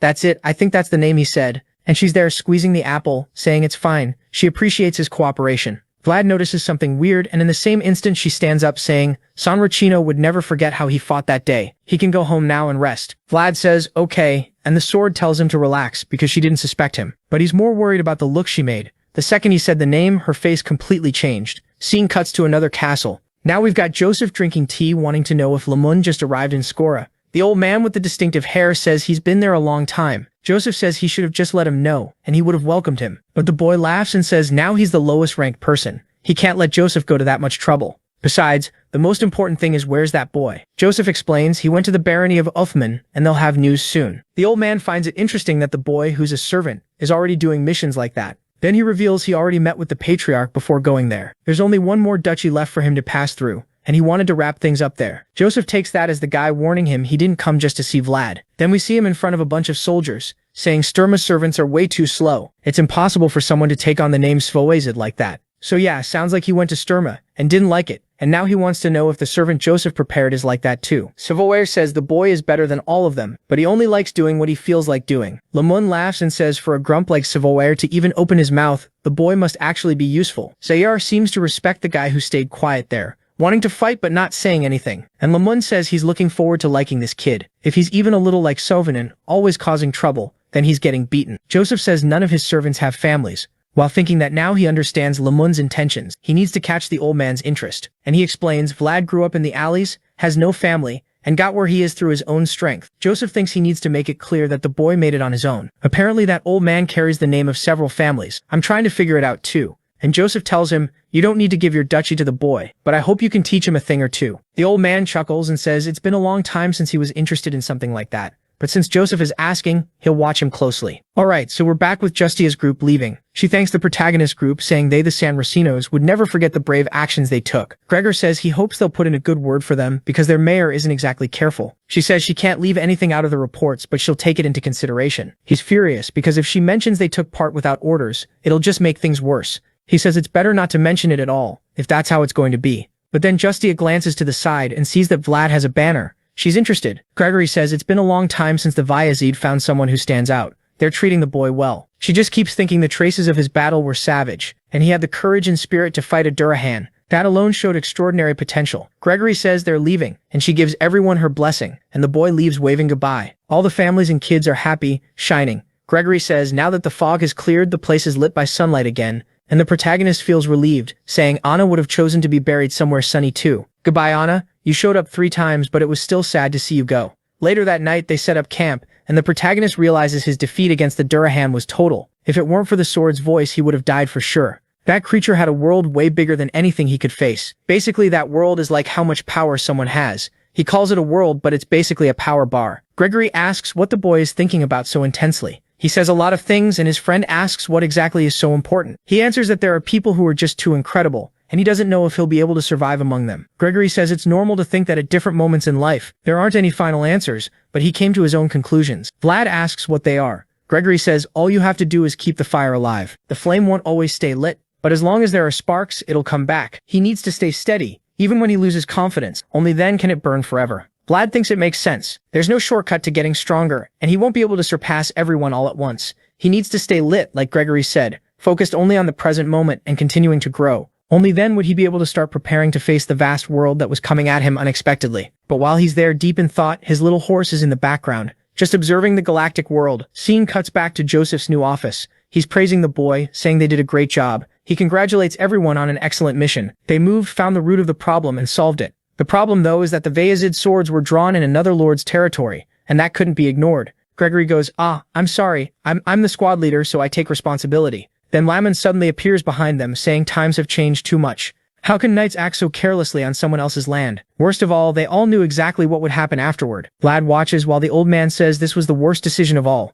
The protagonist has no idea who this crazy old man is. All he can tell is the air around him is extraordinary. Joseph says Lamond is right. They hit a sensitive nerve in a chaotic time. The empire is starting to fall apart. Everyone's already saying the imperial family can't keep control. Everything that's been building up lately is exploding one by one. That's why territorial wars are breaking out in different regions, and there's nothing guaranteeing it won't happen in the north too. Gregory apologizes again, saying he doesn't want to start a war because of this. But Joseph keeps going, saying even some Iron Duke paid attention to what happened in the village. He knows they had good intentions, but the fire they caused was too big. They all should have left earlier. Lamond, off to the side, comments about the San Raciano knights who were there. If that's true, handing leadership over to those people was the proper procedure. Vlad is furious, thinking this bastard doesn't know anything. And he's running his mouth. He wasn't even there to see it. But the old man goes, young people these days don't think before they act. They don't understand the consequences of their actions. Vlad starts to say, if we hadn't gotten involved, and instantly everyone is shocked, and the old man shoots him a look. Vlad says all the children would have died if it weren't for them. The old man is stunned, wanting to know where Joseph found him. He thought he was about to meet another snot-nosed brat, but the boy already looked like a beast. The next chapter even adds that San Racino witnessed what they did and said they deserved recognition,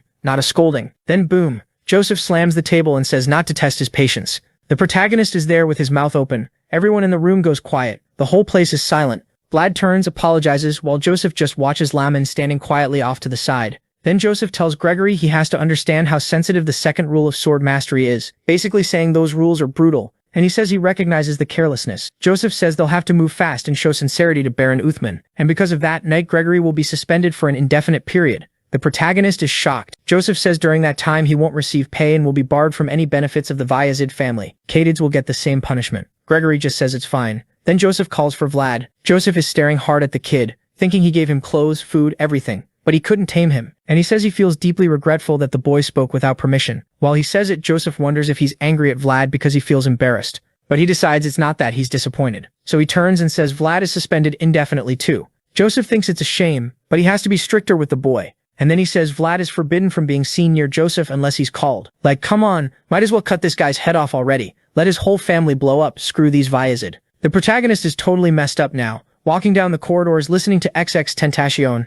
He says he never imagined he'd be looked at like that again. But then that old guy in the corner says the kid's just a simple servant, and I'm doing just fine, Sir Joseph. Vlad takes a look and the man says the boy doesn't even answer the elders. Honestly, he never learned etiquette. Vlad gets angry and thinks, yeah, I learned from that lady who looked at me with a mother's eyes. Miss Oxena, the tall one. Out of nowhere, he greets the old man like he's trying to provoke something. I'm Vlad. What's your name? The old man only talks about the boy. My God, he stares at him like he's been waiting for an opponent for a duel. It's been a long time since he felt energy like that. Then he says, all right, kid, you want to know my name? Too bad I don't have a name I can give you. Then he slams his banner and says he's just someone who walks the lower path, showing that he's got 300 boxes on his banner, and he still hasn't completed his duties. Then the story talks about those extremely rare knights who managed to grow old without dying. That's because they couldn't die an honorable death on the battlefield. They say those are the people who walk in the lower places searching for the honor they lost a long time ago. Just like the founding king, the Swordmaster, did in his final days. I didn't get it. He's looking for the last war to teach someone? I'm not following. And we're seeing a pine cone there. Then someone says, Count Gaidiar prepared a corridor that leads north. And there's that longing for our boy's fiancée. Well, not fiancée, the girl he gave the handkerchief to. And the woman says that for that guy to reach the north, he'll have to pass through them. But would he really go that far? The old man says they'll have to prepare for it. All discouraged, she answers that just when people thought they'd sealed off the center, now the west is closing in. They'll have to write a letter to the Count of Ayazid. They'd probably help since they must have a reason for doing this. The man says, yeah, probably, because if they pass through Derma, they go straight into Ayazid County. Now the girl's like, I'm glad I gave my little handkerchief to that boy since we're going to need them. And the old man says yes, he heard rumors and it looks like the boy was becoming a worthy man. The woman knows everything, total gossip. She even knows he has connections with the Knights of San Rosino. Nothing bad ever came from getting closer to the church. The old man says she seems strangely proud of the boy. She gets all red saying of course she is. She invested in him. The old man says he agrees it was a good thing because their spy network got stronger thanks to him. But now people might start saying they're famous not for lemons but for spies? I didn't get it, but she blushed again. She says they'll expand surveillance, since that's what's been giving them the biggest advantage. But as for the city, she just hopes they pass through the territory without causing trouble. The old man though thinks the world is changing too fast. You can't even tell what's coming. Still, change wasn't necessarily bad. Like new flowers showing up this season, he hoped it would bring hope and comfort too.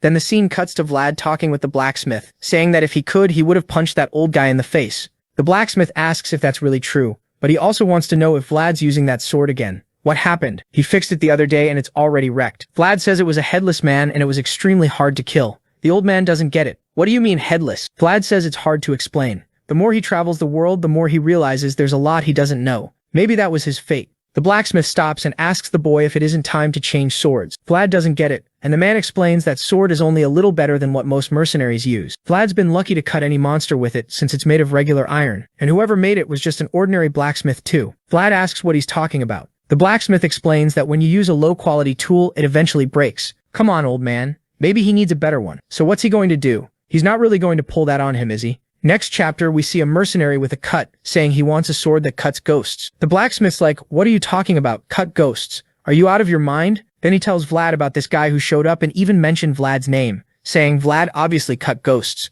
Vlad says he knows exactly who it is. The blacksmith explains the man didn't believe Vlad could use aura at such a young age, so the sword must be special. When the old man heard that, he felt relieved, because it meant the boy was alive. Achieving so much with a sword like that was surprising. Vlad keeps asking what the blacksmith means, while the man looks at him thinking the boy keeps growing and overcoming challenges. But the sword stays the same forever. And maybe on the day it breaks, it won't be the only thing that gets hurt. For a long time, the blacksmith hoped that sword wouldn't become a burden on Vlad. But maybe everything changed. He tells the boy he's not asking him to throw it away now. He just hopes Vlad thinks about it. Vlad asks if the blacksmith would accept a custom order, but he says no. This sword was the last and best thing he ever made. Vlad will have to find someone else. Come on, old man, don't abandon the kid. While Vlad looks down, the blacksmith thinks the boy grew up so fast, but in a moment like this he was still a child. Suffering over separation was a privilege of the young. For someone old like him it was normal. Then he asks if Vlad is leaving today. Vlad says no, there's nothing urgent. But then he suddenly changes his mind and says it's possible he'll need it soon. The old man says alright, then he'll sharpen the blade. He starts sharpening while Vlad just watches.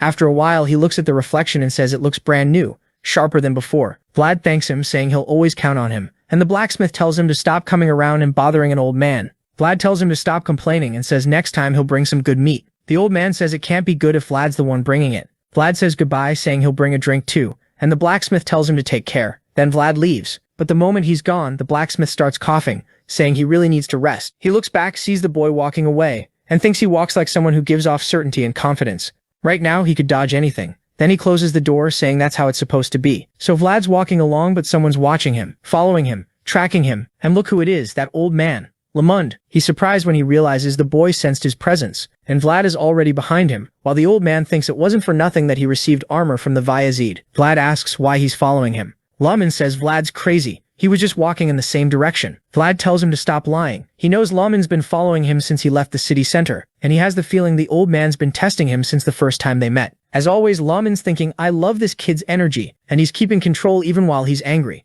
Maybe he's really capable. Then the old man realizes that earlier, when Vlad kind of challenged him, he already knew everything, so it was intentional. The kid was rebelling. Lamund asks why Vlad seems dissatisfied. Did he say something? Vlad tells him to say what he wants, and stop dragging it out. Lamund thinks the boy is rough when it comes to manners, and that makes it even better. Then he says swords speak better than words. Vlad knows this man is a knight backed by countless houses. He has no idea why he's acting like this, but he's someone Joseph trusts. Vlad figures he must have a good reason and says fine, then he'll start. The goal was to find out why all of this was happening. Vlad rushes in, but the old man blocks the first attack. He praises him, saying the boy is skilled. Vlad grits his teeth and manages to redirect the blade. He throws a whole sequence that makes the old man step back. Lamund slides over Vlad's sword, almost lands a thrust, but Vlad slips to the side and redirects the sword the other way. Vlad is impressed. This man was redirecting his attacks with the tip of the blade. That wasn't coincidence. All of Vlad's movements so far were basically being read. That's because this old man has definitely clashed with countless people. Lamund asks if the boy is done. Vlad says of course not. Lamund is shocked. Vlad suddenly releases his aura and says he's just getting started. Lamund gets scared. Even in wartime, there were very few people with an aura that vivid at such a young age. Considering the life the boy lived, it was insane. Vlad charges again and collides with the old man, and Lamund is holding him off just fine. Even with aura, Vlad has to push himself, tearing things up while the old man dodges and says he likes the boy's spirit. Vlad moves to the side and attacks again, saying he won't let him get away. He might have less technique and less experience, but he'll make up for it with strength, since he's younger. The old man blocks at the shoulder. We see sword against sword, both of them bracing, and the old man gets dragged back, saying time really is cruel. But let's see how long the boy keeps that smile on his face, because even if his strategy is good, he picked the wrong opponent. Then Lamund draws out his aura too. The two swords shake, and he says this is called physical reinforcement. Vlad doesn't get it. The man barely activated aura, but his endurance is completely different. And Lamund says if you know how to adapt that power, there are other ways to use it. Then he grabs Vlad's sword. Vlad can't understand how he just put his hand on it like that, even with aura active. But Lamund is surprised when Vlad lets go of his own sword,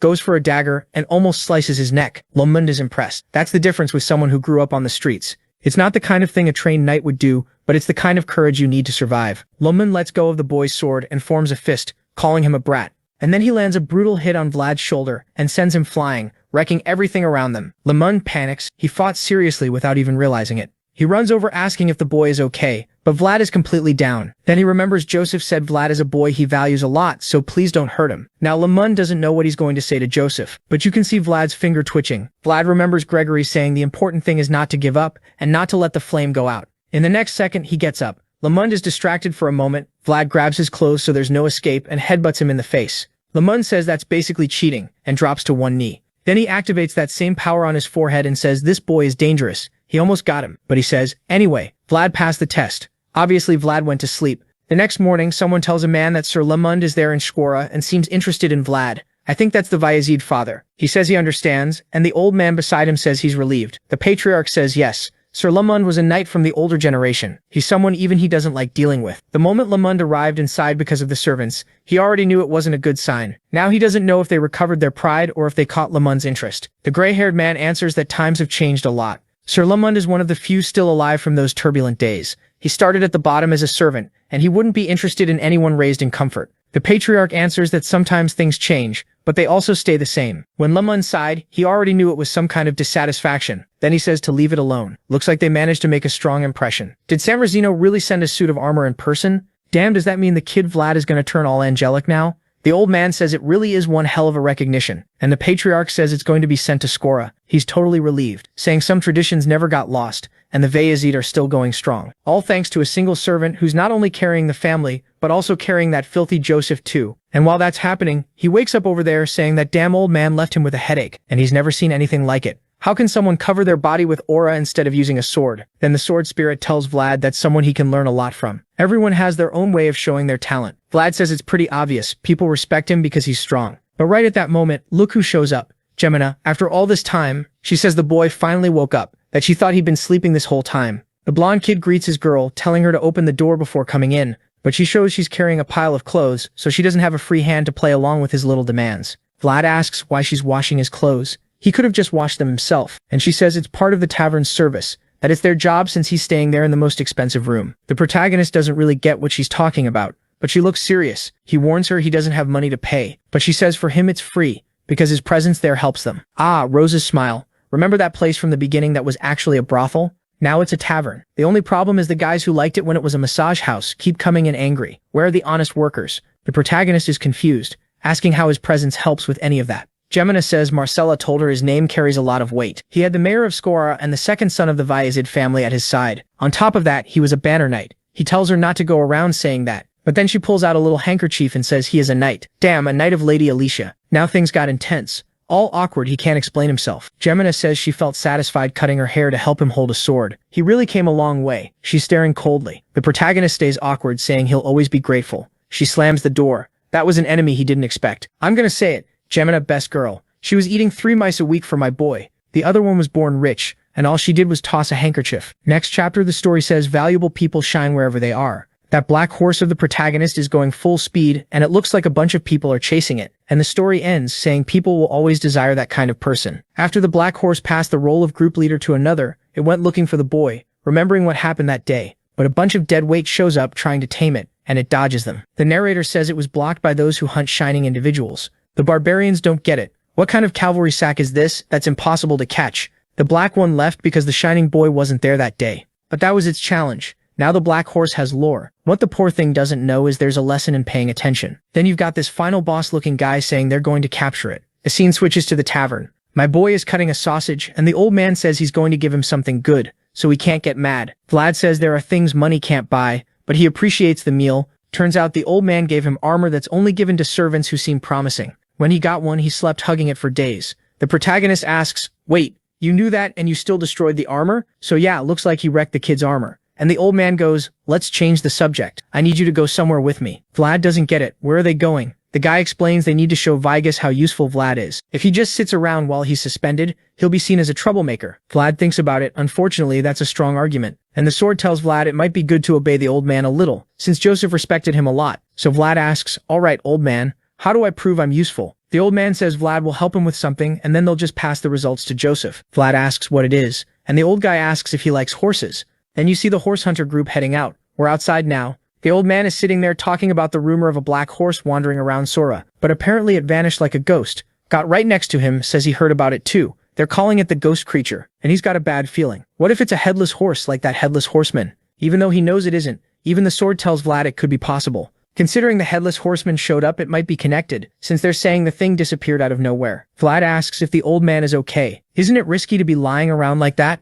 The old man says there isn't much they can do besides follow the merchants for now. Vlad thinks it's better to stand guard, but the old man says to relax. The horse will come to them. Vlad doesn't get how he knows that. The old man says this ghost horse isn't just fast, it also acts weird. It seems to have extremely sharp vision and can observe things from far away, and it's not a normal horse at all. The protagonist thinks this whole talk is strange. If it's really a horse controlled by evil forces, they should have an investigation squad. Layman tells the kid to stop overthinking. There's nothing he can do except wait for the horse. When the time comes, he needs to make the right decisions. Layman says that because he doesn't even care about the horse, he just wants to watch Vlad for a few days. If he likes the kid enough, he'll teach him a thing or two. Then he asks how long Vlad has been using Aura. Vlad says about 3 or 4 months. The old man says that's a huge amount of progress. Vlad asks why, and the old man says it's an interesting progression, even though Vlad still hasn't found his own color in the manifestation. Vlad asks what he means. The old man explains the kid's world still hasn't been decided. Remember, world equals power. He hasn't chosen an element, basically. Vlad asks how he finds his own color. He's all bright-eyed and curious. The old man tells him to step back, asking if the kid didn't learn how to use Aura. It's basic. Vlad says they taught him only the minimum. Layman is sure Zaire must be trying to teach something specific, since he still hasn't talked about that. Then he says something kind of random to Vlad. Stop holding back from the world. He should use all the talent he has. Vlad doesn't get it at all. The old man says he has to create something that can be pulled out of his inner world. Knights call that a key. Vlad tells him to explain better. The old man talks about other knights who use Aura. Did something else appear? Vlad tries to think. Something else. What does that mean? The old man tells him to remember the actions, what exactly each person's aura did. Vlad remembers that fight against the shield guy and him striking the sword. And then he realizes everyone had a thing. The shield guy struck his sword. Gregory stomped the ground, Rudiger snapped his fingers to make flames, and that moon guy, Vlad can't even remember his name. He put the sword in front of him to make the moon. Laman says, good. Looks like he remembered. That's the key. Everyone has a kind of mini ritual, a tool to open their world. Vlad says he uses it, however, he just activates it depending on the situation. The old man says that's obvious. It's because he still hasn't found his color. When the right time came, Jaeger would talk about it. But it's not bad to already have an idea. Suddenly, the old man senses something weird. The sword tells the protagonist to move. The two of them crouch down, an arrow hits the carriage. Right away, Gott asks what the hell that was. Something flew past. Laman jumps up and warns everyone it's an ambush. To stay on guard. They're screwed. They wanted to ambush a bunch of professional paladins. Some people get hit by arrows and fall off their horses, and someone yells to look at the mountain where it's full of bandits. Laman tells Gott to get away on horseback as fast as possible. Vlad asks why a group of crazy bandits is attacking them. Then the old man reveals they aren't normal bandits. They're way more trouble than the usual kind. Those bastards are barbarians, and they're coming in fast. A barrage, arrows raining down, everyone raises their shields, and out of nowhere it's turning into a war. A couple guys on horseback keep firing arrows in sequence at the carriages. The barbarians are moving like they're circling, like they've got a system. The old man says at least they're attacking the mercenaries first, so the merchants in the rear will be protected. But the protagonist wants to know what barbarians from the northern border are doing there. Laman says it's strange. He's never seen those guys around there. Right when he thought it would be a peaceful trip. Then he tells Gott to throw a saddle on that horse. Gott says it won't work. This horse is made for carrying baggage. But the old man says they don't have a choice. They'll have to do it like this, because it's the only way to deal with them. Every barbarian rides a horse from childhood, so if they can't get close, they can't win. The only thing that'll be a problem for them is a real warrior. He tells Vlad to always remember that, when you face a barbarian, first you have to take away their mobility. But then the barbarian leader says he doesn't want to kill everyone. If they pay a fee, they can leave. Obviously there are merchants, and the guy doesn't want this fight to happen. So he raises his hands and says, all right then, just tell me how much. The leader says everything except their lives. They leave everything there, walk away, and they won't die. But if they take even one thing, their lives will be the price. That blonde guy looks like someone from Tokyo Revengers. The merchant looks at the group he hired and knows there's no way these mercenaries can beat those guys. He never imagined he'd run into a bunch of barbarians in the middle of Vayazid territory. In the end, his priority has to be staying alive. The problem is, can he trust that guy's word? Then the leader signals and the guy in front starts riding. The protagonist warns they're starting to move, they're going to attack. Laman says he never liked those guys. He tried to, but it's impossible. Better get ready because here they come.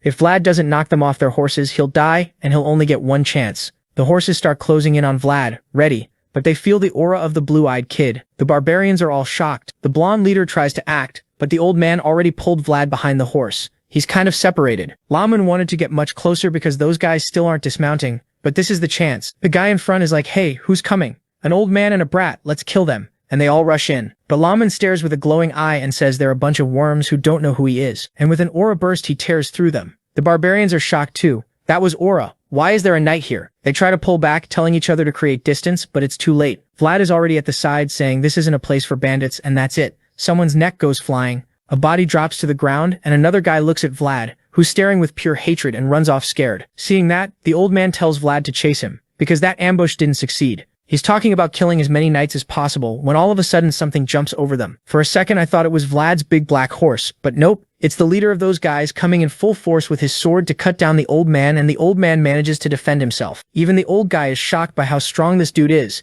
and when the guy notices the old man's aura, he finds it interesting, so there really was an aura warrior there. Lamanza though doesn't like that this guy saw his aura and didn't even flinch. This isn't the kind of person you beat in a single strike, so he tells Vlad to run. All the mercenaries are going to bolt the moment they get an opening. Vlad needs to be with everyone else to protect the people. Vlad wants to stay, but the old man says it's pointless without a horse. He needs to be near the ones who need protecting. So Vlad takes off running. Another horse is already coming their way. The guy tries to swing his sword, but the blonde kid manages to block. I thought he blocked and killed him, but nope, he misses, and he's stunned by the strength of the hit. When you combine it with the horse's speed, the sword spirit tells him to calm down and keep his feet planted. Meanwhile, the protagonist is thinking it'd be way easier if he could ride a horse. Then his eye suddenly flashes a little. All of a sudden they start hearing swords clashing, and everyone's wondering if another group of warriors showed up. In the distance, there's a cloud of dust rising, and they say it looks like it's just one horse. Right away, Vlad recognizes that hoofbeat sound, and the guys are pointing saying it's that bastard who got away from them that day. It's the emo boy horse with the bangs and everything, and they call it the Son of the Prairies.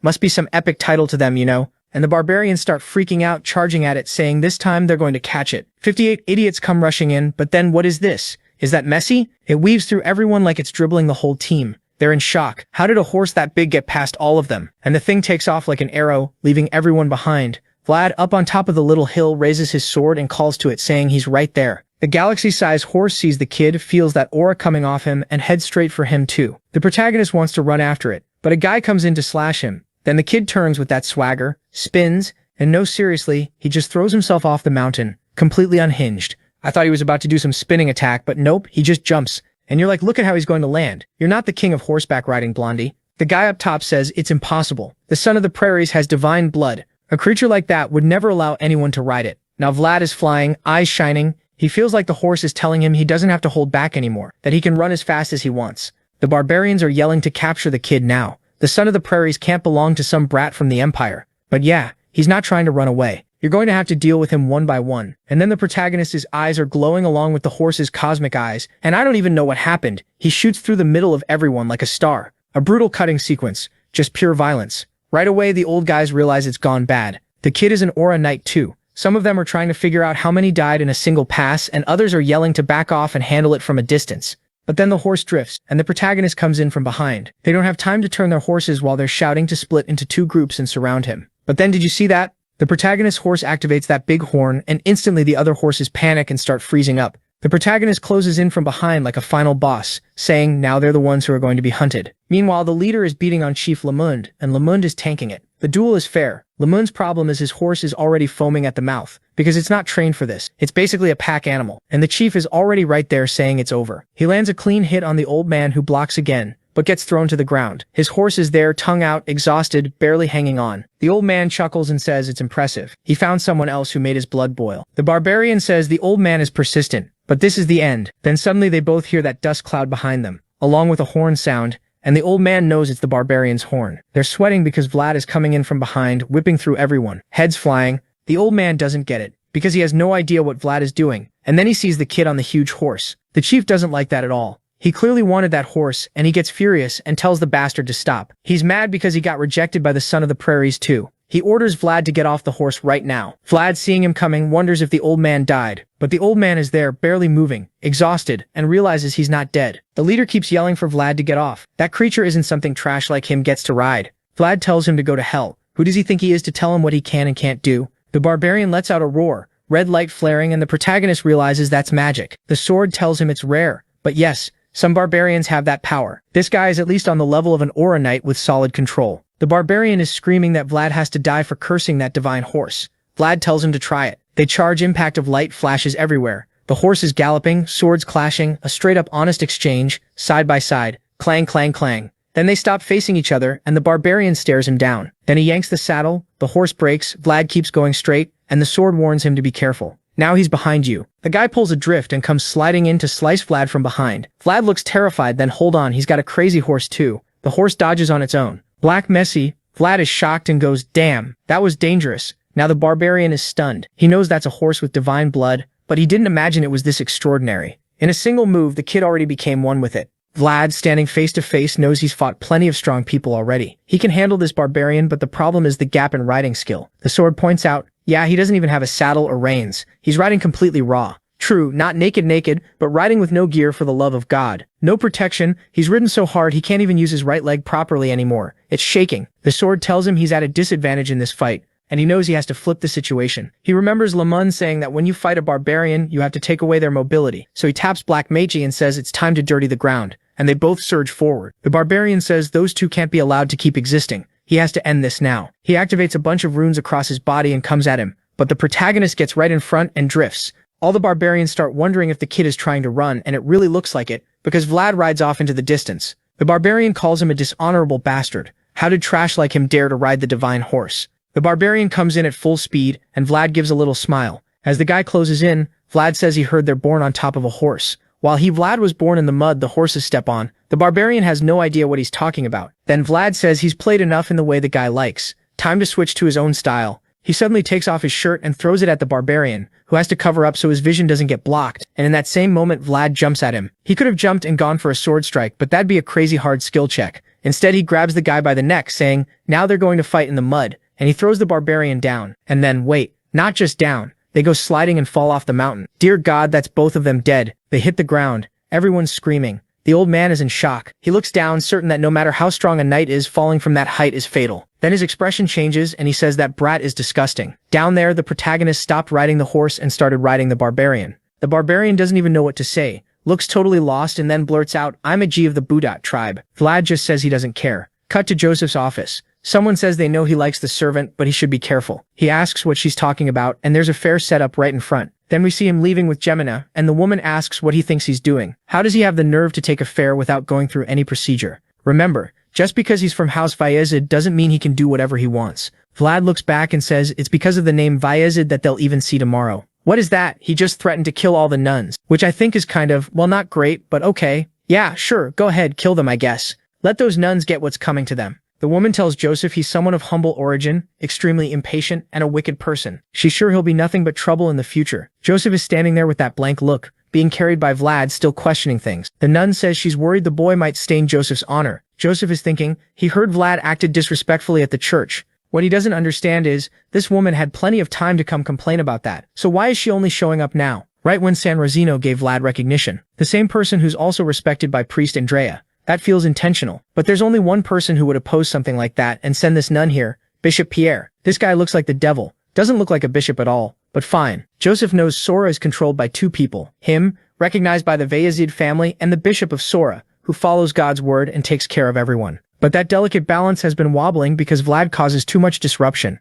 And the stronger Vlad gets, the more influence House Bayezid gains. Now Joseph gets it. This woman's target was never Vlad, it was him from the start. At least he figured it out, not playing the idiot like I'm going to fight Vlad. And now he's angry, because there's a limit to everything. The convent people know Joseph isn't obligated to do anything because of his servant. So what's the hidden motive behind this? Suddenly someone apologizes to Joseph for interrupting the meeting. It's Zaire, saying Lemon and the other knights have returned. Joseph already knows if he interrupted like that, it's not good news. Then God calls for Joseph and says barbarians showed up. The nun is shocked and Joseph asks where. God explains they were on the roads connecting Sora and Varna, attacking everyone there. Joseph asks if God ran on his own. God says no. Laman ordered him to come get help. Vlad apparently captured the barbarian captain as a hostage and is holding him down. Joseph asks what happened to the mercenaries protecting the merchants. God says they all ran the moment they got a chance. The truth is, if it weren't for Laman and Vlad, everyone would have died. Joseph understands that right now everyone is only protected by those two, and that's dangerous. The nun is still in shock, but Joseph smiles. He tells Zaire, who for some reason he's calling Jaeger now, to lead the cavalry and forgot to guide them. They both say they understand. Then he turns to the nun and asks if the boy isn't amazing. She's like, what are you even saying? Joseph says the boy is of humble origin with an impatient personality, but he follows God's will and protects the young workers, doesn't he? The nun, looking totally awkward, says yes, it seems like he's protecting her. Then Joseph tells her to pass a message to that person. He says he appreciates how worried they've been about him, and that's why he'll be going to visit them very soon. Seeing the look on the nun's face, you can tell she's shaking. Basically, he said he's going to visit the church's king in Sora. Well, not king, priest. There's no king in a church. So then San goes to Vlad since they're escorting the merchant group. The bad part is, it's full of mercenaries, and they're closing in more and more. Laman says yeah, more and more are coming from the south. If they were just regular knights, they would have run the moment their leader got captured. Not only were they organized, but the guy right in front of them was high-ranking. This was starting to get extremely dangerous. They were going to be completely surrounded before they reached Sora. But why hadn't God come back yet? Then Vlad glances at the horizon and says they finally arrived, smoke in the distance. God along with Zaire coming in with the cavalry. Everyone gets excited, happy they're going to survive, while the leader is furious. Those bastards got there way too fast. Then he says the old man made a smart decision. They survived because they abandoned all their goods. If they tried to carry anything, it would have ended differently. Laman replies that being old has its advantages, and now that reinforcements are here, it's time for him to answer some questions. Why the hell were they in a place this far from their territory? The barbarian answers that they needed the son of the prairies. The old man says if they were looking for a horse, why were they robbing people? He explains that since they were far from home, they needed things to survive and to buy food. They had no other reason to come south. They were there for the master of the prairies, someone he never imagined would choose a boy from the empire. Then someone calls out to the old man and says time really is cruel. It's Zaire messing with him, saying he never thought he'd get beaten up by some random barbarians. Lemon says if he'd had a military horse, he would have wiped the floor with them. Zaire says fine, whatever. At least they're okay and they can go back to Sora. But the old man wants to know what they're going to do with that whole bunch of barbarians. Zaire says that in chaotic times like these, they need to avoid barbarians. He'll persuade everyone to leave. Then he activates the power behind his blindfold, and even the leader is shocked. He's glowing, saying he'll act like a civilized man. Everyone starts trembling. Even the leader knows this guy is on a completely different level. If he wanted to, he really could kill everyone there. So the leader starts yelling for everyone to fall back. The barbarians are like, but boss. And he just says they're a bunch of idiots if they can't understand the situation. They just need to shut up and disappear right now. Everyone's standing there wondering whether they should abandon their leader or not. But if they go back without him, the chief will be furious. So what are they supposed to do? Will reinforcements show up? Seeing Zaire coming, they convince themselves he's just one night. The problem is, they remember how much trouble they had against an old man and a kid. One of them says, forget it. They'll come back another time. If they wanted to kill the leader, they would have already done it. And besides, there's no reason for them to want a war against the barbarians. They decide to obey, and the chief watches everyone leave. Laman then says there's nothing civilized about Zaire. Still, they're glad everyone backed off. And then the merchants all head toward Vlad, thanking everyone for protecting them, saying he's amazing. They want to hug the boy, but Messi suddenly lifts up and everyone gets startled. It looks like the horse is skittish. The protagonist pets Messi, telling him to calm down. Then Zaire asks what kind of horse that is. The protagonist says it's the same one he used in that fight against the death worm. Once again, it came to him. Zaire asks if that's the wild creature he talked about, and Vlad says yes. He thinks it's weird this horse is way bigger than a normal one. Just looking at it, you can tell it's extraordinary. The protagonist thanks him and says they're going to need a saddle because the kid's already sore. Zaire walks off saying, well, at least he gained a partner. But yeah, that's what we thought. Because when they get to the city gate, Messi absolutely refuses to go in. The protagonist says the damn thing won't move. Why is it acting like this? His friend looks and says he gets it. He also noticed the horse got angry when the merchants came close. He thinks it's funny because the kid on top of the horse is hated by horses, and the kid's horse hates all humans. It was hard to deal with either of them. He found someone exactly like him. So Vlad ends up staying outside by the campfire. Kind of abandoned, but that's how it is. The next morning, Layman looks back and Vlad says the horse is stubborn. Layman wants to know if it worked. He's holding some flowers and says, a little. Looks like the barbarians weren't lying about it. The guy they captured warned them that this horse likes red colors. That's because its breed always goes where there are roses and vines.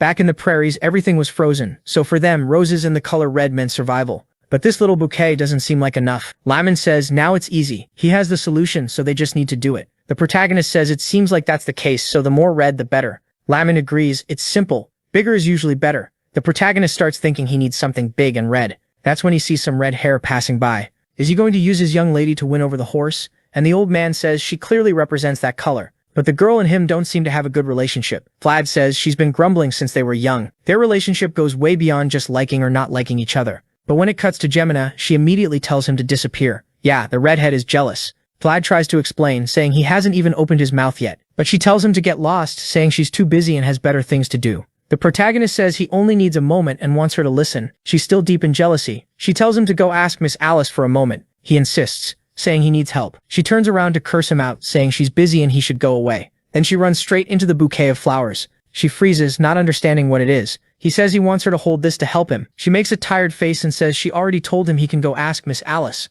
But the boy says no. This is something only Miss Gemina can do. She turns bright red, redder than she already is, totally confused about what he means. He's about to ask why her face is red, and she tells him to shut up. Then the scene completely switches to Joseph walking with Zaire to visit the barbarian. He introduces himself as the mayor of Sora, and recognizes Agi of the Budat tribe. Ajal says he didn't expect the mayor to come personally. It's an honor. Joseph, cold as ever, says he hopes the trip won't be a waste of time. Ajal is shocked, thinking he's seen plenty of people who pretend to be cold and dignified, but this guy definitely isn't pretending. Joseph says he thought it was a ritual of their tribe, but he heard it's forbidden for them to capture a wild horse. They have a saying, something like so everyone can live in peace and shine on their own. Wild horses should stay in the green prairies. He thought the barbarians followed those principles, but to break that rule and still cross over, risking their lives all the way into Bayezid territory, there must be a bigger reason. Ag stands up and says he thought a lot about it while he was imprisoned, and maybe it's better for him this way. Then he reveals he was the one who was going to take command of the Budat tribe. The only reason they broke the tribe's taboo to capture that son of the prairies was because they needed the fastest one they knew. Suddenly he shouts, calling out to them, yanking his chain, demanding to know what they did. Zaire already has the greatsword pressed to his forehead and tells him to stay still. Joseph tells him to explain himself. Ag says he wants to know what they did to make the dragon go into a frenzy. Even Joseph looks startled, thinking about actual dragons, and Ag says they did something with the dragon fragments. The mayor is thinking those fragments were evidence tied to the Iron Duke's security. It's all getting mixed up. The Iron Duke is that sarcophagus, and he's thinking it has something to do with this frenzy. Then Ag tells them to bring the blonde guy who defeated him. Joseph asks why. Ag explains it's because the son of the prairies is the only one who can reach the dragon faster than anyone else, and that creature must have chosen the blonde instead of him for a reason. Joseph says he'll think about it, but the barbarian tells him to hurry. He should know what's going to happen. The remains of a fallen dragon had inherited the blood of the perfect dragon. Ag says the creatures lived up to now without realizing they were dragons, but something changed. What was about to happen would go beyond any limit of this territory. He demands again that they answer what they did with the fragments. From what I understood, those fallen creatures, like that worm they killed, the remnants of a dragon, found out they were dragons and regained their power. So moving on, the scene changes to the Baronoff Duchy, in the main northern city. The flag is stretched out, and Reinhardt from Overwatch is there with his arms crossed, saying the dragon is crying. His name is Timur Baranov. Then an old man behind him calls out, starting to say the dragon fragments. He doesn't finish, because Timur immediately says it started. He wants to know what the mages are doing. Kyoto explains that this time things aren't good. No one can calm it down. Timur says to call the priests and start the prayers, but everyone wants to know where the holy knights are, since they still haven't arrived. In front of the door, with roaring coming from inside, Timur senses the energy is different than before. When he opens the door, there are 2 sealed coffins, and he realizes the fragments are resonating with each other. Next chapter, the scene switches to Marcella, looking beautiful and well-behaved now, telling the merchants who brought gifts that unfortunately Vlad received a mission and had to leave. They're all sad, saying, "We got here too late. I told you we should have come, thank the kid right away. Now we've got all these presents. Who are we even supposed to give them to?" Marcella looks a little awkward because she called him Vlad instead of Sir Vlad. But maybe this was a chance. The rumors that Vlad saved the merchants were spreading, and she wanted to help spread them even more. So she tells everyone he's busy because he's a promising talent of House Vyazid. The merchants say, well, that makes sense. He really is destined for great things. She says that while he's gone, they can leave their names there. The merchants thank her, while Gemina just watches and thinks she should be happy about it. But Vlad was getting more distant from the redhead. Then someone calls her. It's Marcella herself, suddenly right there, saying hi and calling the girl over. Come here, come here. Gemina asks, wait, you want me to take care of the visitors who are here because of Vlad? Marcella says yes, people will interact with Vlad through her from now on. Gemina says, okay, but they seem way too important. It would be better for Marcella to do it. She says that while thinking that if she makes any mistake, it'll stain Vlad's name. Marcella, seriously, she doesn't hold back, tells Gemina that if it's about who knows Vlad better and is more qualified, it's her. Because today's Vlad doesn't exist without her. She needs to be more confident. Gemina is shaken by those words, kind of in disbelief, asking if it's true. Marcella says yes, but Gemina keeps saying she makes too many mistakes and won't be good for it. But Marcella says she doesn't care if she makes mistakes. Vlad would accept her anyway. She heard he asked for her help to draw Horse's attention, and she needs to see that as proof that he still needs her. Now come to my room because yeah, even women have their battlefield. Is she going to help the girl put on a weapon? I'm scared of what Marcella is about to do to her. Then the scene changes to someone saying stability is necessary when you want to expand. It's Lehman warning that Count Gaidar won't be able to come north. Even if he has strong troops, there are still several places in the west, and the dwarves' battlefront was still going on. So before he heads north, he's going to have to deal with that. Joseph says he agrees, but Lehman says he's still worried about something else. That duchy he had, there's a coin photo or something. He doesn't really get it,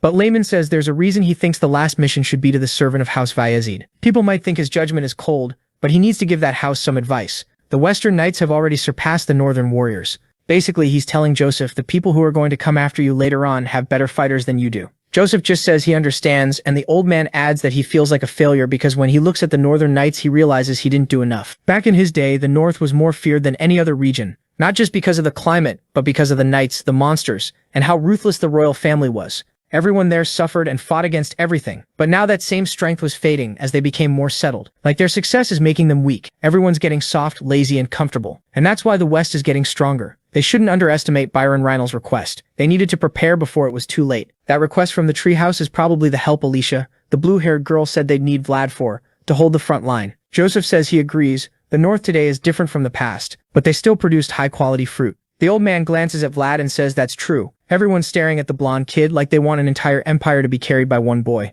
Vlad, though, is kind of confused. He's entering the city, and there are tons of people at the gate. The sword says they're there to see something interesting, and Vlad has no idea what. The sword points out that he's the one who saved the merchants, killed that monster, has ties to the Vyazid family and all that, yet now he's struggling just to bring in a horse. Apparently everyone knows, and that's the big story of the week. Suddenly someone calls out to Vlad. There she is, dressed all in red, looking like an actual plant, telling him to stop keeping them waiting. Vlad asks why she's wearing that dress. The sword tells him it's her combat uniform. She really prepared carefully. She starts lifting her veil, and Vlad sees a red earring. He's stunned. She looks beautiful and cute. The merchants are all impressed, and Vlad's horse immediately perks up, looks over and reacts. While Vlad stares, Gemina thinks it's scary having so many eyes on her, but she can't hesitate over something so small. She holds out the rose and tells the good horse to come closer. Everyone watches as the horse actually approaches, and Vlad manages to get through the gate. Seeing the horse totally smitten, shiny coat and all, Vlad realizes the idiot really does have preferences. Now the two are face to face, and Gemina looks a little shaken. Still, she reaches out and gently pets him. Then one of the merchants in the back yells that Gemina is the Crimson Lady, the true Rose of Shijora. Vlad looks over like Harvin, you liar, making stuff up again. But everyone else starts shouting her name too. The girls toss little roses and it turns into Lady Gemina from all sides. Off to the side, Marcella is telling the other women that this is something nobody can do, even with all the money in the world. Someone from the back alleys is drawing this much attention. It was rare, but she finally got to see something like it. All of Shijora was watching those two. Cute. But the cute moment lasts about 5 seconds, because the next chapter starts up in the northern lands with dead creatures on the ground. That night, the girl with the little ear thing, I can't remember her name, says they wiped them out. There are orcs torn to pieces everywhere. She says it looks like everyone was killed, and in an instant there were more than 50. The guy with her says, yeah, most of them didn't even draw their weapons, meaning they died without realizing what was happening. Joseph's report was right. The story says the perfect existence was shattered by the Swordmaster, and its pieces scattered across the world. The girl adds that's how the fallen dragons appeared. Some don't have wings, others don't have scales or eyes. They're all fragments of an ancient being that forgot its origins, but for some reason one of them realized it's a dragon, and the one with the perfect leg is the fastest. Scene shifts to later at night. Someone says life is a cycle of choices, and nobody makes decisions for you. A lot of the time, you have to take control yourself, and now it was time for that decision. We see a knight bowing in front of a man. The knight asks if Jorge plans to ignore his orders. Jorge stares back and says Sigmund isn't his lord. The spiky-haired guy says the order is to eliminate all survivors from the dwarves' battlefront. That order came from Count Gaidar. Jorge tells him to take a look. Everyone who came back with him are just refugees. Sigmund says they've decided those people aren't any different. Jorge says the Count can't make that decision. Sigmund says refusing orders is the same as being disloyal. Did Jorge abandon Gaida's banner? Jorge says he's human, and he can't follow ridiculous orders like that. Sigmund says he understands, but he wants to know about the rest. Are they going to follow Jorge?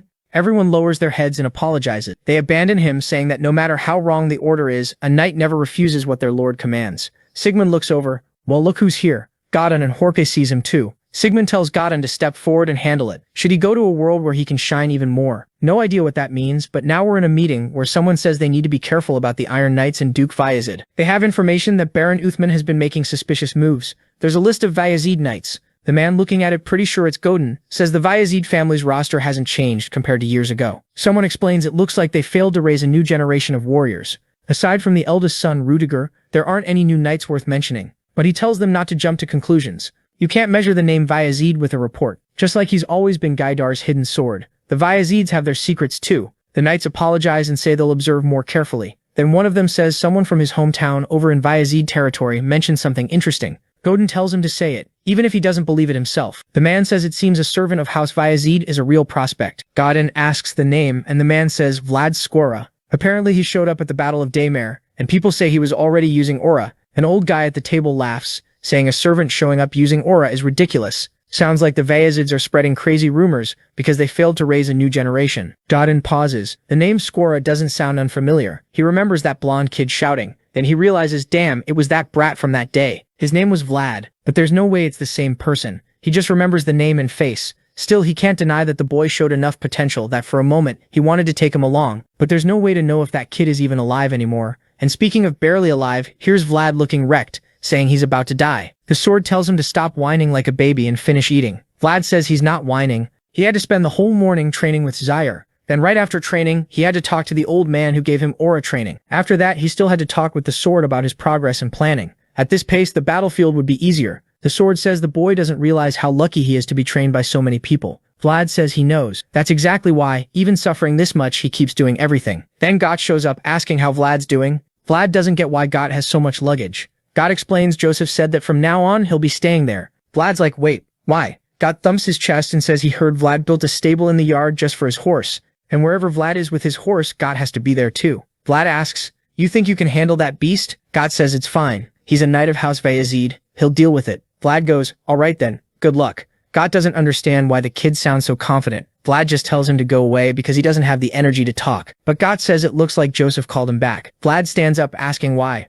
Got says it's likely Vlad is getting out of that punishment. Back at the castle, Vlad thinks it's hard to believe anything that Liar says. But in the room, everyone's gathered. The old man is staring, and Joseph is facing Vlad. Vlad thinks this doesn't feel like the kind of atmosphere where you're being released from punishment. Joseph brings up the church day and asks if Vlad went against his orders to save the children. Vlad says yes. Joseph immediately asks if the same thing happens again, what will Vlad do? Would he defy orders again? They stare each other down. Vlad remembers he swore to always tell the truth, not to be loyal, so he says he can't lie. He tells Joseph straight up, if it were the same situation, yes, he'd defy him again. Joseph likes that. He's fired up. He thinks that's exactly why he chose this blonde kid. He stands and says honor is a light that helps others, but conscience is the light that helps you. And when you're lost, that's what leads you to the right path. And since Vlad found his own path, Joseph pulls the cloth away and says, this armor will now protect that conscience. The breastplate sent by Saint Racino, an item made using countless techniques. Vlad puts a hand on his chest, thinking about the armor he's wearing now, that cheap brass piece.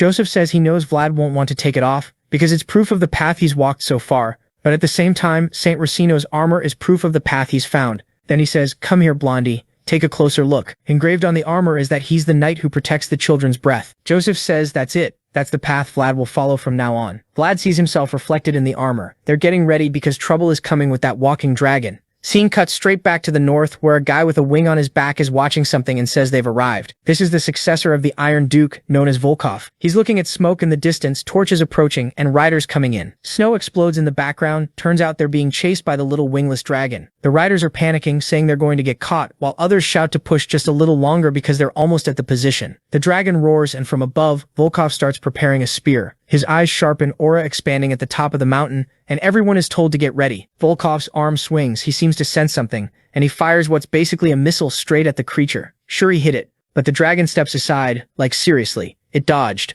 Volkov can't believe it. He knows the thing is fast, but he didn't expect it to dodge something that close. No wonder Lindblom is considered the fastest dragon of them all. Volkov orders the army to advance and not lose it. Everyone charges at the dragon, and it locks eyes with them. Then it opens its mouth and starts gathering mana in its throat, and everyone realizes they're in trouble. Volkov warns he won't let it do that, and throws another spear. The dragon is shocked again, forced to stop the spell and dodge. It stares at Volkov, who's standing firm up there watching. Realizing that every time it tries to attack, it'll get interrupted, the dragon starts trying to escape, but the knights decide to chase it. But the beast suddenly floors it. Just the force of that sound alone pushes the horses back, and it shoots off into the distance. 2 seconds later, it's already far away, and Volkov realizes there's no way he can keep up again. Cut to the office. There's a guy there saying that, honestly, this tea is incredible. I think it's Rudiger, Joseph's brother, and he's already right in Joseph's face, asking why he's there. It's obviously not just about tea. Rudiger tells him to stop being so jumpy. He doesn't need a reason to visit his big brother. It's not like they're strangers. Joseph, without taking his eyes off him, tells him to quit with that and get to the point. Looks like what that barbarian said was true. Joseph gets it immediately. The dragon sighting was real. Out west, they had the Deathworm. Up north, they had Lindblom, the creature that lives in the coldest place in those freezing winds, and also the fastest one. They really do say this thing is fast, like 15 times. It's kind of ridiculous. Joseph says something's off, though. It's not the season for Lindblom to be active, and it doesn't even show up every winter. Rutiger says everything's changing. Just like the Deathworm showed up that time in a different way, now Lindblom is even attacking the white blood orcs, so they need to stop it before it completely loses it. Joseph asks where it's headed. Rutiger says they have no idea. It's moving so fast they can barely track it, which makes Joseph go, okay, so what are we supposed to do? Rutiger says that's exactly why he's here. They've been summoned to subjugate Lindblom. The emo boy agrees right away, saying Swora will provide whatever support they can. And since we already know Vlad is going to have to go, Rutiger adds that besides scouting the surrounding area, he'll also need some knights. Joseph saw that coming and asks how many. And then it gets weird. Rutiger says he only wants one. Joseph immediately finds that suspicious. Why ask for just one when you need a whole bunch of knights to deal with a dragon? The problem is the situation is so complicated that even if Rudiger asked for everyone, it'd be hard to refuse. So Joseph asks again if he really only wants one. Rudiger explains that yes, because unlike the Deathworm, swords work really well on Lindblom. The problem is the sword has to be able to reach it. Joseph asks who he wants. Rudiger gives that little grin like, come on, you already know. Right then someone shows up at the door saying he's there because he was summoned. Joseph is confused because he didn't summon him. That's when Rudiger reveals he called the kid without permission. The boy's already fully armored up now, properly protected, and Rudiger goes, Vlad, long time no see. The great dragon slayer of the north. And yeah, the obvious happens. Then the scene switches to the protagonist's room. He's there with Gemina, saying it's going to take more than a month. Now she's basically just jealous, saying it's really nice to see how busy he is. He's clearly popular. From this angle it even looks like she's smiling, which I don't get. She says it'd be great if Vlad's mother could see him like this. He's confused, and asks why she's bringing that up. She says she doesn't know, it just popped into her head. He tells her to forget it. Everything about that was more than 10 years ago. Gemina says it's strange, because she doesn't remember her own mother, but she remembers his, because even in a desperate situation, Vlad's mother didn't abandon him, unlike Gemina's mother. Damn, they killed the protagonist's mom right in front of him. Easily top 10 saddest things. The boy goes quiet and says that either way he was so young he doesn't remember much. There's this comfortable silence in the room, and then Gemina says it's ready. The boy's third crest, Saint Racino, is now on his banner. She shows it off and says you can't even tell it was made by someone else.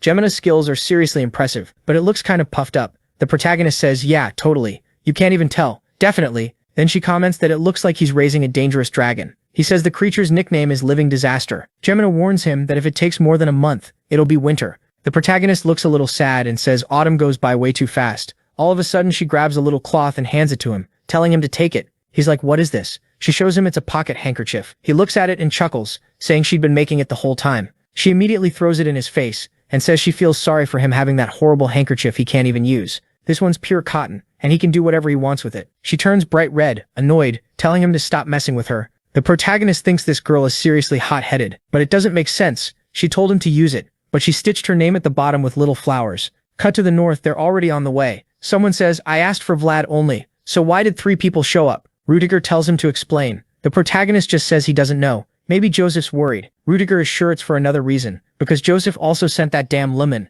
who's a pain, plus a captured prisoner. Even though Rudiger complains, he knows they're 2 useful knights. The only problem is they clearly don't get along. And now Rudiger's saying Vlad has to deal with those 2. The protagonist says he doesn't have the rank for that. Rudiger reveals Lemund is a knight of the old patriarch, so Rudiger can't order him around. Since they know each other, they can sort it out themselves. Clearly nobody wants to be the one to put those 2 in line. The protagonist looks back thinking he doesn't have a solution either. Lemund is staring down the barbarian, saying the worm crawled out of prison. The other guy tells him the old man should lie down and rest because he smells like death. They start bickering and trading insults, one calling the other old back and forth, while the protagonist just watches, thinking it's time to go home. Then suddenly he catches a weird smell and warns everyone there's blood in the air. Forvey tells him to stop making things up. He's not a wolf, how could he smell anything in snow like this? But the protagonist is dead serious. Rudiger says fine, then lead the way. They ride off in another direction, and Rudiger says the creature threw another fit. There are bodies everywhere, so many it looks like an entire town got swallowed. Turns out it was a barbarian tribe. They ask the human who came with them and he says no, it's probably a neighboring tribe. But the fact they're that far north means something strange is going on. Then Lemon says something's not right. A lot of the wounds on those bodies look like they were made by swords, but this doesn't look like a fight against anyone from the north. Rudiger agrees there'd be no reason for northerners to massacre them like this. The only option left is that there was someone there who didn't belong. They keep riding through the snow and celebrate making it to Barenhen Fortress without getting hit by a storm. The protagonist looks up and says there are 2 flags. Rudiger looks and sure enough, there's a red one flying. Rudiger's face tightens immediately. He wants to know what those people are doing there. The protagonist asks what that flag is and Lemund explains it's from the capital, the central region. Knights directly under the Sulka, with dragon blood. It's the crest of the Dragon Slayer Knights. So someone with the official title to handle the job has shown up. They reach the castle and are told those guys arrived 2 days ago. Rudiger asks why they're there. The answer? They were sent to subjugate Lindblum. Rudiger finds it strange, how did they get the information fast enough to arrive basically alongside them? He calls for their representative. The representative asks what it is. The 2 stare at each other without saying anything, and then the guy just says fine, he's going to handle it. The protagonist feels the tension and asks Lemund what these Dragon Slayer Knights are. Lemund answers like it's obvious. They're knights who kill dragons, but they're recognized by the Emperor and commanded by central nobles who carry the blood of the Dragon Duke. Basically, when it comes to dragons, they are the law of the Empire. Vlad figures some powerful people must have come. Then the protagonist looks to the side and asks if there was a fire there. Lemund explains the fortress itself is basically just a lighthouse.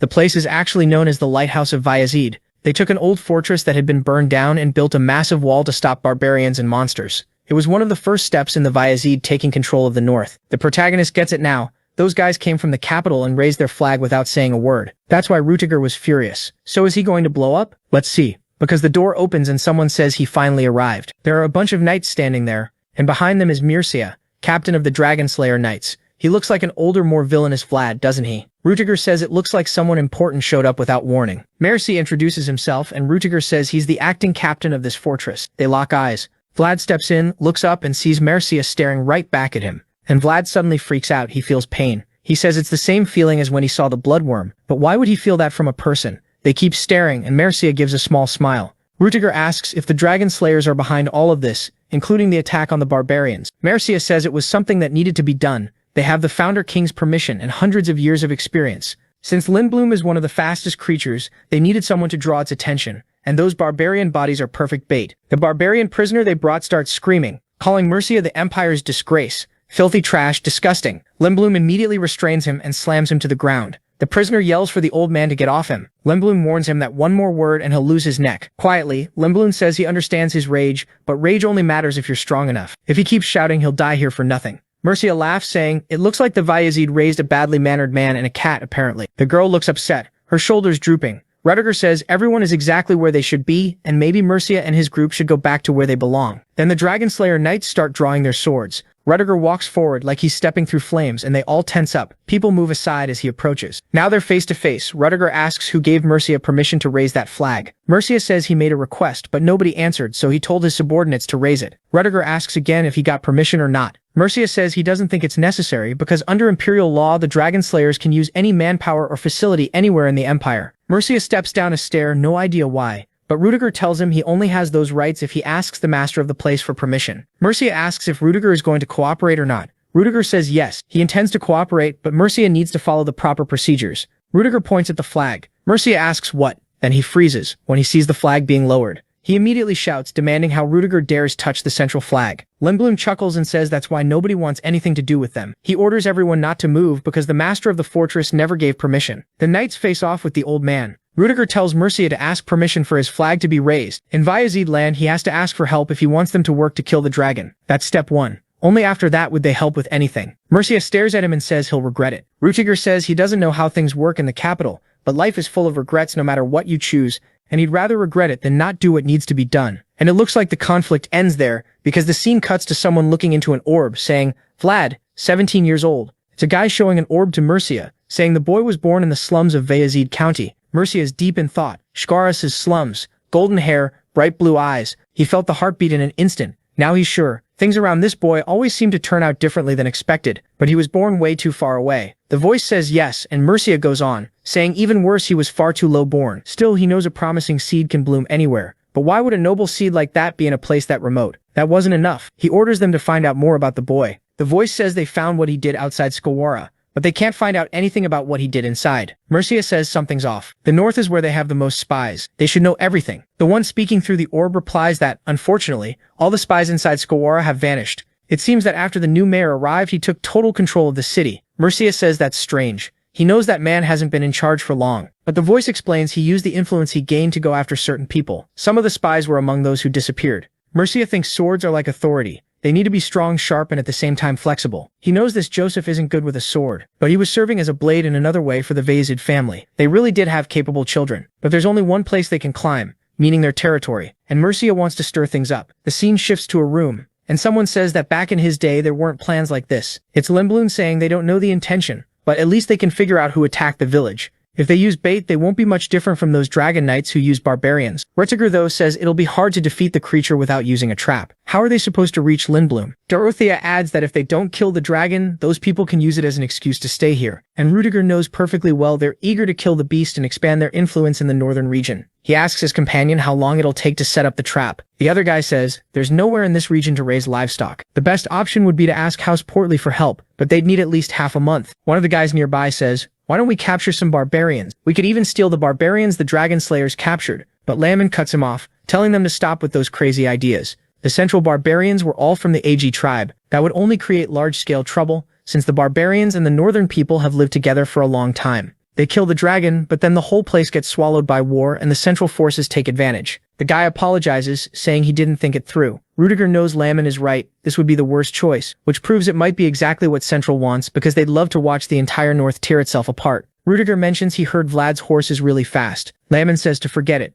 Nobody can ride that horse. It obeys absolutely no one. The guy can't believe an animal can be that stubborn, and Laman tells him to think of the most stubborn thing he knows and multiply it by 20. Rudiger's furious. He thought borrowing that horse might be a good idea, but without that option, the best strategy is the same one the Dragon Slayers use. The problem is, he can't just dump this on Central to solve. What they needed most right now to have any advantage was Lindblum's location. Suddenly, a man comes running in through the front door, calls for Rudiger, and says there are a lot of people outside the fortress asking for the gates to be opened. Rudiger asks who it is and what banner they're flying. The man says it's an Iron Gauntlet. It's Volkov's unit, the Spear Throwers, the Knights of the Iron Duke. Then we see, in the middle of the mountains, a bunch of corpses on the ground, and the dragon sniffing around taking a bite, and then it suddenly freaks out and starts roaring. Next chapter, we're in the city with Vlad saying he doesn't need this. Dorothea says he does. He needs that engraving so he won't get cold. Hold on, I'm not getting it. Is she trying to rub her butt on his face? Vlad's confused, saying everyone's face is uncovered, so why is she doing this to him? She explains he'll be out in the field longer. People are talking about how the boy is Veya's a dragon repellent.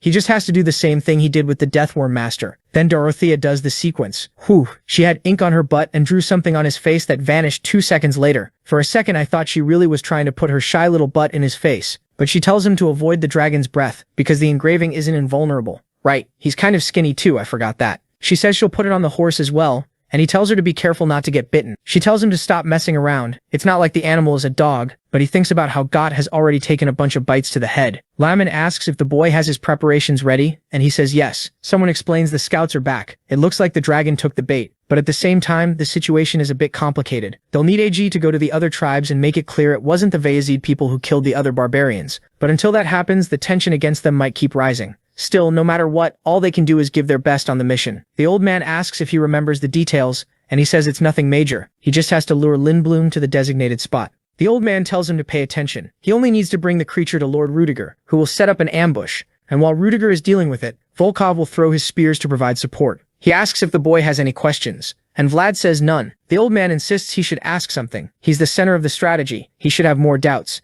He needs to remember this isn't a simple dragon hunt. Vlad asks why, and the old man says the entire north depends on this subjugation, since the Cold War between them and Central has begun. The Baranovs and the Vazids, the pillars of the north, are involved, along with that damned Duke of Dragonblood. Just having all these people here already puts the north at risk, and the worst possible outcome would be the two northern houses working together, failing, and in the end the Dragon Slayer Knights being the ones who succeed. That would give Central every excuse it needs to start taking over the north. He tells Vlad to remember the dragon's final blow has to come from a northern sword. Vlad says okay. That's also the only way to rescue the prisoners from the AG tribe. Then there's movement, everyone looks back. Mirsai is smiling and Rutiger knows the beast has arrived. He calls the vanguard and tells them to get ready. In front of the castle, everyone's assembled. He says he'll see them at the gorge. Everyone thumps their chest, the gates open, and they head out. Seeing Vlad riding in front, Volkov asks Rutiger if that servant can really handle it. He looks too young. Rutiger says, don't worry, he's my best card. Who gave you the blonde kid? Are you crazy? Rutiger's praising him, saying it doesn't look like it, but he was the one who lured the deathworm up from underground. That happened when he didn't even know how to ride a horse yet.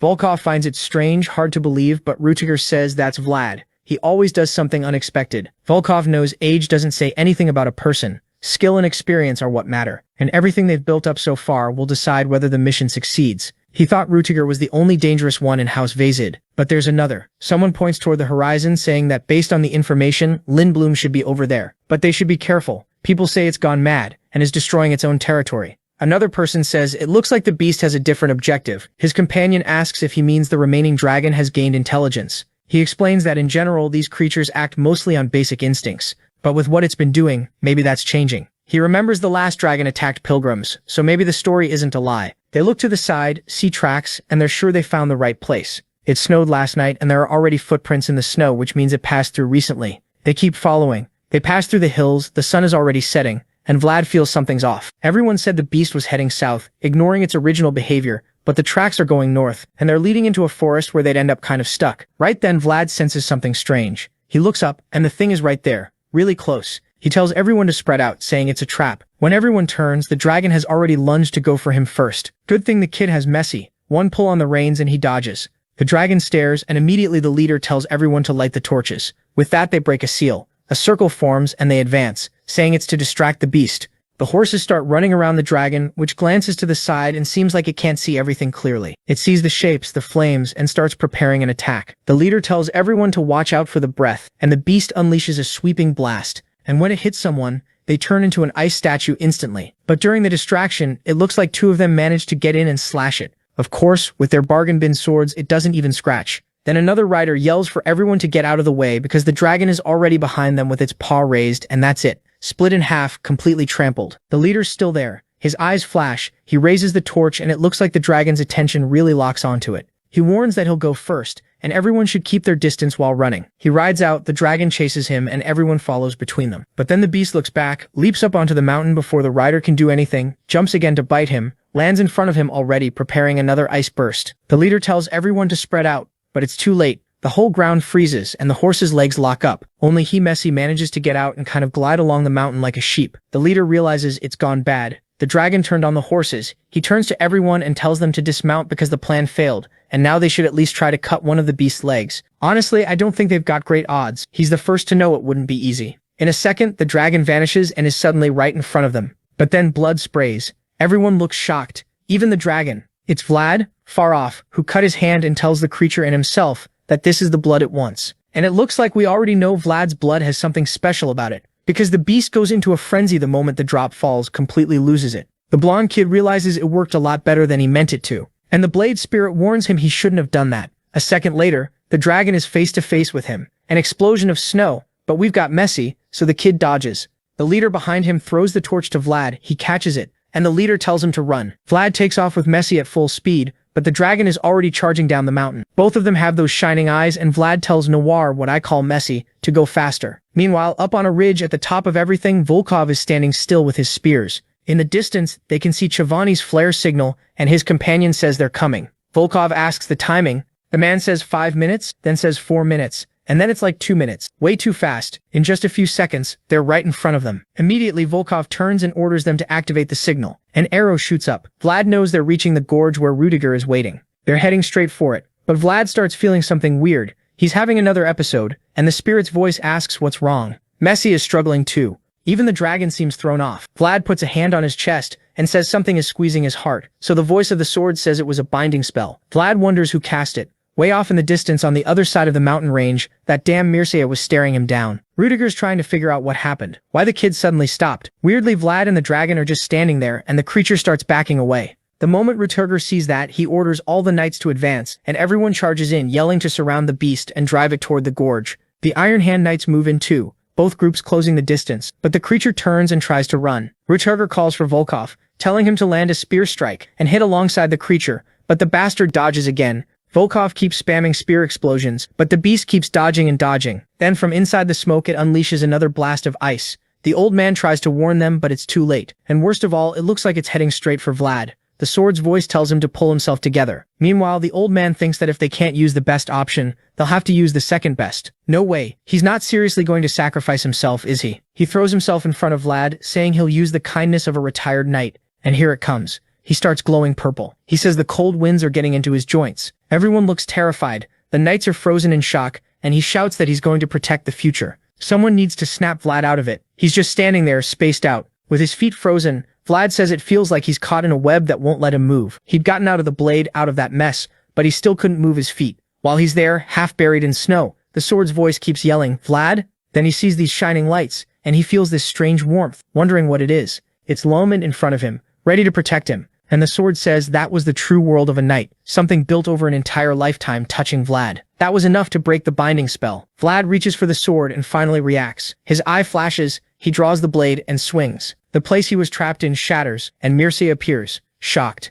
Mircea was so deep in the spell that when Vlad broke it, his eye started bleeding. And the bastard still says the kid isn't half bad. Vlad calls out to the old man, but the old man just tells him to keep going. Now it's his turn. Hopefully the old man doesn't die there. But Vlad turns and sees the dragon preparing another ice breath, freezing all the knights. Right away, Vlad grits his teeth, calls for Messi, and takes off at full speed. Even the old man's cape is frozen stiff while he mutters that Vlad is one miserable brat, while the dragon is freezing everyone. Rudiger watches from the side, thinking Vlad has the engraving, but he won't last long against the cold. Unfortunately, Rudiger can't unleash his own world either, or everyone will get hit. He can't believe they're going to fail now with victory right there. But then he sees it, Vlad cutting through the smoke, turning into that black and white all swagger. He pulls the greatsword, and it tells Vlad to give it everything he's got. The dragon, facing him in an honest head-on duel, sets off an explosion of light. Vlad swings, but it looks like he can't cut through. He only manages to crack it, saying the thing is too tough. But the sword says he did damage the scales. He has a chance. He just can't stop. Messi charges again, and it turns into a straight-up exchange. They clash, switch attacks, pure Dragon Ball energy. The dragon smacks Vlad with a paw.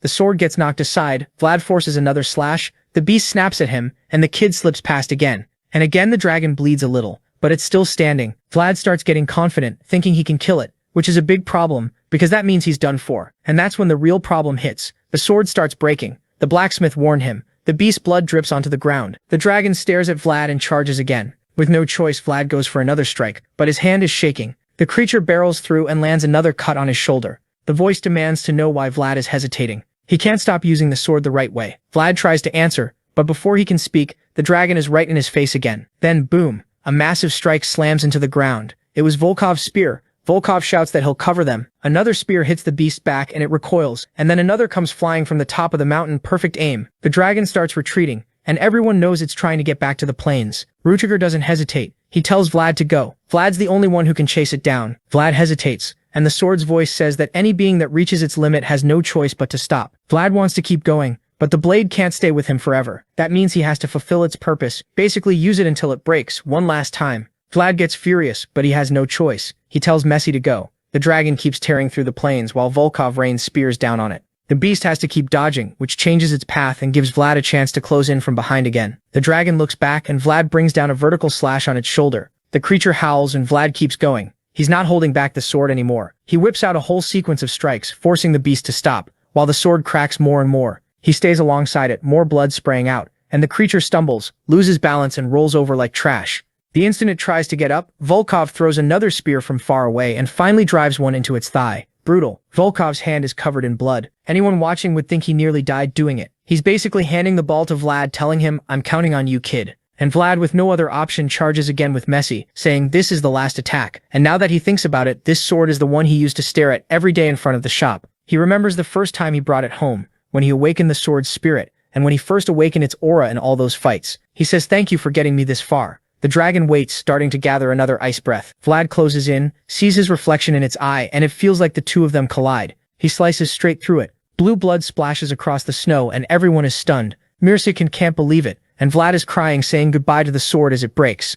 Only this kind of story could make me sad over a sword breaking. And among the broken pieces, the story says the sword was still shining, even without the night sky, because it had been held by a boy who wanted to shine on his own. It was made in the slums, but it had what it took to become a star. And in the end, the name it received was the dragon-slaying sword. Damn, that's it, everyone. Next scene, they're dragging the big guy by the feet. Vlad's off to the side now, full sad boy mode. Roberger comes over and says it was good work, but Vlad asks if the old man is okay. Hearing old man, Roberger asks if Vlad doesn't even know the guy's name. Vlad says no, the old man said something about completing duties or something like that. Roberger sits beside him and says, well, sooner or later Vlad will find out. He glances over and says it looks like it broke, but it gave everything it had. Vlad says, yeah, it definitely gave everything. Roberger says it probably won't comfort Vlad, but he'll get him a new sword. Vlad says it'll be hard to find another one like that. Roberger answers that sharp swords are everywhere. There are countless tough swords with a good shine, but it's always hard to find a sword that can respond to your world, your power. And finding a specific blade like that would be difficult even for the Emperor himself. But Vlad shouldn't get discouraged. Just because he won't hold it in his hands anymore doesn't mean it'll be left behind.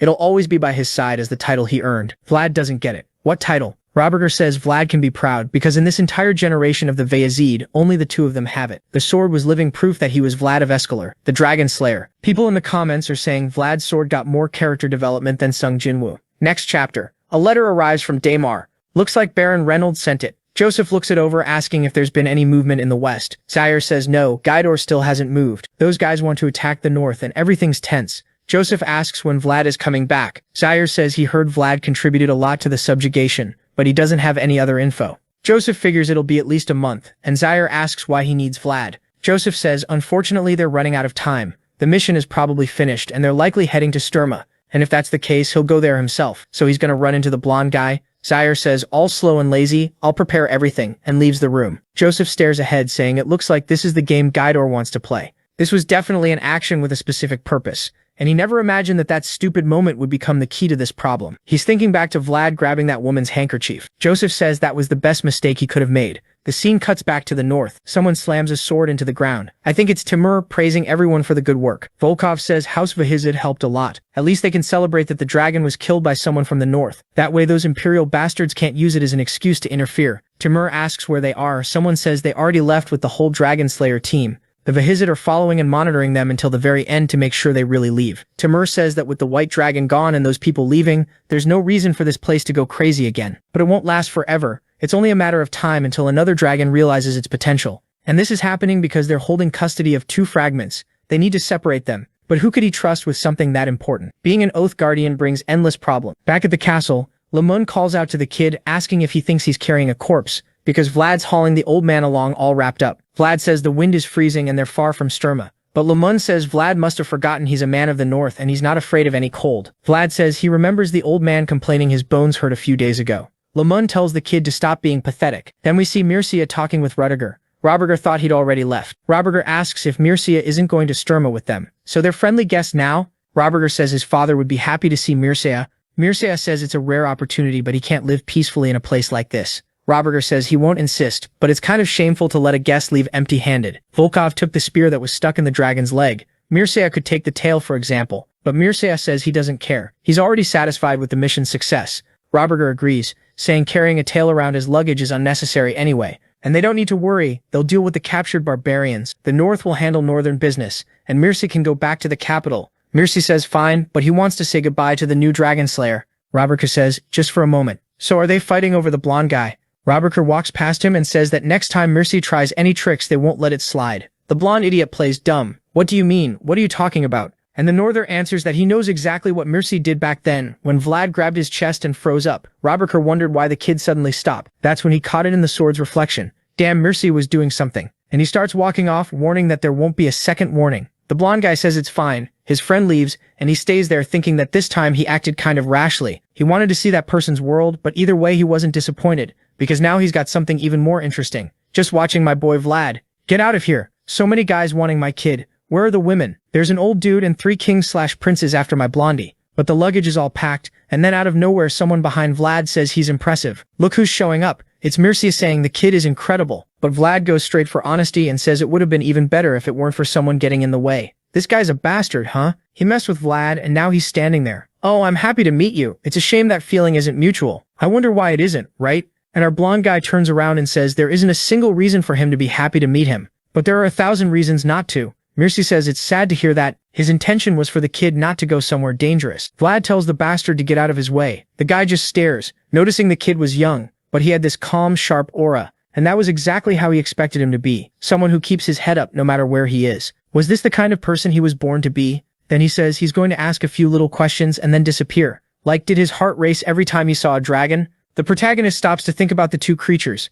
but doesn't answer. And Mircea asks what he felt when he saw Lindblom's blue blood. Vlad is completely stunned, and then the guy steps closer, wanting to know if he didn't feel like drinking that blood. What is this, dude? Get out of here with that weird fetish. Next chapter switches to Vyazid County, in the city of Sturma. Vlad is sitting on the bed with his hand on his face, remembering that whole blood-drinking thing. He thought it was insane, but his heart really did beat faster every time he saw a dragon. He even felt some kind of resonance when he fought Lindblom. But who the hell was that guy to know that something even he didn't know? Then someone knocks on the door. He says not to bother him and to go away already. But it's Roberker, telling the kid not to be so mean. They face dragons side by side twice. The protagonist gets up and apologizes, saying he didn't know it was him. It's just that people keep coming to talk to him all the time because of the subjugation. Roberker says it's fine. He thought the blonde kid was holding a grudge. Then he asks to come in and walks in with this huge case. He's so spoiled that he comes back with, "This is the first time I've seen where the servants stay." But the protagonist wants to know what brought this idiot here. Roberker slams the case on the table and says he brought what he promised, a sword forged by the best blacksmith in Vyazid, strong and sharp with good balance.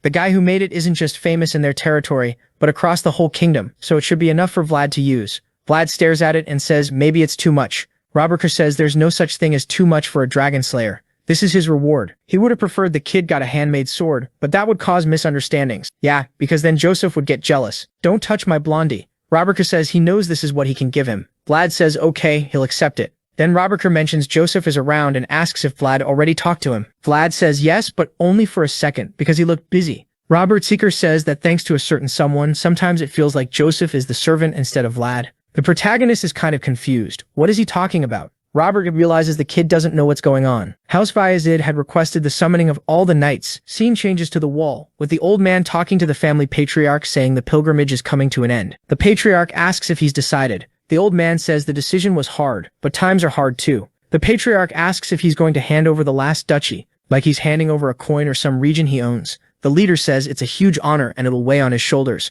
And the old man says that's exactly why he's handing it to the kid. And he's handing it to Vlad, right? He says that as a knight and vassal of the Vyazids, he feels relieved because now he's finally fulfilled all his duties. The patriarch thanks the old man for serving the Vyazids so devotedly for so long, and he thanks him back, apologizing for any trouble he caused. The patriarch asks if he's going back to his hometown. He says yes. Like, who are you even going to find there, old man? At this point, everyone's dead. But the old guy says he wants to see his fief. Then the patriarch asks him to stay a few more days before leaving. Lament is sure it's not about a farewell problem, so what is it? The patriarch says when someone is about to retire, it means someone new is about to appear. Right away, Laman says he gets it. Now, why all the knights were summoned? Looks like he recognized him. The patriarch says those who are qualified deserve to enjoy authority. Not only would he become the youngest knight, he'd also be the one who became a knight in the shortest time since starting his career. Laman says that's how it should be. Every record and tradition has to be broken. And the patriarch says that considering Laman loves keeping traditions, if he's saying that, then he knows it's a good decision. and the old man scratches his chin, saying this is a retirement gift, the moment a new honor would be born. Okay then, I'm curious. 3 days later, someone's walking through the corridors, all the knights standing still, already greeting the guy passing by. Zaire looks back and says Oksana used magic. The kid changed a lot. Damn, Vlad looks like the final boss now. He's coming in armored up, all cold and serious. But at the same time he reminds me a little of Mircea, doesn't he? The protagonist says he feels kind of weird. Zaire asks if he's nervous, and he blushes, and his hair changed too. Now he looks gay. Zaire tells him it's better to calm down because he's going to have to go in even if he's shaking, since today he's the reason that door is being opened. Suddenly Zaire shouts that Vlad, servant of House Bayezid, is now before the knight's door. They should allow him to enter. The door starts to open. The light hits the kid's face and he recognizes it as the knight's hall. Then he hears footsteps, and when he looks back, it's Joseph just staring at him, thinking that since he can't carry a sword, he can't be inside the hall. And he always thought that would be a line he'd never cross in his life. But Vlad had become the sword he dreamed of. Yeah, he's in love. Then he talks to the kid and praises him. First time Joseph's complimenting him properly. Stop calling Vlad my sword, you bastard. He's ours. Communism. Next chapter, everything's blood-soaked, with the story saying the red path is the path of honor. And Vlad had followed it without even noticing. Step by step. That was the place he'd been trying to reach back when he was stuck in the slum mud. The road to that shining star. The kid kneels and finally reaches the stars. The patriarch says the servant of House Bayezid did an excellent job making it to this place. He should hold the swordsman's commandments in his left hand and carve the following into his heart. A knight must always be able to see the world of possibilities. And that's the first commandment of the swordsman. The ones who followed that commandment were Gaudin and Sir Pablo, because both had the chance to kill Vlad or humiliate him. But they were honest instead. A knight should always listen to his conscience, and that was the second commandment, which is what Gregory and Cade did in that fog fight. Even knowing the order was wrong, they held their ground. You must never hesitate when it's time to act, because only your conscience decides the right time. The third and final commandment is that a knight must always follow the path of honor. The only way a knight can exist is without carrying even a speck of shame. The patriarch tells him to make the oath before all the knights. Then we see him looking at the sword, and the story says he always dreamed of this possibility, together with the person who was always by his side to witness it. He lived in the slum mud, but he always defended what was right, and the one who watched him from the beginning now also witnessed the kid's conscience. Because he kept his eyes on the stars, he reached a place he never imagined, and the same sword that brought him there also witnessed that day. Then Vlad says he swears before the commandments that he'd give everything to follow the orders of the swordsman masters. The patriarch says that he, as head of the house, gives the order. The kid was a servant when he knelt, but he's a knight when he rises. Damn. Vlad stands up. The story reminds us he's the knight of Damalicia, the one who protected all the children of San Racino, the same one who spilled Lindblom's blood. And now he was the youngest recognized by House Bayezid. Even though he came from nothing, he built his own world, and everyone there witnessed it. Damn, even the sword tells the protagonist he deserves a like on this video. But now that the kid's a knight, I'm sure the problems coming his way are going to be even worse. We're in Gaidar's current territory, over in Trinova. Someone says the moment to push forward without hesitation has arrived. The only problem is the dwarves were making things unpleasant. That's why he decided he's going to move slowly, the same way the other nobles did. The only member of the Raynal family, Alicia, still had to get married. That guy there is the Lord of the West, Sigmund Gaidar. Gaudin agrees, and Sigmund keeps saying that a fragile woman like her has no way to survive in a dangerous world like this. This time, Gaudin was the one who'd have to get involved. He answers that all Gaidar has to do is ask, and he'll do it. So the Lord tells him to go to Daymar with his son and come up with a solid reason for being there. Gaudin's surprised. Normally he's only used for violence and war. But Gaidar says that like always, he's trusting Gaudin not to disappoint him. Gaudin replies that he'll always do his best. Then the scene switches to Patriarch Peter, saying he put the child in the position he wanted. Joseph thanks him, and his father goes on to say that soon the Northern Lords would hold a meeting with everyone there. Joseph asks if it's going to be the Grand Assembly, and Peter says yes. That was an event that hadn't happened in over 10 years. So why is it happening in their region? And on top of that, it's totally out of nowhere. Joseph didn't see any sign of it. Joseph wonders if it's normal for something like this to be so secret,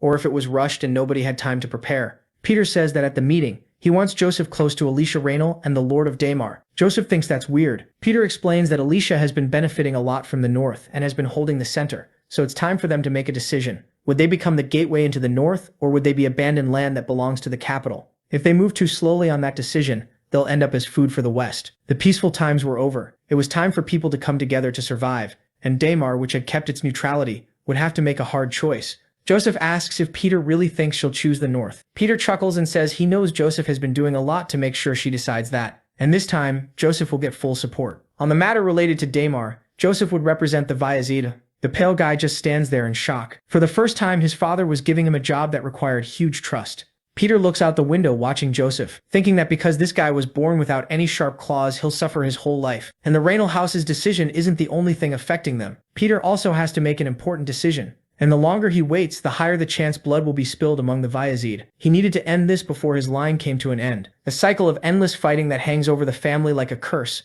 Basically, the two brothers are practically ready to kill each other to see who takes the throne. Next chapter, Vlad is up on the wall with the old man, who says he wanted to show him this view at least once. The castle walls look redder than at any other time of day. Storm's walls had endured time and the blood of enemies, and they protected Bayezid blood because blood was something you needed to protect anything in this world. And knights were the ones who swore to offer their blood willingly when the time came. The old man says the day will come when Vlad has to offer his own blood. Our kid now with that TikTok haircut I already want to mess up, says he knows that perfectly well. Only then does the old man say his name is Lamund. The protagonist doesn't get it, and the old man says, "Go on, kid. From now on you call me Sir Lamund. Now take this." The protagonist looks and Layman shows him a copper coin, saying it's payment for breaking his armor. The protagonist goes, "You're paying me with a copper coin." And the old man says it's worth way more than what he has now. He'll understand the coin's value when the right time comes. Then he asks if the boy got his mission as soon as he became a knight. Vlad says yes, he's leaving tomorrow morning. Layman says that if the chaos calms down, Vlad can visit him at the manor. Vlad says he will, and he'll take the chance to collect the not enough payment. But the old man holds out his hands and says Vlad is welcome any time,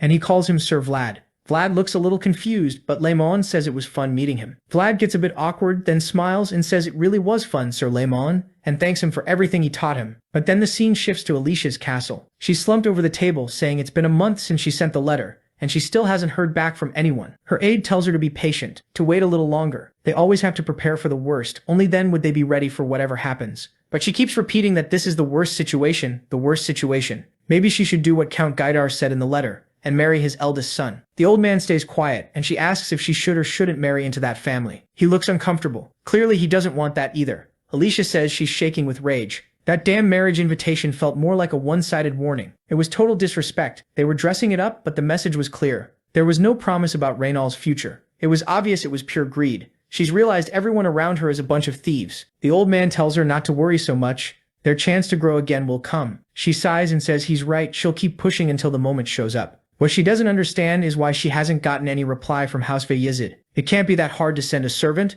The old man says they've probably calculated everything already, and they know the territorial advantage Daimar has. The only thing that's making him a bit worried. Right then, someone enters the room saying a group from Count Gaidar has arrived at their barony. It's the man's son. The old man tells her he'll try to schedule the meeting for tomorrow morning and do everything he can to buy time. Please, hold on, he asks, because everyone knows a hungry eagle shows no mercy. There's Gaidar's crest, and his son Istvan arrives, saying this territory is really outdated. Gaiden answers that Daimar has always been like this. They prefer diplomacy over war. That's why they focus more on agriculture than trade. Istvan says that in other words, it's boring as hell. Everyone knows it. We're not going to have anything to do here. Gaiden says it would be good for Istvan to introduce himself. Istvan asks, so I just need to introduce myself and that's it? Gaiden tells him to act interested and make some conversation, but Istvan says he's not really in the mood. He hates doing any kind of work he doesn't want to do. Gaiden says he doesn't have a choice. That's the job he gets for having Gaidar blood, but Istvan doesn't care. He wants to know why his father is making things complicated. Take what you want. That's the logic he's always followed. So why can't they just take what they want here? Gaiden answers that the North has never failed to protect what it needs to protect. While the West got as far as it did by taking everything it needed, the North protected everything it already had. Gaidar is now the head of an entire alliance, and the most powerful person around. It's only natural he's being more cautious dealing with other regions. Ijofan says, good. If you came with me, then my father's definitely taking this seriously. Then he says he heard the woman is extremely beautiful. People say her beauty is unmatched, even compared to all the other noble women in the region. That gets his attention. He smiles a little and says now it sounds more interesting. Now he's motivated. So is this about to turn into a mess between Gaidar, Gaiden, and our protagonist? Bring it on.